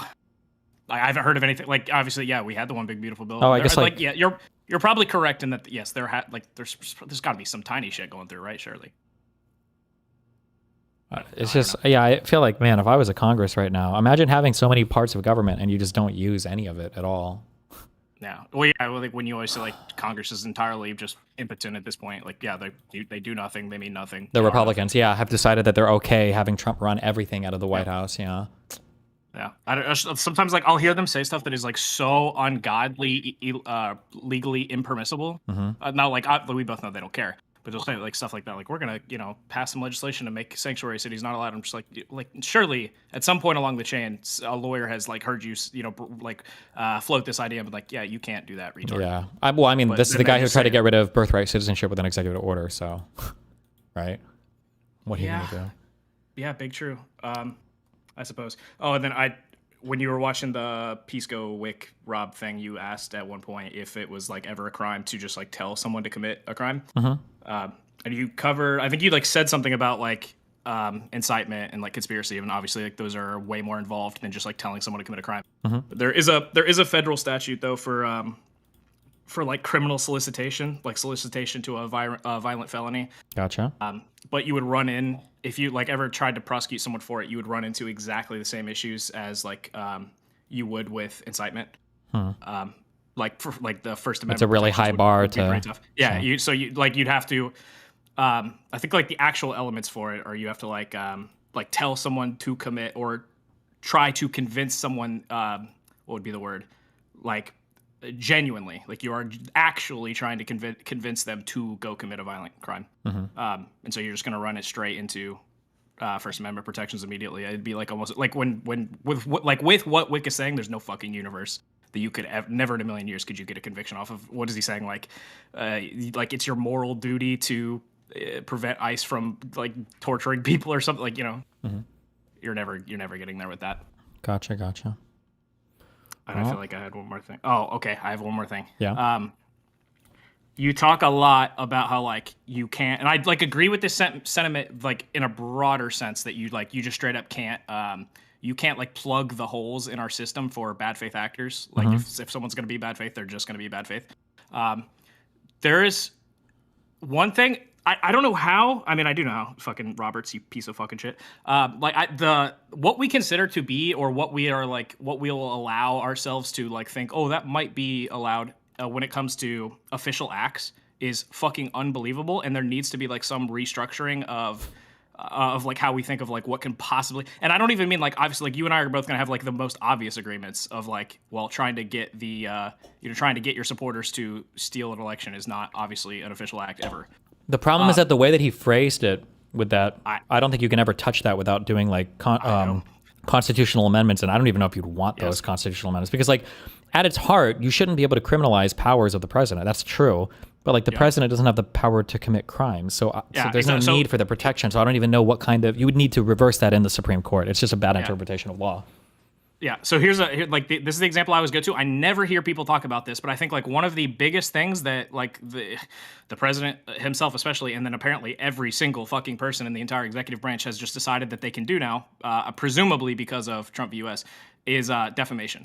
Like under no circumstances can it ever be, should it ever be, or can it ever be considered an official use of your government power to defame citizens? Ever. Well, but the president already has unlimited protection against civil, like he's immune from all civil. He's gonna have, but it's the same criticism, right? We're criticizing Trump v. US for allowing that to happen, but you can just apply the same criticism to Nixon v. Fitzgerald and just be like, yeah, it's the same problem. This is fucking retarded, and it never should have been set up this way. Well, the Nixon v. Fitzgerald framework made sense because, like, if you get fired because of an action of the president, like, I don't know if they should be able to sue you. Because I agree. Yeah, that's right. I'm only talking about categorical problems. I'm saying like specifically, like it should be like laid out in some framework, like that something that specific. You could say like true, proper, and we could even like give it the higher deferential standard. We could say like the actual malice standard of defamation to say like, you know, like defamation with actual malice is never an official act of an executive branch official, and therefore like it's never protected. If you're like doing actual malice defamation against a U.S. citizen as the president or as the AG or as the whoever the fuck you are, that's never protected. Yeah. It should be the case. I can't believe the fact that the president's allowed to be like suing people also in private capacity while the president as well is also fucking crazy to me. Yeah. Like, yeah. Well, people don't. I almost never hear people talk about that. Like, we'll talk about all of the other like crazy illegal shit he does, but then I'm like, I think genuinely, the way in which this administration has decided they can just like infinitely defame everybody. Yeah. Is like one of the most destructive things that's been allowed like in our system. The fact that like. It goes back to like the first time I noticed it, I was like, well, this is really bad and this shouldn't be allowed. It's like, look at Abrego Garcia back like when we were having that fight over him. They were just like, yeah, he's actually a terrorist, child fucking predator. He actually had 1 million gigabytes of child porn on his computer. We found that like they're just infinitely defaming a person. Yeah. As the fucking attorney general. Well, what the fuck? What?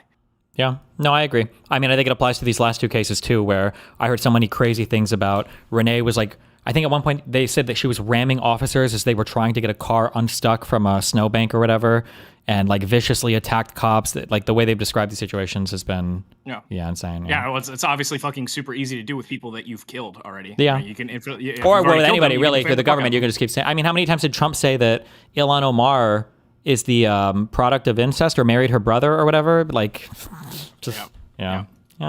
Like this is one of the people were. It's at the time it was kind of a good thing, right? When you remember when you remember the fucking Eugene Carroll defamation lawsuit? Eugene Carroll, for Kavanaugh or whatever? No, for Trump when he like. No, Eugene Carroll for the civil rape thing, right? Eugene Carroll. Yeah. So whenever she first filed whenever at the beginning of that defamation suit, like the DOJ was fighting it on the basis of like, you know, Trump made those statements defending himself. You know, like that's an official act of the president. He was just defending himself from what you said about him. So, you know, you can't, you know, it's official act. You can't fucking touch him. And then eventually, once he had left office, he repeated the same statements, the same defamatory statements. And so the DOJ dropped their opposition to the suit. They're like, well, I mean, you can't make the same claim now, bitch. You're not president. So they dropped their opposition. Yeah. I almost wish it, like, as that litigation was going on, and now obviously query whether the Supreme Court would have allowed this if it ever made it to their doorstep. But as that litigation was going on, it looked like there was an okay-ish chance that the circuit court at the time was going to allow, was going to like say like, no, defamation isn't, you know, an official act. If you're like, if you're defaming a person, that's not an official act of the president. So you can't make that claim. But we didn't get to that point because the DOJ just dropped their opposition to the suit. Yeah. I almost wish at the time that would have gone through, because if you notice, like, this is a hard claim to justify, but I truly believe it's true. If you notice, a lot of the unconstitutional or illegal stuff the admin that the admin does is stuff that they either pretty much can guarantee themselves they'll never get held accountable for, or they have a really good reason to believe they'll never be held accountable for it. Sure. And so I feel like if we had that at the time of like, you know, we had at least circuit precedent. Now again, query Supreme Court, right? Yeah. But if we had circuit precedent saying like, no, defamation is not a fucking official act, you're cooked, then maybe we wouldn't be seeing stuff like that now. Maybe. Yeah, who knows? It's hard to say what the Supreme Court would or wouldn't have signed off on, or what they would or wouldn't have heard, or what they'd be willing to hear or overturn, or who knows? Yeah. That's another aspect where I kind of like, I do agree with you like broadly that you just can't constrain these people if they want to be bad faith. But I think there's something to be said for putting things in place that would not necessarily penalize the individual for violations of the Constitution or of law, but penalize their goals, so to speak. Like with the due process violations, like with the Alien Enemies Act, or with the, you saw the fucking ICE memo about like, yeah, we actually don't care about the Fourth Amendment. Like admin warrants are good enough to break into your house. Yeah, although I mean, like, even for stuff that we do have penalties for, like, is that, I'm trying to think of who would have been held in contempt. You remember on the Boasberg stuff where they didn't follow through on the turning the planes around or whatever, or maintaining, or keeping Abrego Garcia in there? Like, that was supposed to be a contempt thing, right? I don't know if he was found in contempt and there was no, but did anything ever come from that, or? No, I think it was either a circuit court, or I don't think it was the Supreme Court, but I think eventually a circuit court shot down the notion of like finding anybody in contempt of that. I don't know. I'd have to go back and look at it exactly what happened. But I know it wasn't Boasberg that dropped it on his own. That motherfucker was like, he was a dog with a bone on that one. He wanted it. But I think eventually a higher court shot it down at some notion. But that's not even where I was necessarily going with that. Like I think you could actually deter some of this behavior if there were consequences as it relates to their overall goal. So like where I was going with like the whole like search warrants thing is like, they'll do stuff like this where they say, where they will like warp, not even warp, they're just lying about what the interpretation of the Fourth Amendment. Like we know for a fact, like an admin warrant is not good enough for like to justify breaking into a house for these things. I mean, this is like the exact reason the Fourth Amendment was created. Like this is what like the like British King was doing. These like general warrants, which weren't signed by a judge, they were just signed by someone under, someone in the quote unquote executive branch in the monarchy, right? Yeah. This is the exact reason we have the Fourth Amendment, so this does not happen. I think you could deter some of this behavior if like a consequence of doing it, if it were the case that like, hey, you got this guy, but you violated the Fourth Amendment while doing it, so none of what you were going to do within the court system can move forward. If it was a deportation proceeding, like, sorry, none of this can move forward because you violated the Fourth Amendment to get him. Or if it's like a criminal thing, like, sorry, you violated the Fourth Amendment, none of it can. Now I understand like there could be downstream like very bad consequences of that, but I think it like you can like you're never going to deter constitutionally violative behavior if there is no consequence, and there really is no consequence. Think about it. You like I understand. You bullshit around with the Fourth Amendment. I What's the understand what you're consequence? saying The here. guy still gets deported. I understand what you're saying here. I don't like necessarily disagree. The reason why I just have such little care for it is that who's to say that they won't like find some other pretextual path to the same thing that allows them to do it through some other type of process or procedure? Maybe they will, maybe they won't. But I'm also just like so fundamentally disinterested in trying to find how to legally put the reins on. And I understand. I mean, like to some extent, there is some argument to be made for it. But like, I mean, like you're right. I just don't care that much. You are right though. But it's like something has to change dramatically with the Republican Party going forward. It can't be this. Like this is just crazy, and we can't be making rules and laws and wasting political capital and time on trying to patch shit around this when it's just like so abhorrent and not. Well, like, I mean, you've nailed it on that. You're completely 100% right in the sense that like what you've talked about the biggest the biggest deterrent to behavior like this is to make them feel like there will be consequences for it. So like in terms of what we can do to patch these types of holes from ever happening again, you're correct in that like the biggest thing we can do to prevent it from happening again is to like genuinely and I use the word viciously punish people after when we get the chance to. Like their punishments need to be massive, and that will be the biggest deterrent to it ever happening again. Yeah. I mean, I agree. Yeah. I just look at that was one of like the patterns I picked up when I was like looking at like I was looking at like a huge list of all like the things that the admin has done that are violative of the Constitution, and I'm like the pattern I notice here is that for all of these things, the consequence of doing so as it relates to the goal, like what they were trying to accomplish, whether it be deportations or arresting someone or whatever the fuck, the consequences are zero. There are like the whatever they were trying to accomplish initially will still happen, but they just violated the Constitution in the process. I was like, well, if that wasn't the case, if you couldn't get away with it in the sense that you could not move forward with whatever you were trying to do, I think that would do something. Maybe, I don't know. Maybe, yeah. Yeah, maybe, yeah. Oh. All right, well, that was it. Yeah, I'll see you in a week. I'll see you in South Carolina. Yeah, Yep. Should be fun. All right, have fun.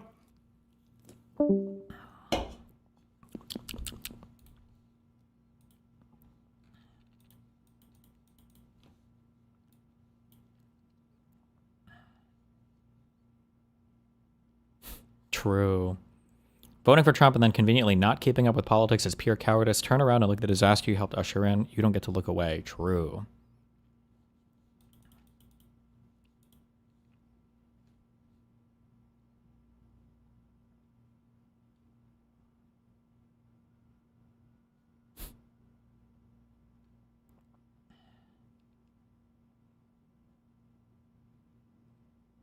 I still can't believe he flew to Minnesota and flew back. How many hours was that outdoor stream? It must have been at least like 6 hours, right? For that single day, just so that he could right away on the next day on Twitter be like, I was on the ground. Oh my God.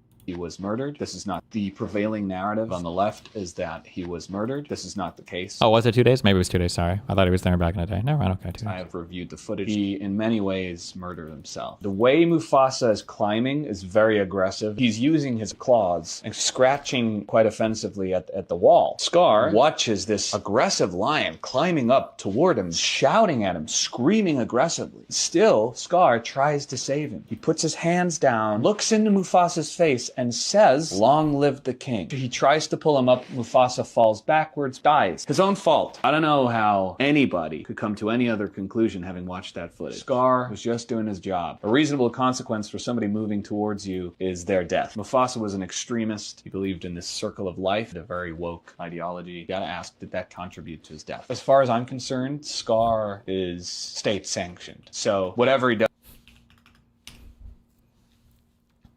New article from the New York Magazine tries a good faith attempt to get info on Trump's health. Here are some excerpts, as well as a link to the article.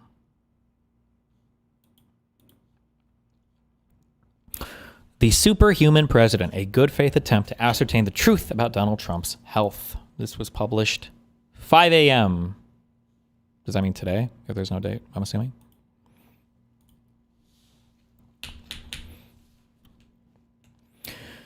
When I arrived at the Oval Office in December to talk to Donald Trump about his health, the president was standing next to a couple of men clutching pieces of paper labeled talking points. These are 2 doctors, Trump told me before I could ask a question. And by the way, I don't know them. They're not my best friends. They're respected doctors that practice out of Walter Reed. And they happen to be taking care of me. And they happen to be taking care of me for anything, but I don't need any taking care of because I'm in perfect health. I do purposely every year or less a physical, because I think the American people should know that the president is healthy, so you don't get a guy like the last one, who was the worst thing that ever happened to older people. Because I know people in their 90s that are 100%. Gary Player is 90 years old. He shot 70 with me the other day. Trump gestured at everyone present, me, the doctors, and press secretary Caroline Leavitt, to follow him into the room.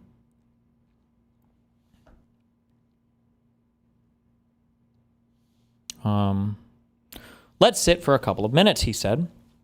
I hate to waste a lot of time on this, but if you're going to write a bad story about my health, I'm going to sue the ass off of New York Magazine.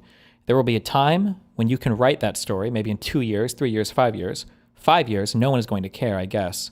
Go ahead and sit down. Despite the president's protests, the White House realizes that the time to talk about his health is now. Speculation about his fitness for office is rampant. Armchair physicians have given him months and sometimes even days to live. That right there looks like a leg bag for a urinary catheter, a physical therapist claimed in an Instagram with 19 million views, pointing to a bulge in Trump's pants. In recent months, Trump has been caught seeming to fall asleep during public events, making him the butt of recurring jokes on The Onion. Trump appears to doze during stroke. Based. His right hand is constantly bruised and often bandaged. In July, his ankles swelled up like the Michelin Man, a symptom, as doctors said, of chronic venous insufficiency, a common circulatory condition. In August, when Trump took a break from public appearances for a few days, Trump is dead began trending on social media. I remember that. Fuck, and then he reappeared. Ugh. I got calls from friends that said, "Thank God you picked up the phone," Trump told me, "because there's a report that you died." In September, Trump made headlines at a 9/11 memorial event because the right side of his face appeared droopy. In October, he went to Walter Reed and received what he said was an MRI, and when asked why, he suspiciously couldn't recall which part of his body had been imaged. On New Year's Eve, he was spotted apparently limping into a black tie party at Mar-a-Lago. In January, his mental fitness was called into question when he demanded control of Greenland because he hadn't been awarded the Nobel Peace Prize, prompting calls for Congress to invoke the 25th Amendment. And later that month, he showed up in Davos with a new bruise on his left hand. That Trump couldn't stop talking about his perfect health at rallies and on Truth Social only convinced people something was wrong. That he started making jokes about how he wasn't on track to get into heaven only added more fodder for conspiracy theorists, and the fact that his predecessor in the Oval Office began his disastrous decline at around the same age has only made the question surrounding Trump's health more palpably urgent. "I feel the same as I did 40 years ago," he said, settling in behind the resolute desk. Warm afternoon light from the window illuminated his famous hair, once dyed golden and now it's natural white. His only concession to age, one of his senior staffers told me. In person, Trump looks trimmer than he does on television, though he denies he's ever been on a GLP-1 or, as he calls it, the fat drug. His last physical this past April listed him as weighing 224 pounds, but he told me he's currently about 235. He stands a little hunched and his eyes are puffy, but he looks pretty good for a 79-year-old. His hearing, according to a senior staff member, isn't what it used to be. The staffer doesn't think Trump has noticed this about himself, despite regularly leaning in and requesting people speak up. His right hand, warm and soft during our handshake, looked like rhino hide on the back, dry and gray, the notorious bruise spread out like an ink blot test. The president's discolored hand has become something of a smoking gun for those on Donald Trump death watch, evidence perhaps that he's getting surreptitious IVs to treat an undisclosed illness. They're looking very Queen Elizabeth-esque, the Bulwark's Tim Miller has said, referring to photos of Her Royal Highness's bruised hands shortly before she died.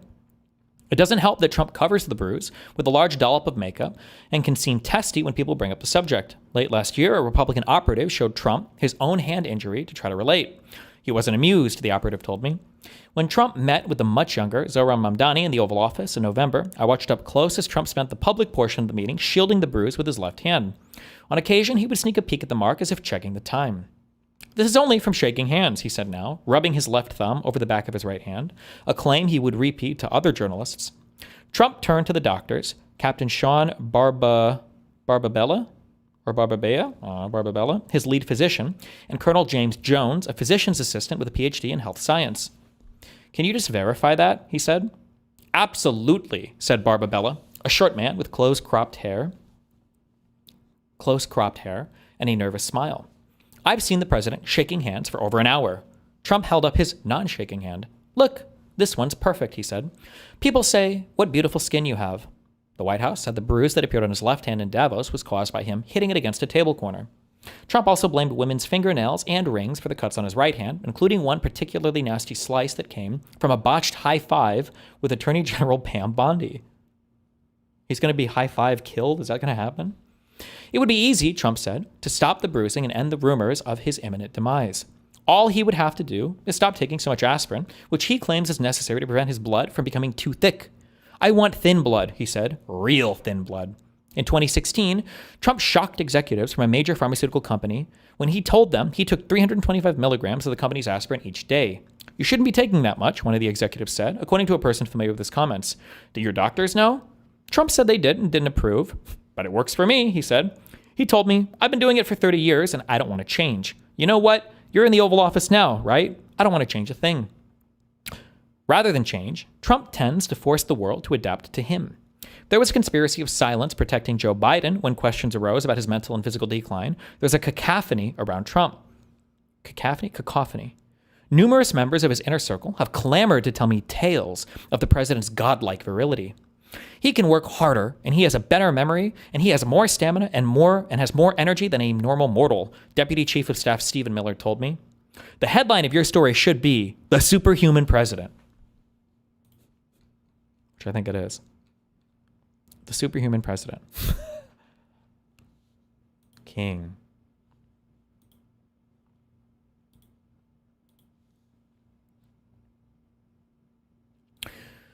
These strenuous assertions came alongside signs that made Trump seem more mortal than ever, from his dismal approval rating to the growing likelihood that Republicans will lose control of at least one chamber of Congress in this fall's midterms.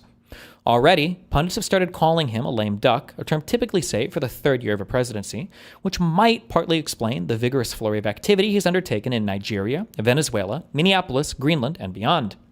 He has gamely entertained discussions about whether Marco Rubio or J.D. Vance will succeed him, which in one sense is an acknowledgement of his mortality. In another sense, the succession represents a way for him to live forever, a conceit, I soon learned, that was perpetuated by the bubble of loyalists and supplicants and advisors that constantly surrounds him, and that seemed indicative of the late empire stage of Trump's decade-plus long dominance of American life. Real fast, Trump said, turning to the doctors in the room. Is my health perfect? Your health is excellent, sir, Jones throated. For all his raging against those who question his invincibility, Trump has acknowledged that he will, in fact, cease to exist one day.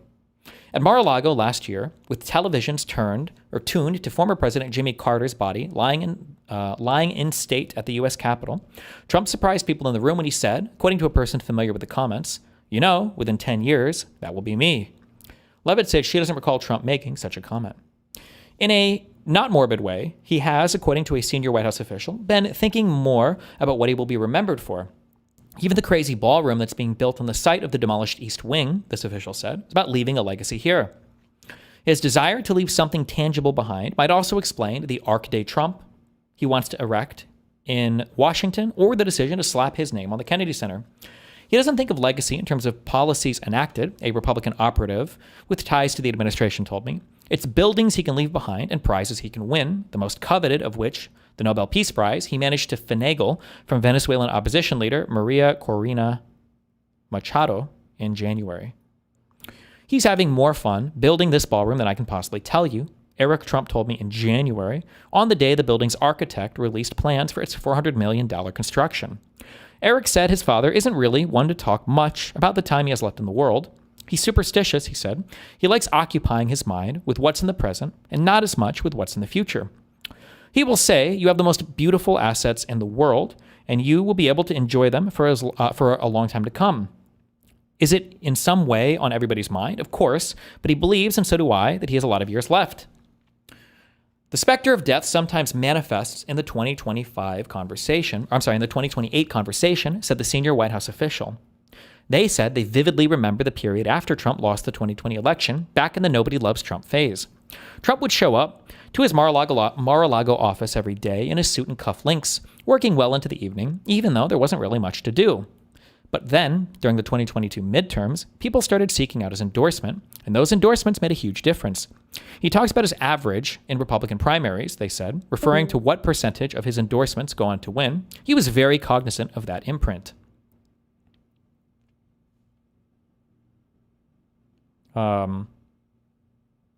Wait, what? Was my YouTube getting botted? Good one.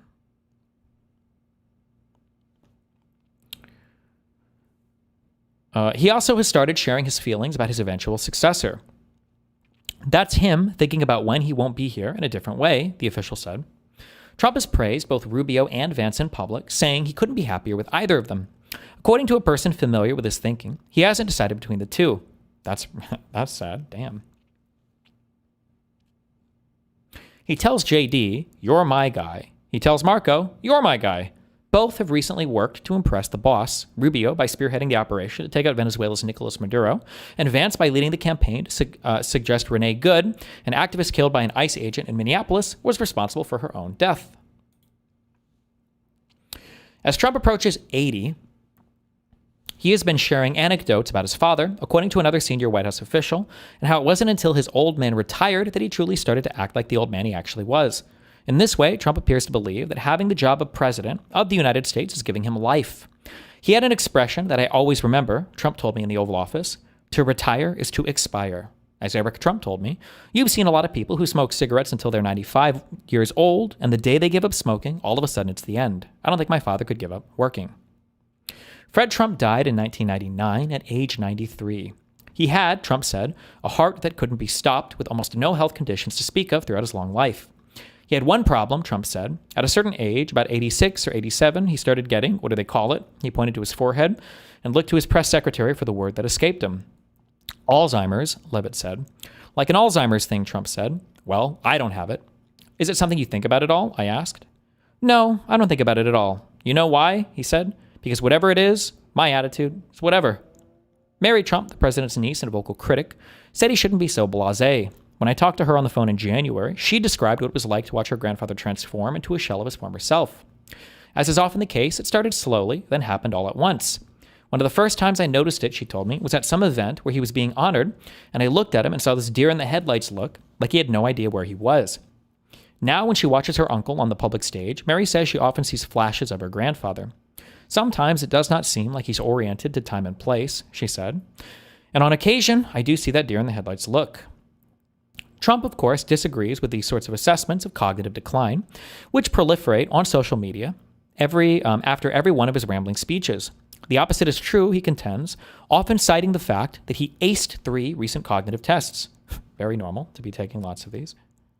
I've taken a lot of them, he said, at a bill signing in mid-January. I've aced all of them because I drink milk. Why Trump feels the need to take so many cognitive tests is a question he didn't want to linger on. As far as he was concerned, his father's mental state near the end was just a footnote in a long, healthy life. I know this, he said. Genetically, I'm in great shape. My mother and her family lived very long, well into their 90s. No heart disease in my family. No this, no that. I have this friend whose mother died at 49 of a heart attack. His father died at 51 of a heart attack. He's now 60. I said, you're fucked. He watches everything he eats, but you can't beat genetics. Trump's diet is famously terrible. He eats a ton of candy, and he eats meat, one senior White House official told me. No vegetables. I don't know how he's alive, Robert F. Kennedy Jr. has said of Trump's unhinged eating habits. He doesn't believe in exercise. Recently, after he'd been dealing with swelling in his lower legs and ankles owing to his circulatory condition, doctors recommended he walk more. He asked his staff if there was anything else he could do instead, and he barely sleeps. There are members of his team who worry his lifestyle may not be sustainable in the long term. He will collapse, a senior staffer said, referring to his need for weekend naps. Trump, however, brushes off any suggestion that he should get more rest. I think 5 hours is plenty, he said. I find that when I'm really enjoying myself, I sleep less. True. On December 2nd, Trump called a cabinet meeting at the White House. The live stream event was over 2 hours long and featured the kind of outlandish obeisance we have grown accustomed to in his second administration. Wow, Ruth, thank you for the 2 months of Tier 5 suburb, buddy.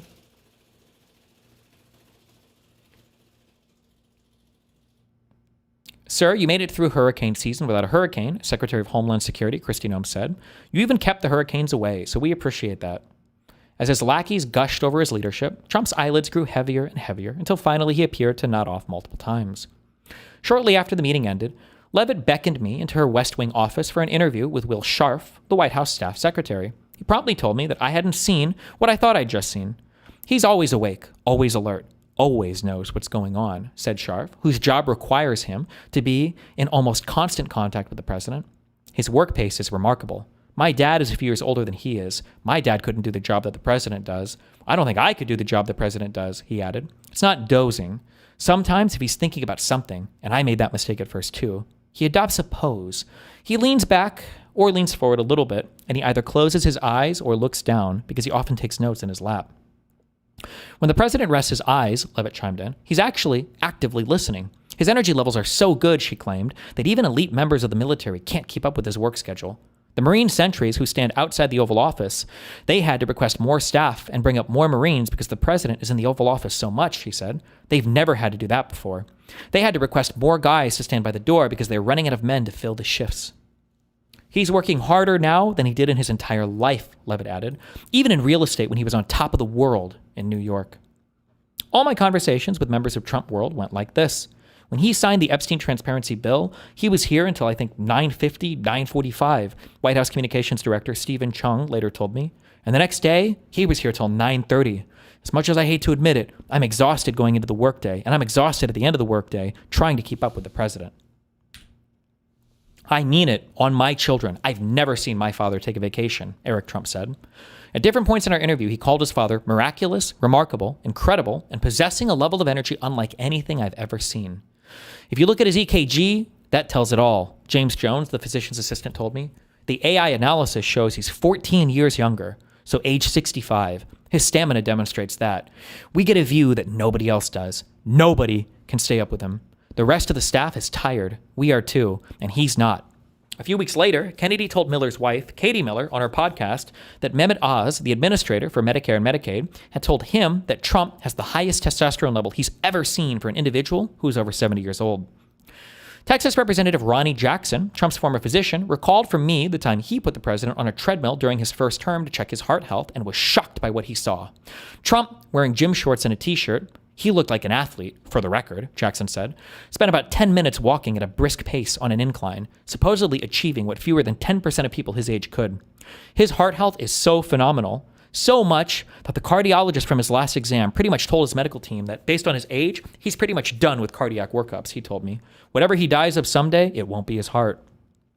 The guy is too healthy, Marco Rubio said in an interview at the White House. He's too active, Rubio, who, in addition to running the State Department, is the acting National Security Advisor and acting Archivist of the U.S., may be one of the busiest men in Washington. On the day I met with him, he was running behind schedule to get to a Capitol Hill briefing with top lawmakers. Still, he took time out of his day to regale me with stories about the president's unparalleled memory and attention to detail. Once, Trump noticed that Rubio's shoes looked shitty, so at a later meeting, the president presented him with a gift, a signed shoebox containing a pair of size 12s. I have them on, and they're perfect, Rubio said, pointing at his shiny black dress shoes. Another time, Trump perceived that the chandeliers in the State Department were missing medallions, the ornamental discs installed on the ceiling. A few days later, Trump called Rubio into his office with dozens of medallion samples. I don't even know how many I need, Rubio recalled telling Trump. He said, I think you need 12. And sure enough, Rubio shook his head in awe. I try to match it as much as I can. It's just not natural to me. There's one place in particular where Rubio is unable to keep up with the president, Air Force One. Rubio said he needs to get some rest on overseas flights, but Trump never naps on the plane. So the Secretary of State, a man tasked with instilling fear in the hearts of our enemies and confidence among our allies, spends part of most flights hiding from a nearly 80-year-old man. There's an office with 2 couches, and I usually want to sleep on one of those 2 couches, Rubio said.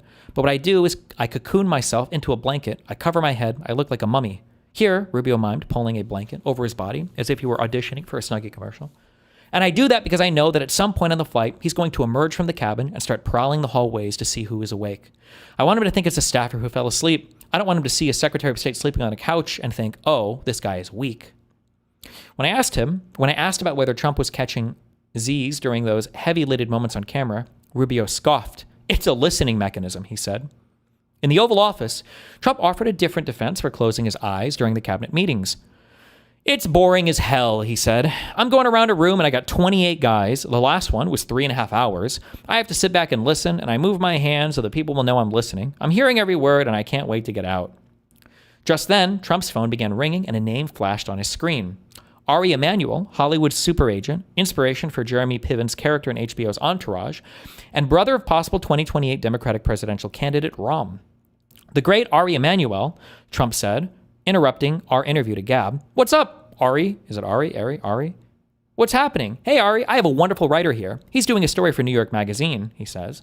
So, are you good in health? Are you in good health? Is your mind as sharp? Trump put Emanuel, who had called to talk to the president about tax incentives for Hollywood studios, on speaker. I have the great Ari Emanuel. Let him tell you whether Trump's mind is sharp. You'll be my reference. Go ahead, Ari. His name is Ben. There was a slight pause as Emanuel seemed to consider what to say. Hi, Ben, he said. I represented him for 9 years. It doesn't seem like he's changed at all. His wit, his remembering everything, being on it, he seems normal. There was one caveat, however. I haven't seen him in about 5 years, he said. But we speak a lot, Trump said, and he would say Trump's losing it. He put the phone down on the table as Emanuel turned the conversation to a memo he'd written for Trump about getting rebates for movies, television shows, and commercials, which Trump said he'd take a look at. I couldn't get a better reference than Ari, Trump said to me, with Emanuel still on the line. They made a television show about this fucking guy. He's a legend. Trump calls himself the most transparent president in history, but getting an accurate readout of his health is a difficult task.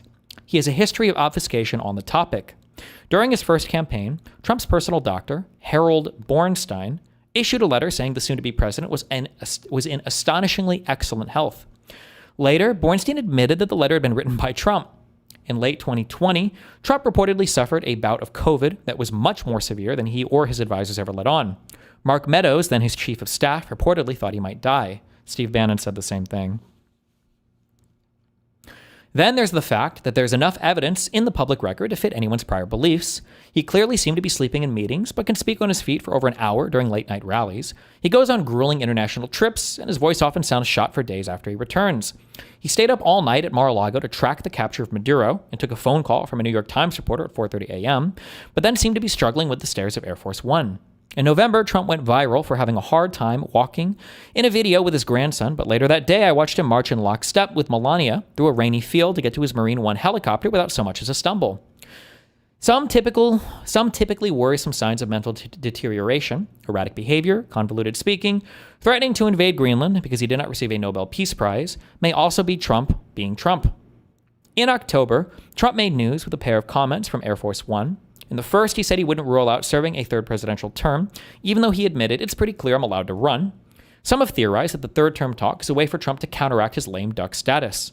But the idea has titillated some of Trump's most ardent supporters, none more so than his political consigliere, Steve Bannon. It's not his final term, Bannon told me. He's going to run again in 28. Hell, he's running now. It's obvious. He's got another 10 years at least. Retiring would mean expiring, after all, and Bannon is convinced that much of Trump's BDE, as he put it, comes from the job. Big dick energy. It's not human, not at that age. Bannon has floated a presidential run of his own, supposedly to continue promoting his America First agenda. When I asked Eric Trump, however, if his father would run for president again, he demurred, saying he would find something to do in Republican politics, perhaps as a kingmaker for the party. The second piece of news from Air Force One came when Trump mentioned that he had undergone magnetic resonance imaging earlier in the month at Walter Reed. I gave you the full results, he said, despite this being the first anyone had heard about an MRI, a scan often used for disease detection and monitoring. As for why he had the imaging done in the first place, you'll have to ask the doctors, he said. Now in the Oval Office, I had the chance to do just that. Can I just ask about the MRI? I said. Yes, please, Trump said, leaning forward in his chair. It was the worst fucking thing I ever did, and I blame them. Trump pointed at Barbabella and Jones, who sat motionless beside me. They wanted me to take it, and because I took it, people want to say, oh, there must be something wrong. Trump turned again to the doctors. Can you explain why you asked me that? He said, shaking his head. Stupidest thing I've ever done. Jones shuffled a handful of papers in his lap, each one filled with blocks of typed text and handwritten and hand-scrawled notes. We asked him to do it because he had a scheduled trip at Walter Reed, he said. While he was there, I asked him if we could complete some additional physical things that we were planning on doing annually, and he was like, okay, we will work it in for time schedules. It wasn't actually an MRI. We did a computerized tomography exam of his chest and his abdomen, Jones said. It's MRI-like. Does this sound like a yearly routine screening thing?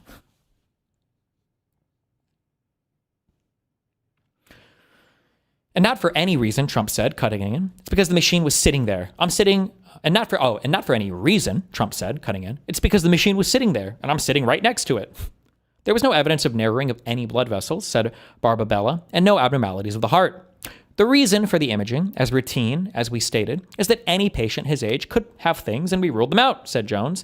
The story should be about the fact that the results were perfect. They did not demonstrate any problems. Excellent results, Barbabella muttered, almost to himself. They were excellent results. I love these two guys. They're great, Trump said. But I don't know them. They're White House doctors. Oh, but I don't know them. They're White House doctors. Nice. For weeks, I'd been trying to get a handle on Trump's health. I'd come away thinking he might be pretty healthy for an almost octogenarian, if not quite the superhuman the president or his team would have me believe. But I'm not a doctor, nor do I spend a lot of time with Trump. Now I was in a room with actual doctors who actually treat the president and know him, perhaps more than anyone else in this country. They would be in a position to know, yet their proximity to him could be part of the problem. You worked for the Obamas, didn't you? Leavitt said to Jones. Yes, I did, he said. Jones had, in fact, worked from 2009 to 2018 as a senior medical leader in the White House. At the end of his presidency, Barack Obama, a fitness fanatic rumored to allow himself precisely 7 almonds a night, was 55 years old. Who is healthier, Obama or President Trump? I asked. Trump stared across the desk, making eye contact with Jones. Jones didn't hesitate. President Trump, he said. Trump nodded. There was no sign of a smile, as if there could not have been any other answer to that question.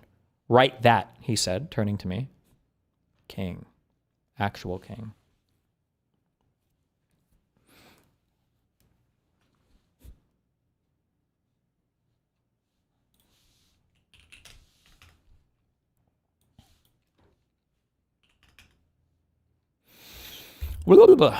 TLDR, your mom. Okay, I'm gonna go do stuff. I'll be back at 6 o'clock, and we're gonna fucking do a panel at 7, and then we'll see what we do after. Okay. Be careful, don't die.